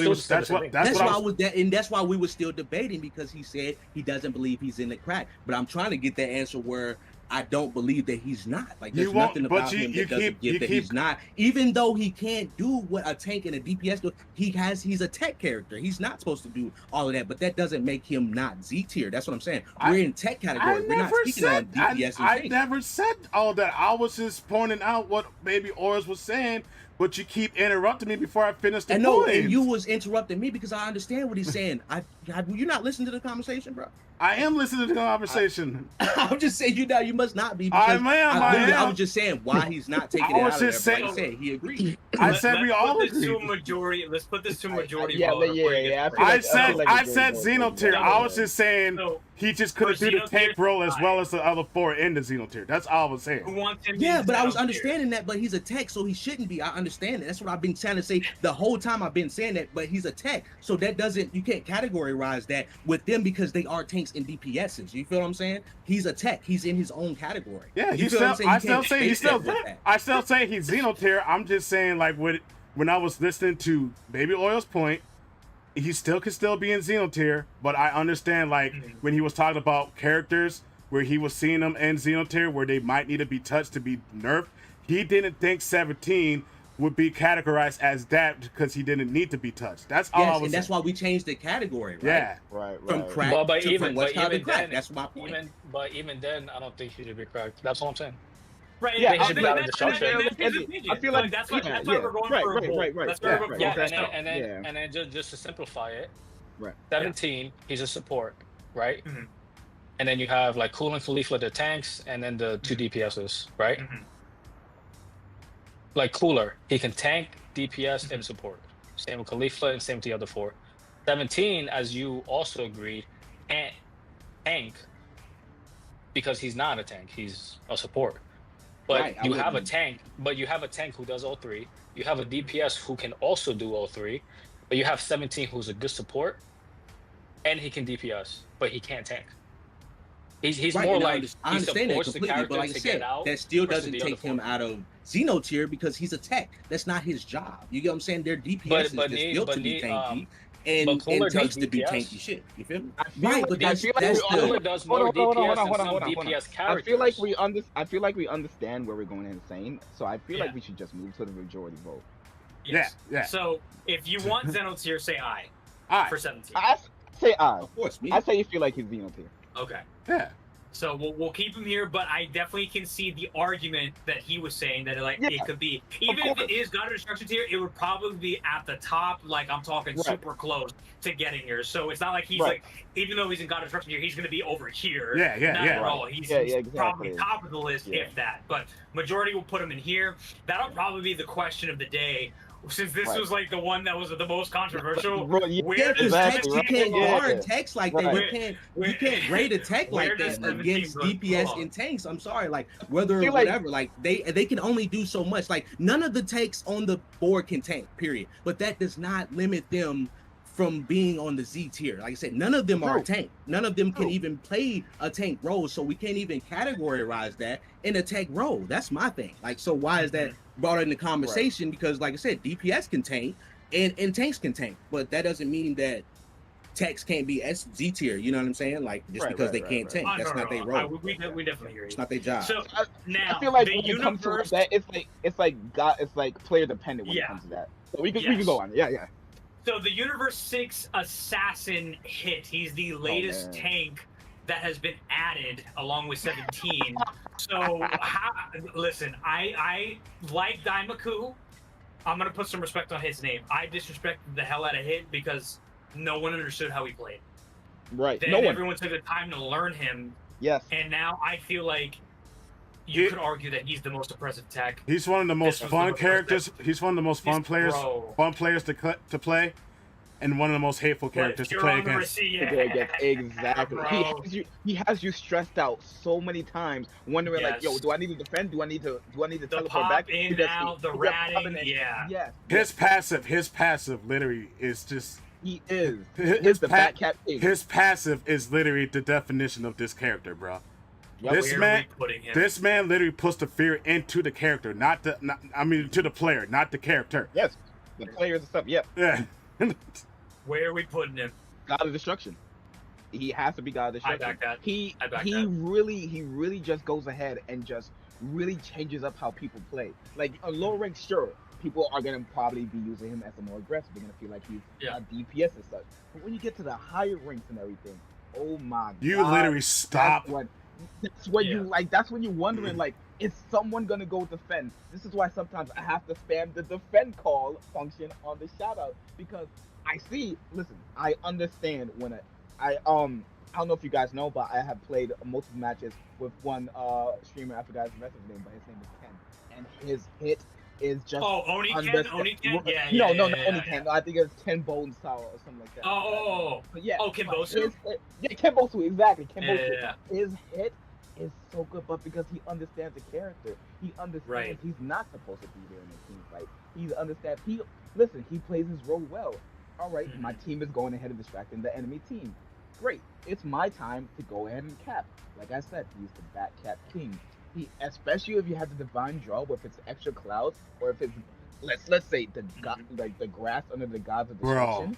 Bro, that's his haven. Every time I see clouds or the grass, I'm just like, someone's gonna be hit. Someone's gonna be hit. Someone's gonna be hit. You gotta stay alert. Exactly. You have to stay alert. There's so many and this is why like it's really great that we have SB Goku with his IT because he's able to because we now finally got accounted for it. Somewhat. We finally now somewhat got accounted for hit with SB Goku. Before he came out in season 0, most people are trying to go ahead and like go back to the bases, but then a lot of people just have like the headstrong mentality where like I'm going to the enemy base, I'm going to fight the enemy team and such. And most times if we're losing, who are you gonna see on the top? Who are you gonna see on the top left of your screen? You're gonna see Hit's icon going ahead and dunking a Gekishin burst because no one wants to go ahead and pay attention to him. You're wrong for that, citizen. Hey, I'm just preparing everybody for my. Put both of them up there. Then put both of them up there. Honestly, I can back that. Putting these two at the top. Oh, let's talk about it. Let's start off with Frieza. I want A1. This is A1's bread and butter right here. A1. Start talking to us, Chief. I love Frieza. I don't know. I ain't gonna lie. Since his buffs, bro, I just feel like he's Xeno tier, bro. I ain't gonna lie. Like the Rathan is funny, yes. Just because, like I said, objectives, bro. Being able to rotate in objectives is the most important thing in this game. Just being honest with you. And if you can do that faster than anybody else, bro, 9 out of 10 you win the game, bro. You know what I mean? It's not even far as the team fights go, nothing like that. But just being able to do what he does efficiently, being able to keep you on your toes. You know what I mean? You got to respect him. You know what I mean? That just, it is what it is, bro. You have to respect him. Just like Hit, but I feel like he can farm better than Hit. This is the reason why Hit can't go up there. Like he can't. The objective secure, all of that shit, he can't do for real. Frieza can, so I feel like that makes him a notch above him in that scenario. Just alone, just comparing the two, as far as that goes. You know what I mean? Not with anything else. But like I said, that's just more important. Like I said, he can handle shit on his own. You can literally 3v4. If your team's good enough to 3v4 fight, you can keep them distracted. Frieza can go split off, take the tower, do whatever the fuck he wants to, take the objective by himself. And he can solo the mid boss by himself. Like, there's nothing to talk about really on that, to be honest. Like, other than, like I said, it sucks when he doesn't have his cooldowns, whatever. You can that can be a reason why people don't put him in Xeno tier, and I can understand that, where he would be God of Destruction or close to it. That's fair enough. But just like at our level of play, people would definitely like, he's definitely a problem in the meta right now, to be honest. Right. Yeah. Like, it's crazy. Even with the blasters on the field, they can just one-shot his Arpod and shit. With the Super Saiyan 3 and shit. You know what I mean? That shit higher levels, comes in play too. So I see why he could be God of Destruction tier. But that's my vote too. Non-biased. I got you. Yeah, non-biased. I will be full-on biased. This motherfucker is having his own tier. Yeah. There is no ifs, ands, or buts. This dude's name is, in fact, Rat-Han. If you look at his birth certificate, it's his middle name. His birth certificate is crazy.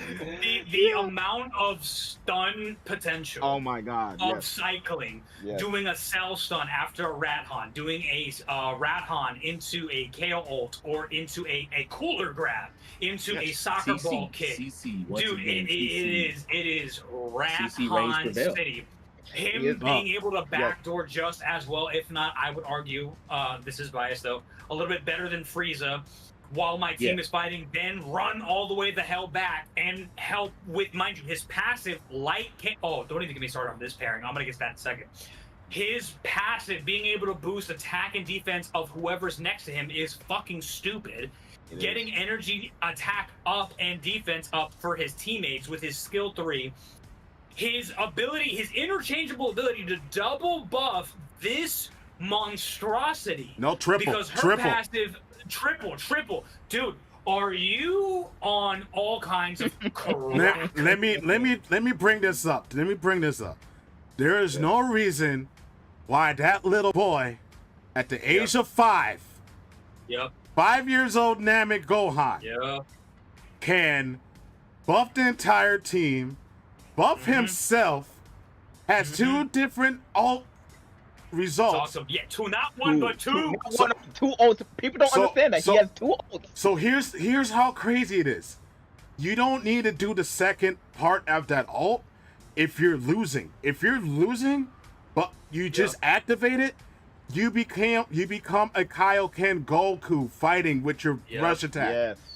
Yes. You can solo a boss by yourself if they're not paying attention.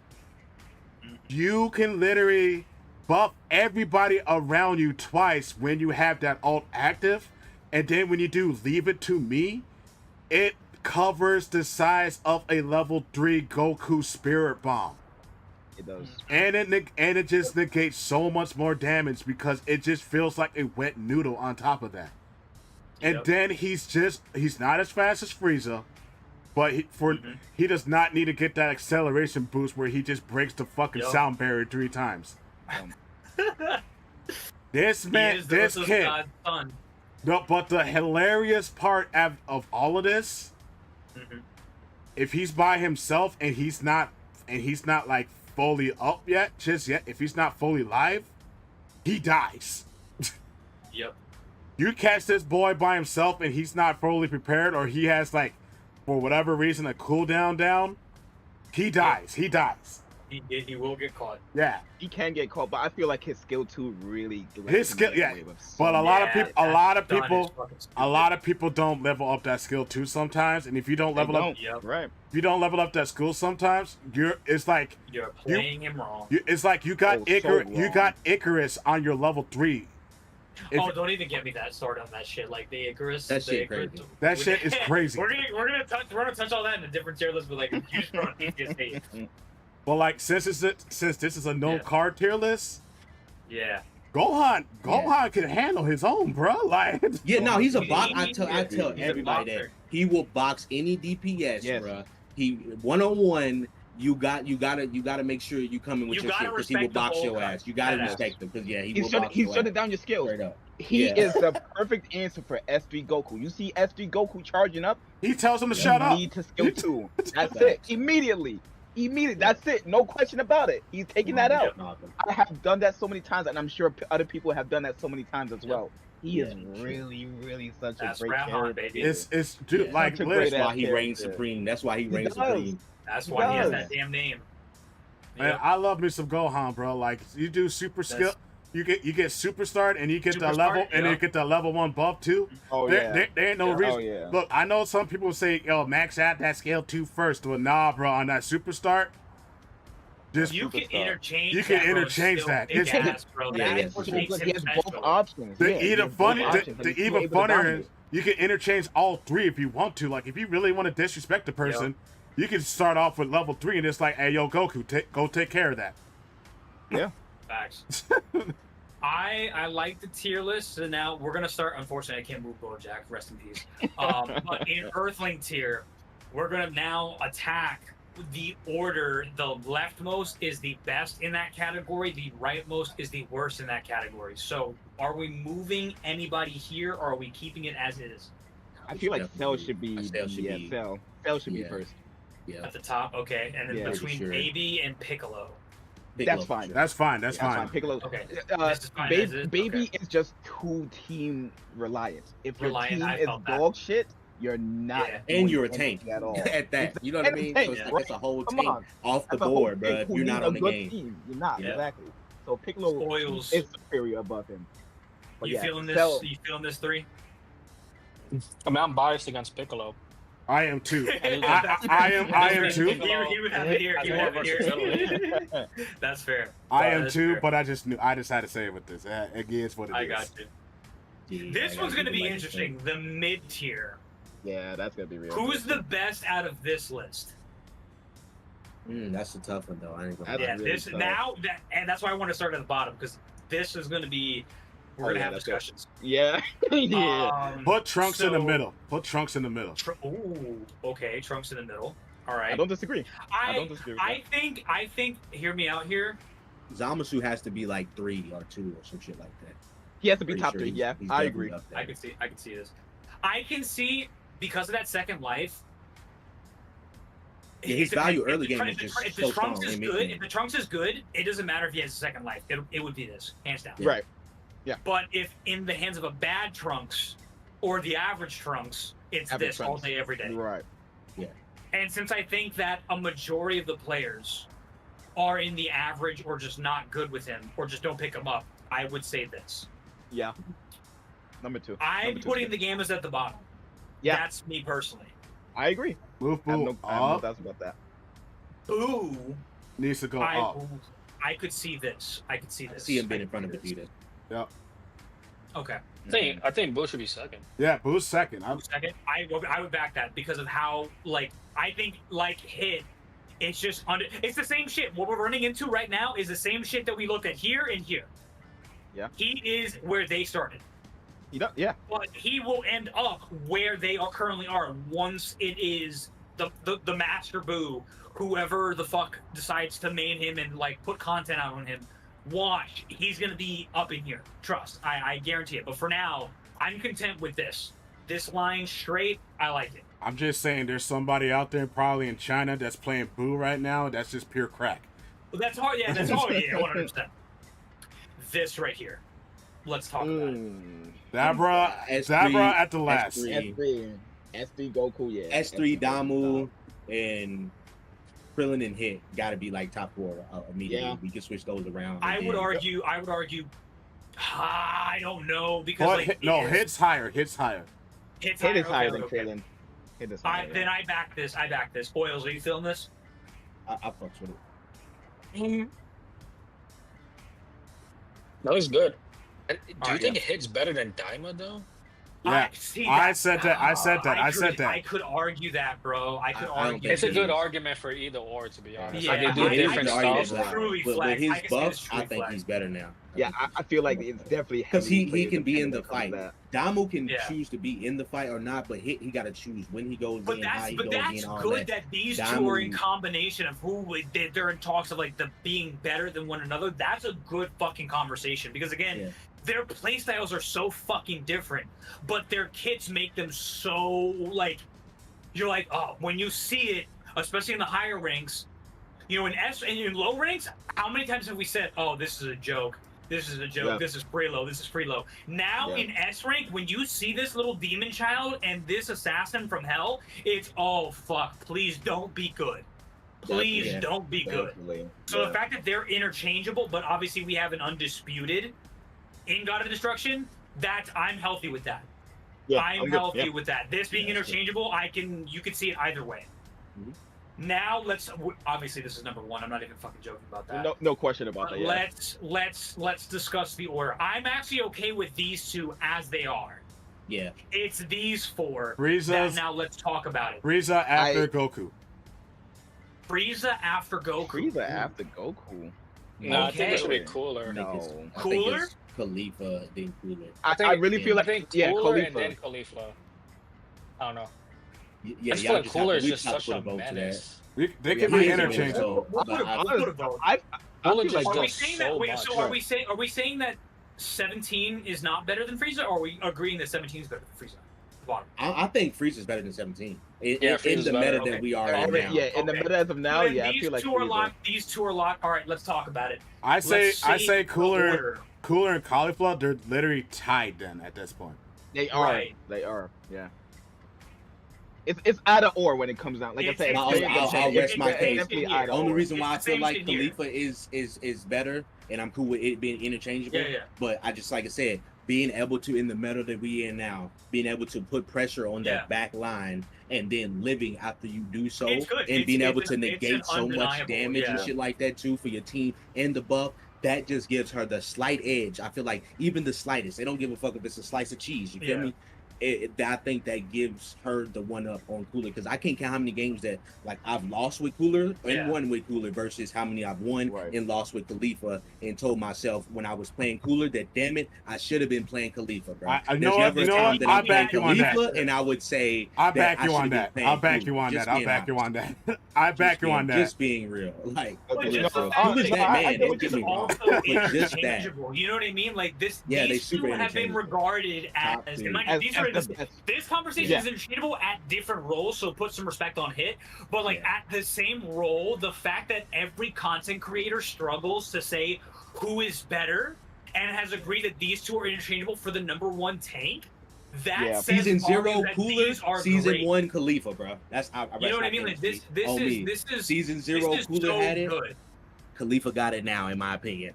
And like, and Cooler was this that is guy. Beautiful. Until people realized what Khalifa could do and realized really what, you know what I mean? Because like you couldn't unlock Khalifa early. They provide so much for the team, and I mean, my God, how many times as often? And mind you, now what I'm saying when I say this, say for example, it's us on the team. One of us has Khalifa, and then the enemy team has a Cooler, and it's not a steamroll. And you look at the stat pool, both teams, their tanks could be their deciding factor or holding it the fuck down. That's how good they are, because although, yes, they're kits, they have identifying pieces that could slightly put them above each other. Right. But the fact that they're still, like if we're talking pound for pound, if you're looking at, like, stat-wise, how good they are as, like, their kits as a whole, the fact that they are neck and neck, that speaks volumes that these are well-designed fucking characters. Nah, for sure. 100%. Having this conversation at DPS. It's this fucking girl and this fucking guy. And then occasionally this. Yeah. Only in tank is this role interchangeable. Everyone agrees that it's like this, situational, and TBD. You know what I mean? This is the only conversation where it's like, fuck, dude, like, this is close. Right. It's really close. Like I said, spicy cheese toast. It's really it's either or. It's really either or. But the fact that until the season 2, which we already know that there's going to be a tank, we just don't know who, could possibly dethrone, or maybe not. This person could not dethrone these two. And this is like, damn, we're going to season 2, and these two are still at the top of their game. Like that, like their longevity, I think, because here's the thing. Until you get a character that negates, like, I'm talking not just themselves, right? Because, like, that's the thing with that everyone was talking about. Cooler's stuff is just to himself. Yeah, it's selfish. Until you get something that negates for the team as a tank. Yeah. That's what it's about. Provoking that retaliation, that retaliation is always good. Damage reduction is just so cracked. Until you get, like, or a helper, right? A helper that, like, negates what they offer. Until that happens, these two are going to be at the top of their game. Hands down.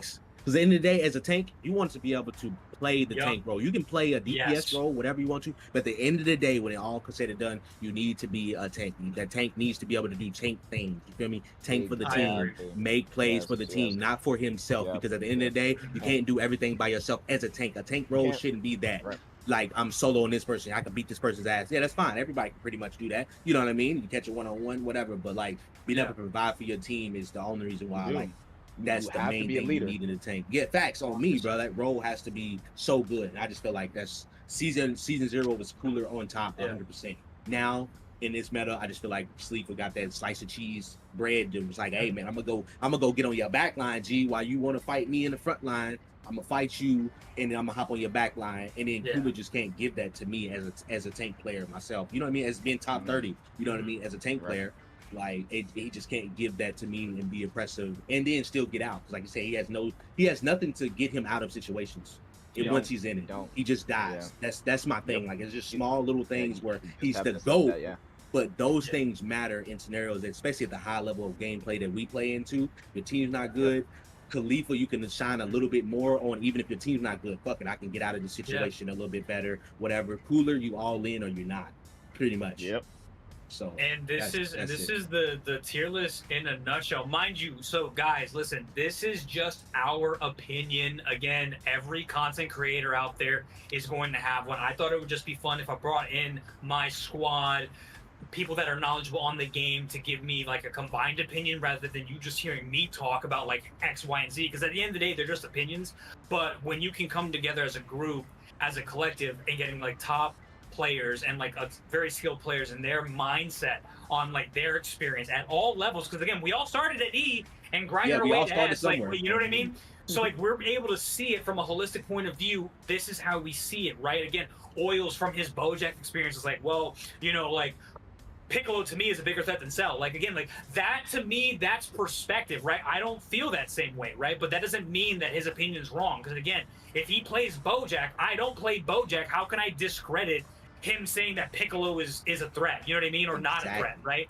So again, like, please take what we say with a grain of salt, right? Again, we're all just having fun here. Hopefully, again, if they're wanting to come back and do this again when we do season 2, I would love to do this again and again. We still have 2 more characters. So we have Trunks, Gotenks, and God of Destruction Topo coming out. So again, I mean, you were half this white. list could change. You know what I mean? So at the end of the day, again, what you guys hear today, what you guys see today is, again, just our matter of opinion. We're just here to have fun at the end of the day. But guys, that is it for our tier list. Please, please, please check in the description. I'm going to link each and every one of their socials, their Twitch channels. Check them out. Go give them a follow. Please, please, please. These guys are awesome. Again, I didn't invite them just for a hangout session. Obviously, I did. But it's because, again, they are the best at what they do. They are the best in their roles. And at the end of the day, aside from them being just good at the game, they are also great people, guys. So please go out and support my boys. Outside of that, guys, my name is Citizen. Take care of yourselves. Take care of each other. I will see you guys in the next one. Peace out. That is it, gentlemen. Thank you so much. Well done, brother. Well done. Well done, everybody. I appreciate you guys coming out, man, for real. This was a lot of fun, Nice. Man. I'm going to save this so that way we can revisit it, and we're just going to add, what do you call it? Add, Bojack. Oh my god, Bojack. I'm staring at him. Add, God of Destruction Topo and Gotenks when they come, and if they affect any of our decisions. So that'll be nice. Let's see, tier list 1. Topo's DPS, right? Yeah. Topo is DPS, yep. So we're going to get a tech and a DPS. Perfect, so I have that. Alrighty, guys, that is it, man. I appreciate you guys coming out and coming with this video. I should be able to... I'm only going to do, like, I'm just going to upload it as is. Because, again, there wasn't really a lot of, like, downtime. I'm just going to add, like, my intro and outro little fade in and out. But outside of that, it should be up, depending on the rendering time, should be out tomorrow, is what I would like to have it up by. But I'll be able to give you guys the, like the link and stuff like that if you want to share it and stuff like that. The only thing I remember I'll need from you guys whenever you get a moment is send me whatever social you would like to be advertised in my description. Outside of that, that's it, guys. That's all I had for us today. Yes, sir, brother. I followed you on How long was that video? YouTube. I see y'all on the battlefield. I believe It was like an hour and 2 hours. Let me see. Hold on. Tier list. It was like an hour? No, this is a picture. No, this is a picture. Half, maybe. Seemed like it was a minute. I think I got it on here like 2 something. But that was 3 hours. Almost It 2, felt yeah. I like was scared. I was like 2:30. 2 hours, 43 minutes. Yeah, damn. Yeah. Jeez. We had a lot to say. I mean, we could have kept going all day if we wanted to. Oh, Yeah, 100%. fucking character. I'm gonna say this right now. I'm gonna be devastated if Go Tanks is not super tier or something like that. I don't foresee him not being. They need to give Tech some love. They do. DPS is getting all the love, goddamn. I know, Hey, right? well, don't worry. That's why we got gold tanks. That's the tech Yeah. love we need. That's what we That's get. why I said I'm gonna be devastated if he's not like crack. Like I need like really good. I need a crack tech for no damn reason. I needed to be Gold Tanks because he's just hilarious. I'm telling. As long as they don't fuck up Galactic Donut. Yeah, That's that it. has That's to be all like you need. the That combo has to be his potential is That has to be insane. that's good. If they His fuck up combo that, potential then is insane. yeah. Then he's boned. All right, so I have everything. I already know that 17 segment is about to be crazy though. Oh yeah. Oh yeah. That's so people funny. people definitely gonna be in the comments about that one. They're like, why are those two fighting? Like, we're not We're fighting. We're not fighting. We're just passionate Exactly. about the game and we understand our opinions. Yeah, that's all it is. Right. They're like, I just can't wait for those comments to kick in where someone's like, why are they always big? I'm like, we're not. Like, you don't understand. This Like, you got to Even the understand. moment we're debating. It Yeah. happens. I'm like, what do you expect the debate to be? Like, oh, okay, I see your point. Well, here's my Sun, point. Right? sunshines and rainbows. That's what Yeah, they're think. like, well, Yeah, sir. that's what they're all thinking. Yeah. It'd be like, well, sir, you had a really great point, so let me kill my point out here if you respect it. I respect what you said. No, fuck that. No.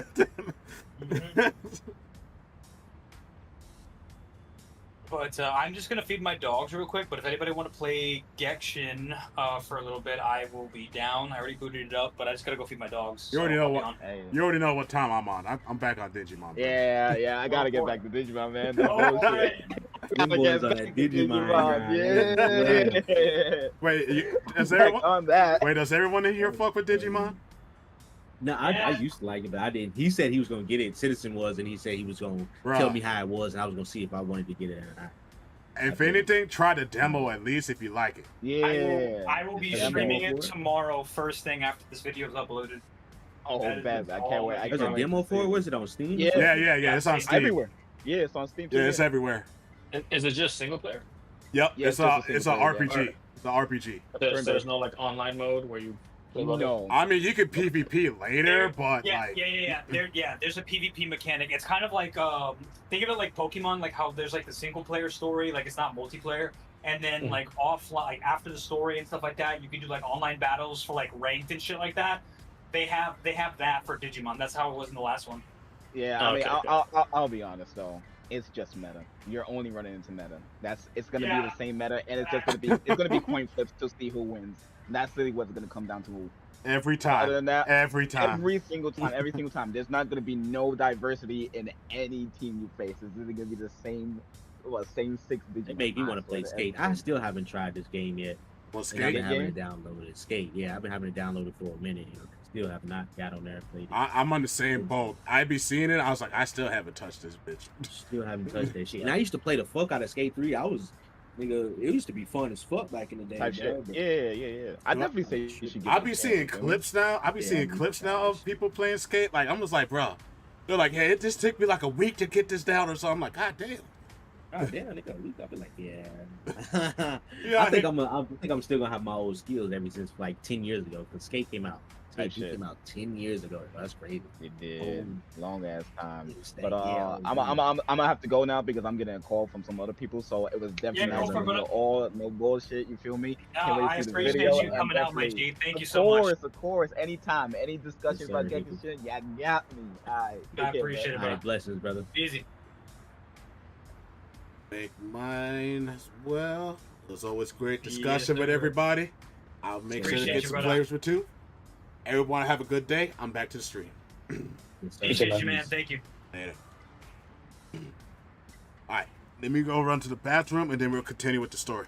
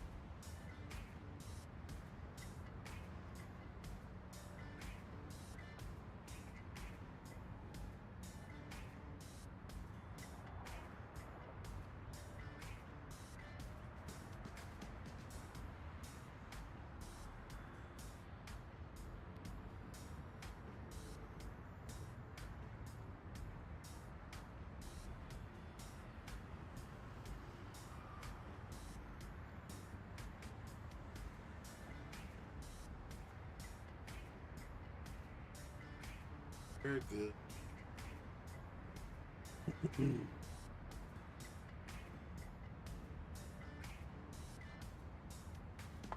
Oh wait, before that, let me double check something.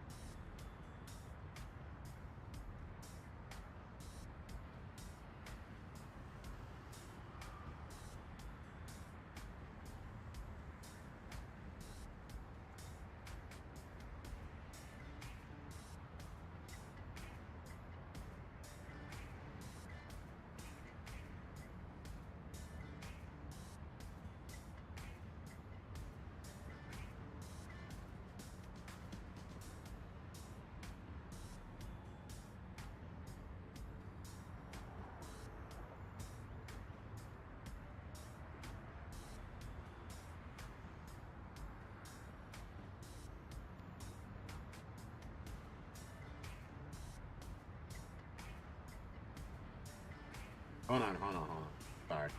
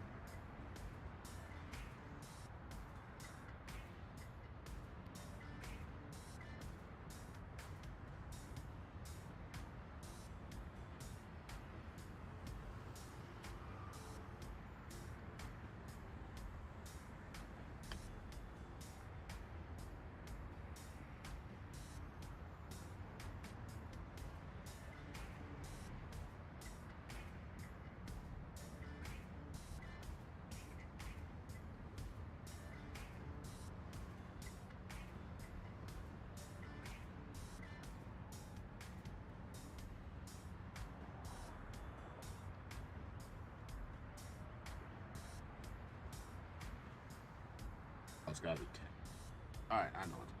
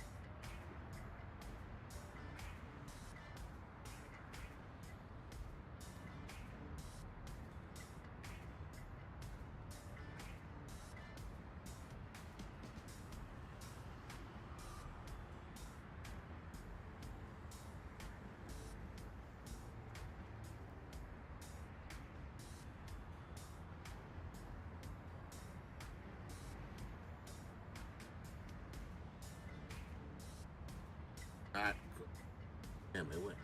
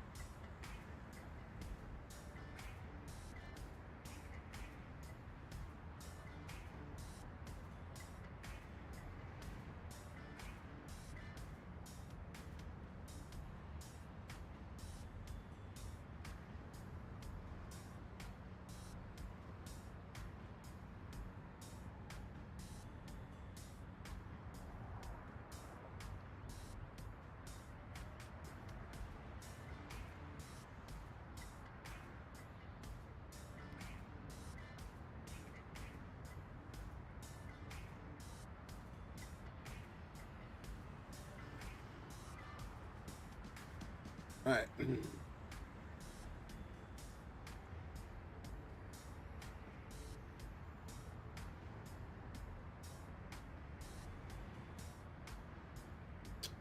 Actually, no, it went down. Went down.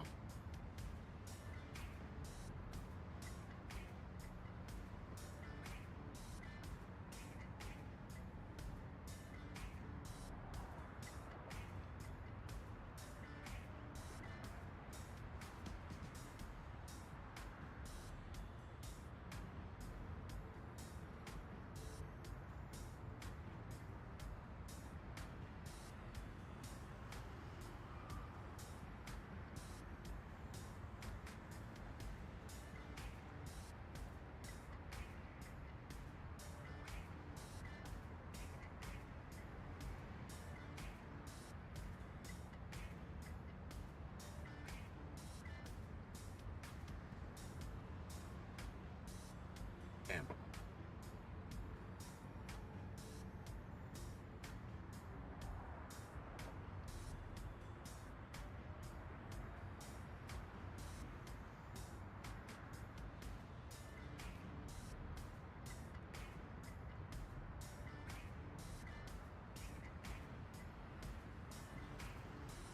Alright.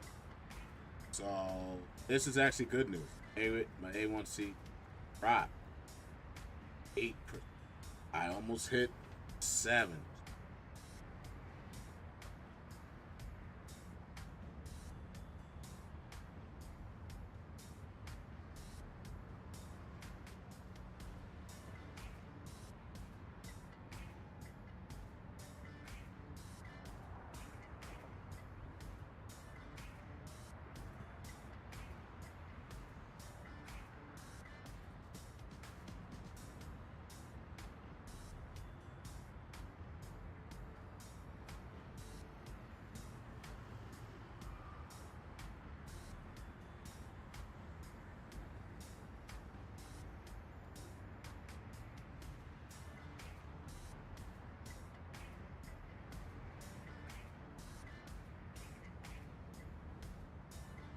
Alright. Sorry about that. We can continue now.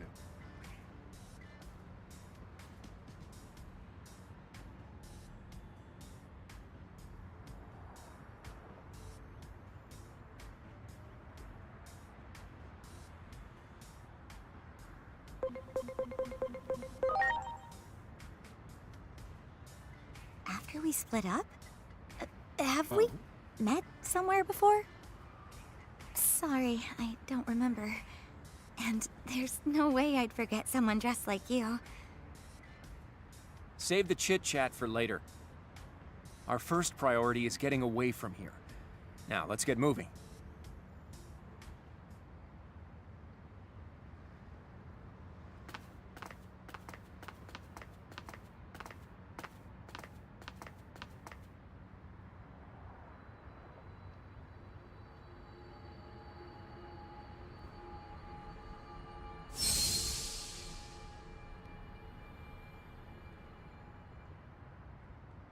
What's wrong?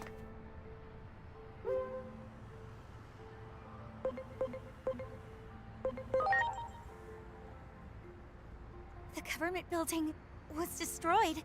What are you talking about? What's wrong? Why are you just standing there? If you're tired, why not come rest at our house? It's not far at all. Dressed like that, public safety will find you in no time. You don't want that, do you? I'm just in a Gatomon fit. Not only do I owe you one, but I've got a bunch of questions I want to ask you. I mean, you're not going anywhere until I have the answers to said questions. Yo. If you're okay with all that, you're welcome to come stay with us for a while. Wait, at our house? Of course. Is there a problem? No, it's just that normally you never allow anything like that. You're always going on about, do you know how old she is? And stay away from my daughter. Oh, well, that's, I have to take extra good care of you for your mother's sake. Otherwise, I'd never hear the end of it when I see her again in the afterlife. Look, I'll be fine. What I'm trying to say is that it's about time for you to live your own life, Dad. This conversation is over. Let's just head home for now. And don't think for a second I've forgotten about that lecture I promised.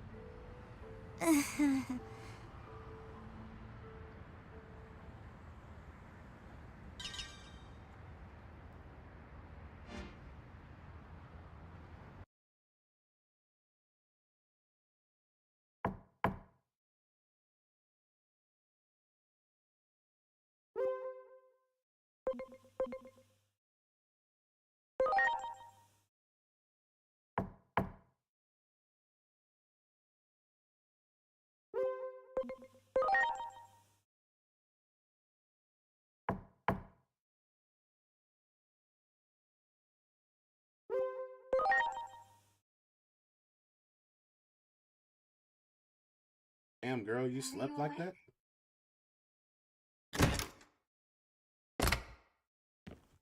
Sorry we didn't have a proper place for you to sleep.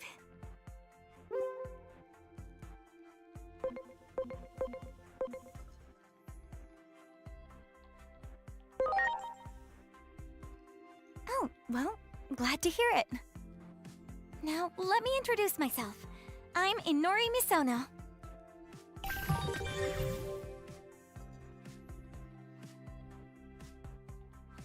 You said some things that made it sound like we've met before. I'm sorry I don't remember. Well, let's start with a tour of the house. Come downstairs when you're ready, okay?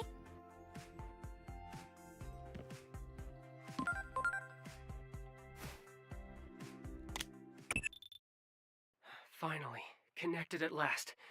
Hello there, Agent. I managed to catch fragments of the audio from your side. I'm not even sure where to begin. So you can see the Tokyo Metropolitan Government Building fully intact from where you are?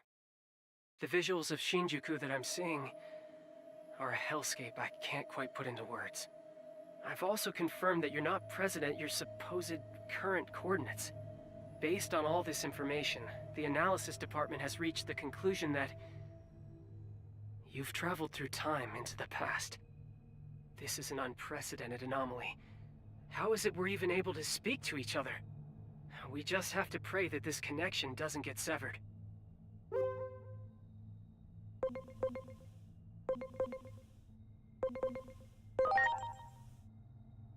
I'm sure you're tired of bad news by now, but the situation here is critical.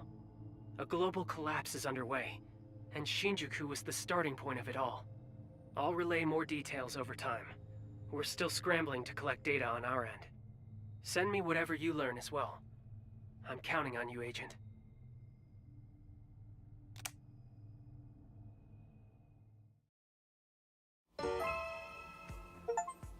A Time Stranger.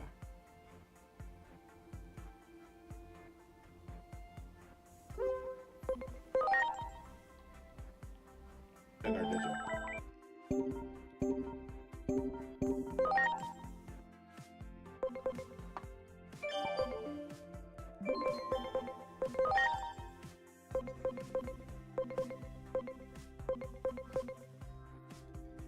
You're almost there.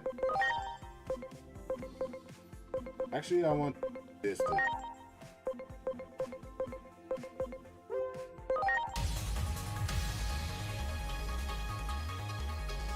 Give me that Galmon.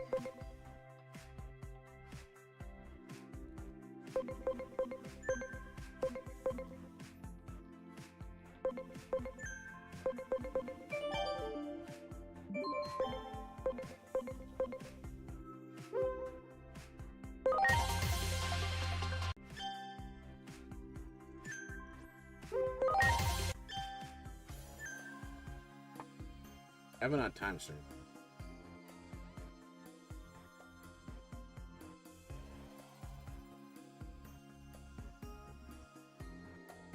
I do.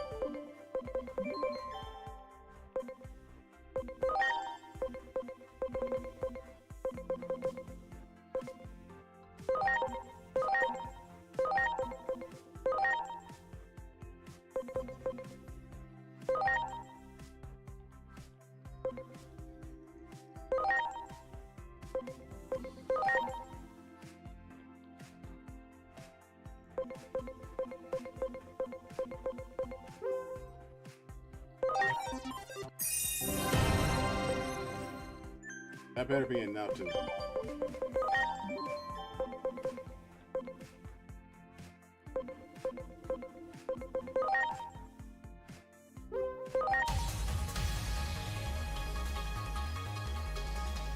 It was Baramon. They really did get rid of the Ryutamon tree line. No. He knows Hydro Water, so that's kind of.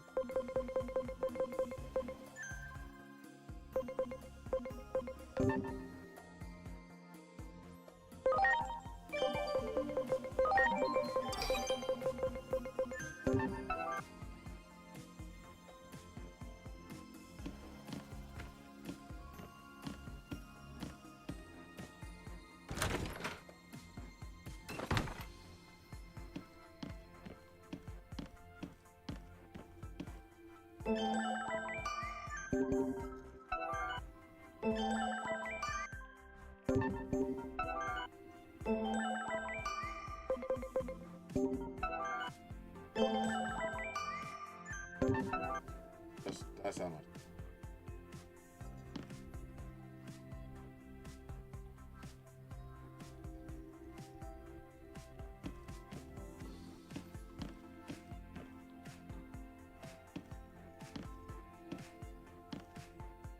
I'll give you a proper tour of the house now.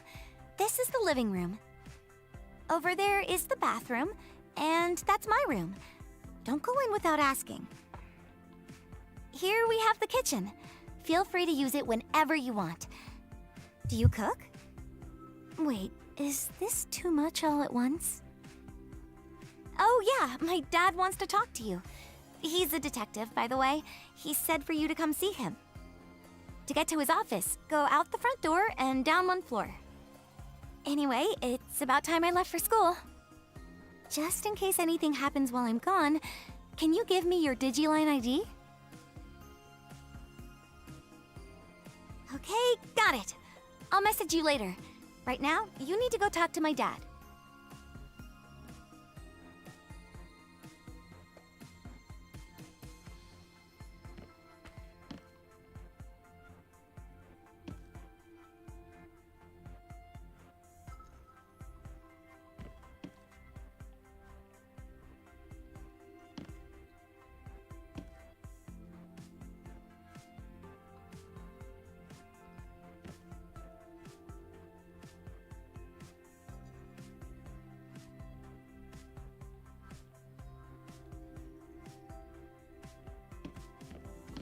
It looks like that cyborg ant.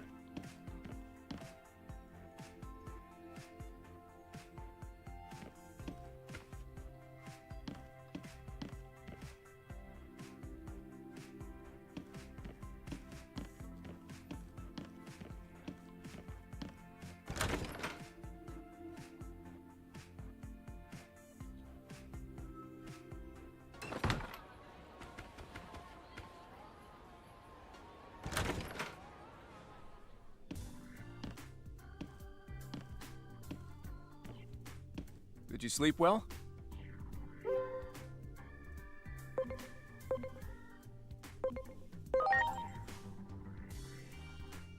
Hey, that's my line. I don't know what would have happened if it weren't for you. That was quite the day yesterday. Those phase electron life forms, Digimon, you call them. So here's the deal. For various reasons, I know some things most civilians don't. I'm familiar with the term phase electron life forms, but you seem to know a lot more about them than I do. So, who exactly are you working for?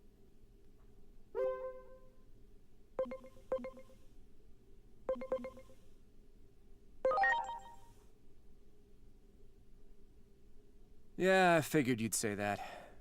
I know how it is, after all. I've got some experience in your line of work. I know that you can't speak freely about these things. Just, I really need to know more about those creatures you call Digimon. My guess is you were sent here to investigate what happened yesterday. Wouldn't it be best to have a home base nearby? You're welcome to use my house, if you'd like. No need to get your guard up. I just want to know what you know. But that can wait until after I've earned your trust. Just don't go disappearing on me in the meantime, okay? If you do, I just might end up spilling the beans about you. To the police, public safety, maybe even Hiroko. I'm sure getting internet famous through her videos wouldn't be ideal now, would it? I'm joking. For now, at least. Now that that's out of the way, let me finally introduce myself. I'm Kosuke Misono. Nice to meet you.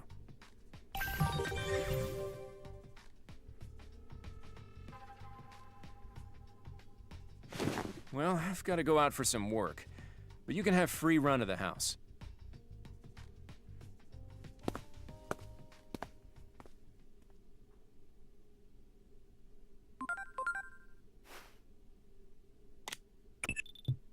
It seems that girl doesn't remember meeting you at the Tokyo Metropolitan Government Building. But I suppose that's to be expected. Our analysis indicates that you've somehow been sent back in time 8 years. I combined the info I've been receiving from your Digivice with positional data from 8 years ago, and fashioned an improvised location data system. I'd say it's fairly accurate. Try accessing the location data system while viewing the map on your Digivice. I'll contact you again as needed. All right, I'm counting on you.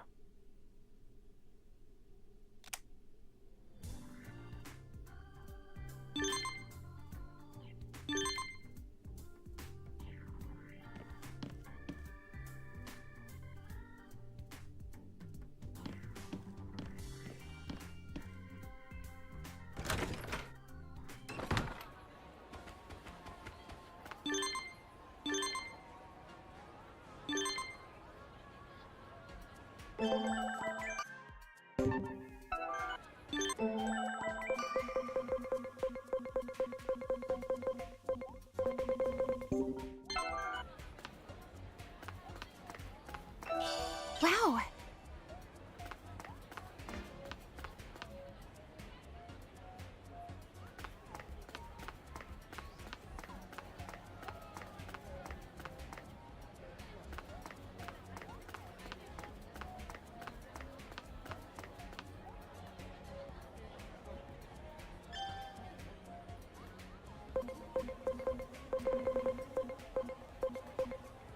Oh, should I braid her Tekken 8 shirt?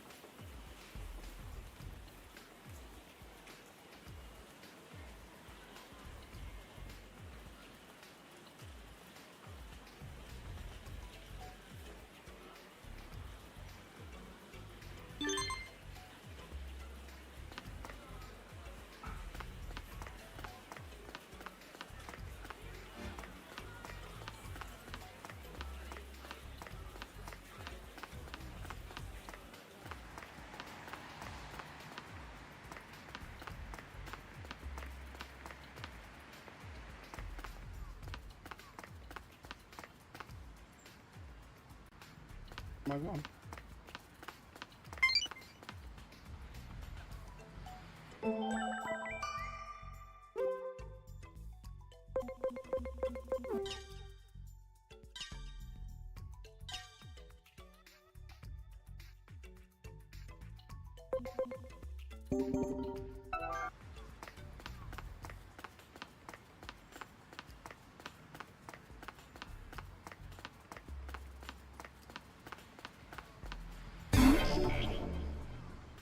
Where?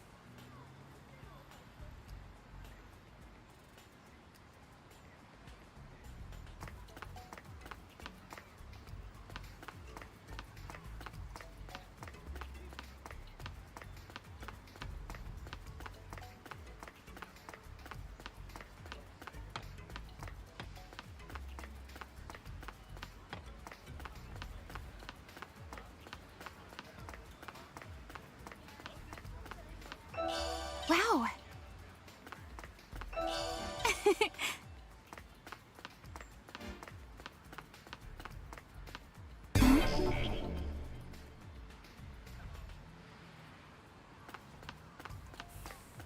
I remember this area.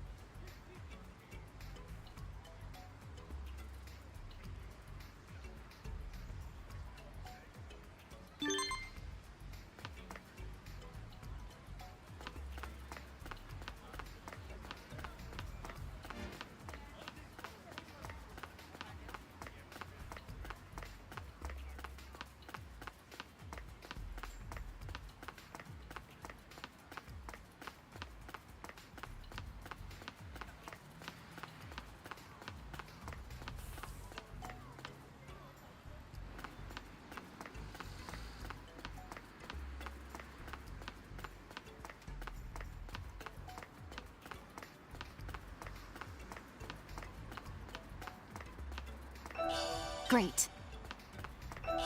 Wow. There's a lot of stuff out here.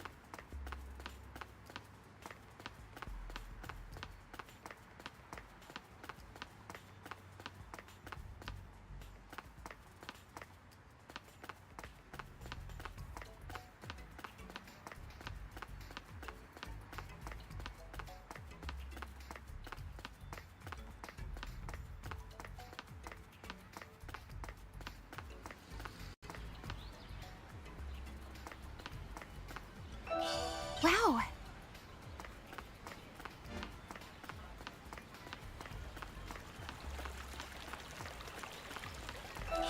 Great.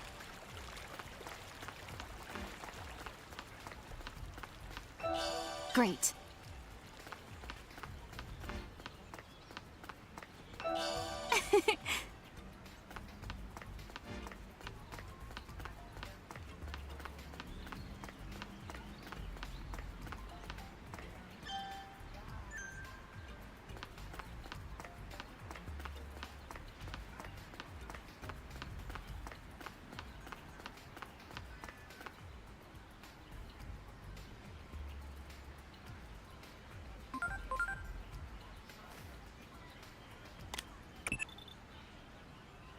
By the way, make sure you keep your identity concealed from that freelance detective. And the possibility that you've traveled through time as well, of course. We don't want to influence the past. There's no telling what would happen. Adamus's own research into time travel was suspended after a series of accidents in the early stages.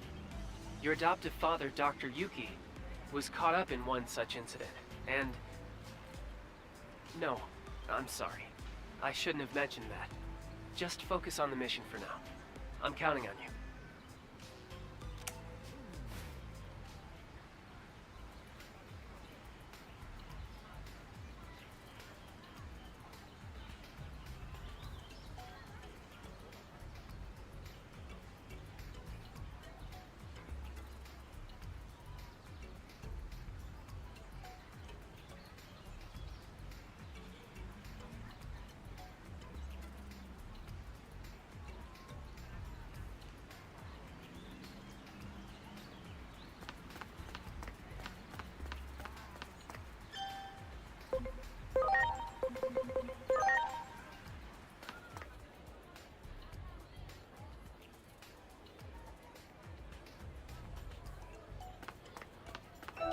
Great.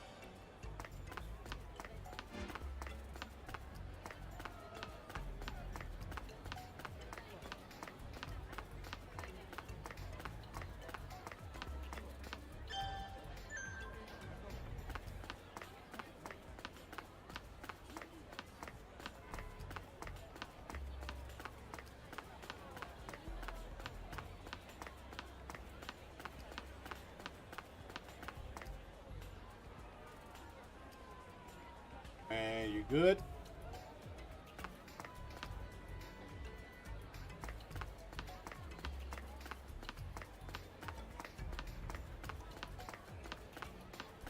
So much open space.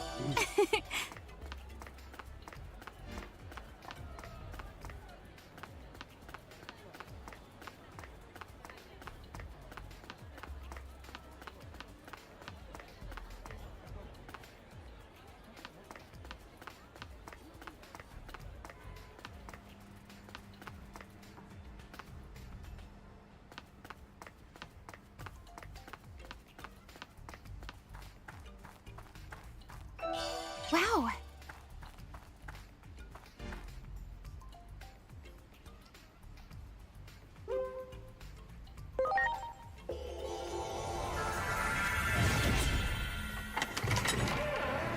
Well, okay then. All right.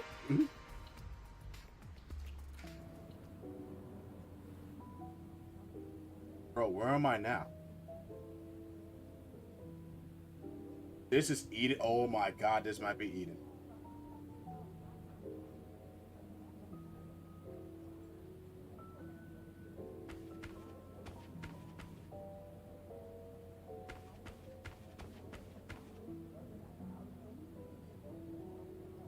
Time and space.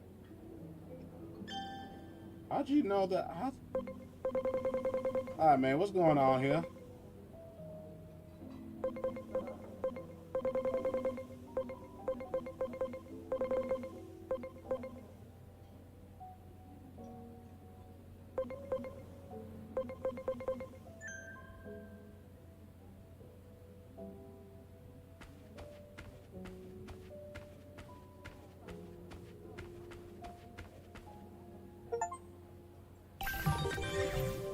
It is Mirie.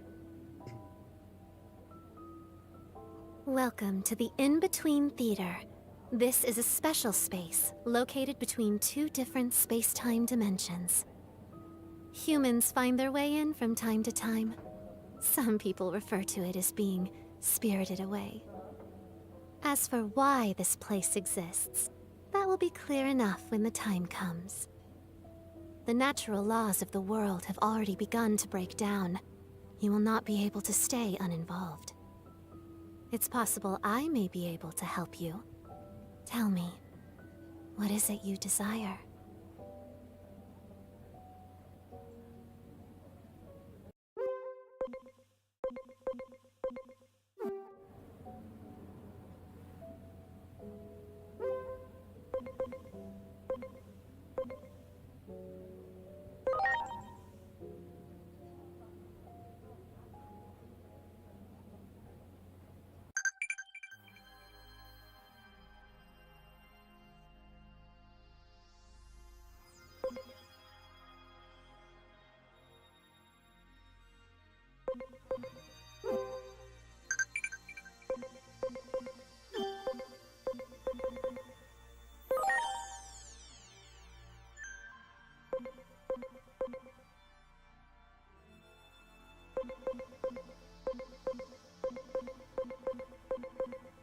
This looks so cool.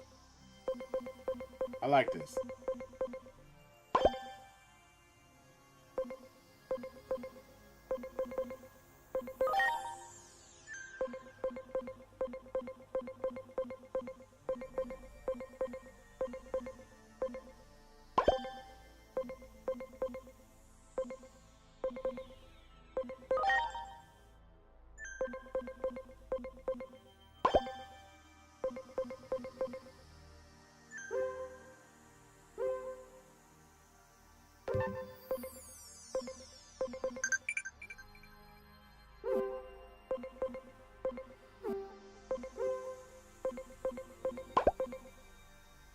Oh, wait, hold on.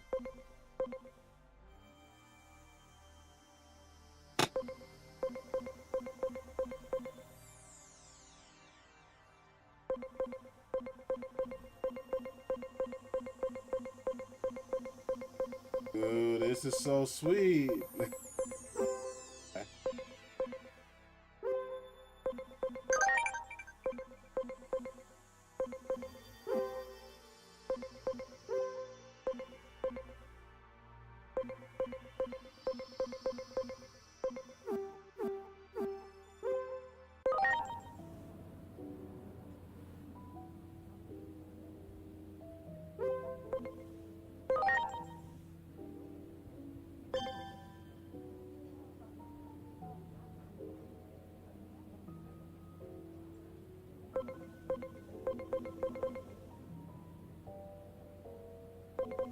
Earn as much as I want. We just try it. Let me see what happens.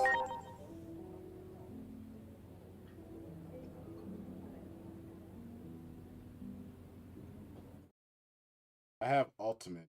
I have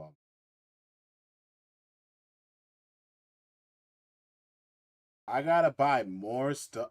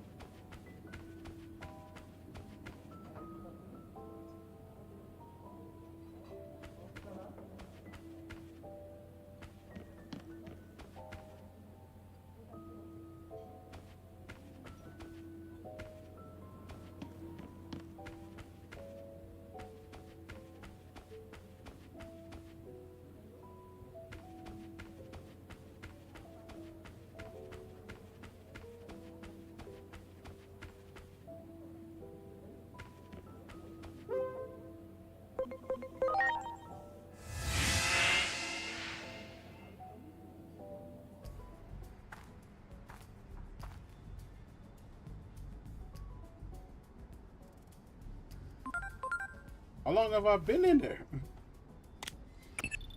Are you alright? Where have you been? I lost contact with you for a bit there. I'm analyzing data as it comes from your Digivice. It seems returning to your original timeline won't be easy. Even if you did make it back, the situation here is nigh hopeless. It all started with a conflict between Digimon, but now humans and their mechanized weapon have entered the fray, making it an apocalyptic three-sided conflict.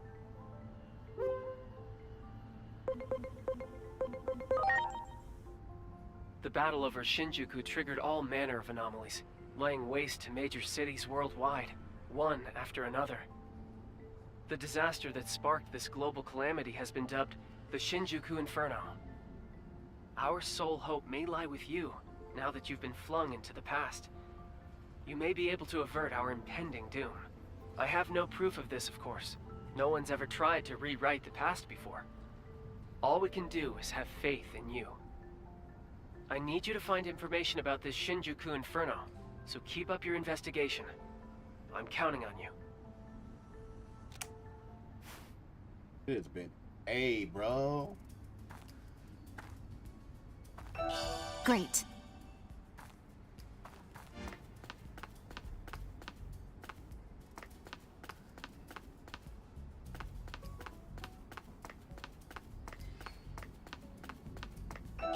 Wow.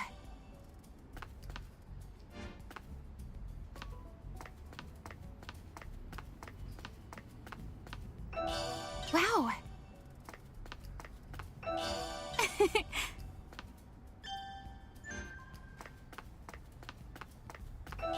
Great.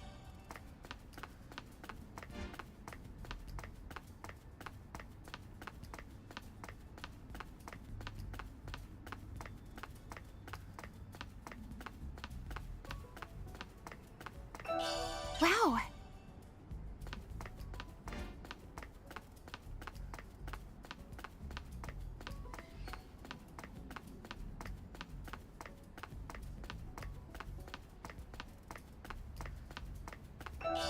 Wow. Great.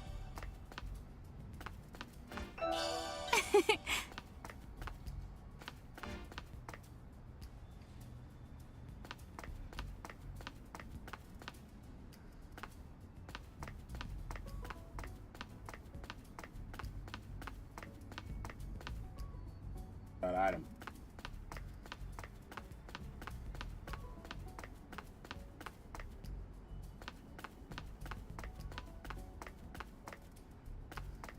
Know what, kid?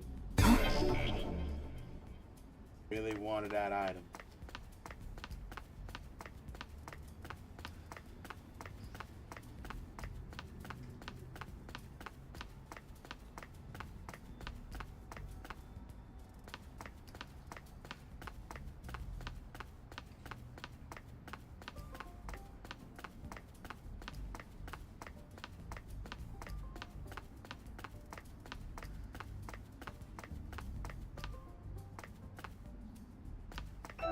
Great.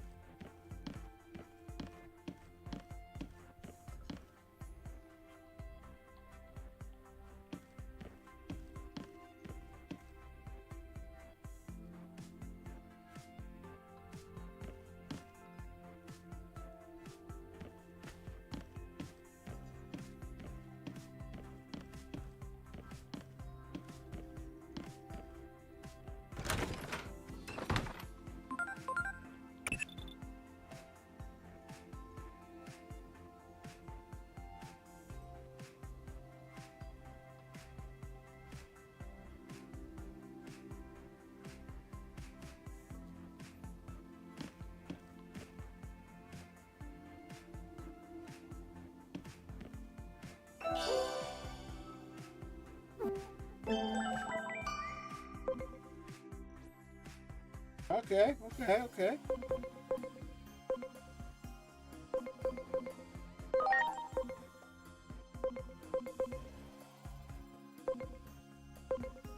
Kind of like the Cyber Sleuth one too.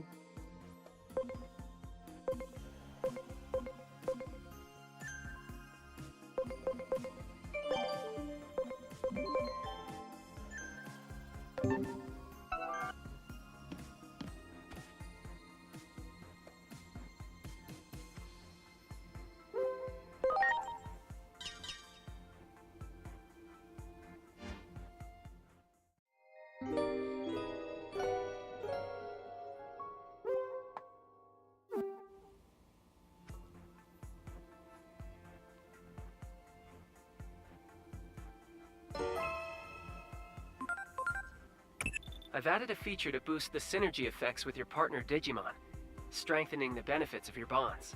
This feature is called Agent Skills. Agent skills improve as you progress, allowing for accelerated Digivolution and enhanced cross-art abilities. Master this function and use it to carry out your missions.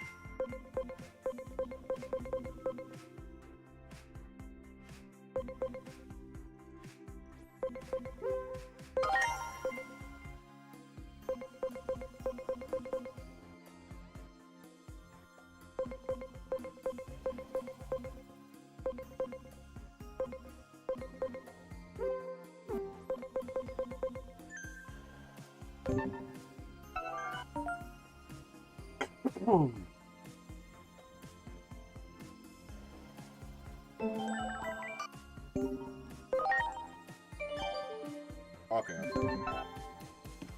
Woo.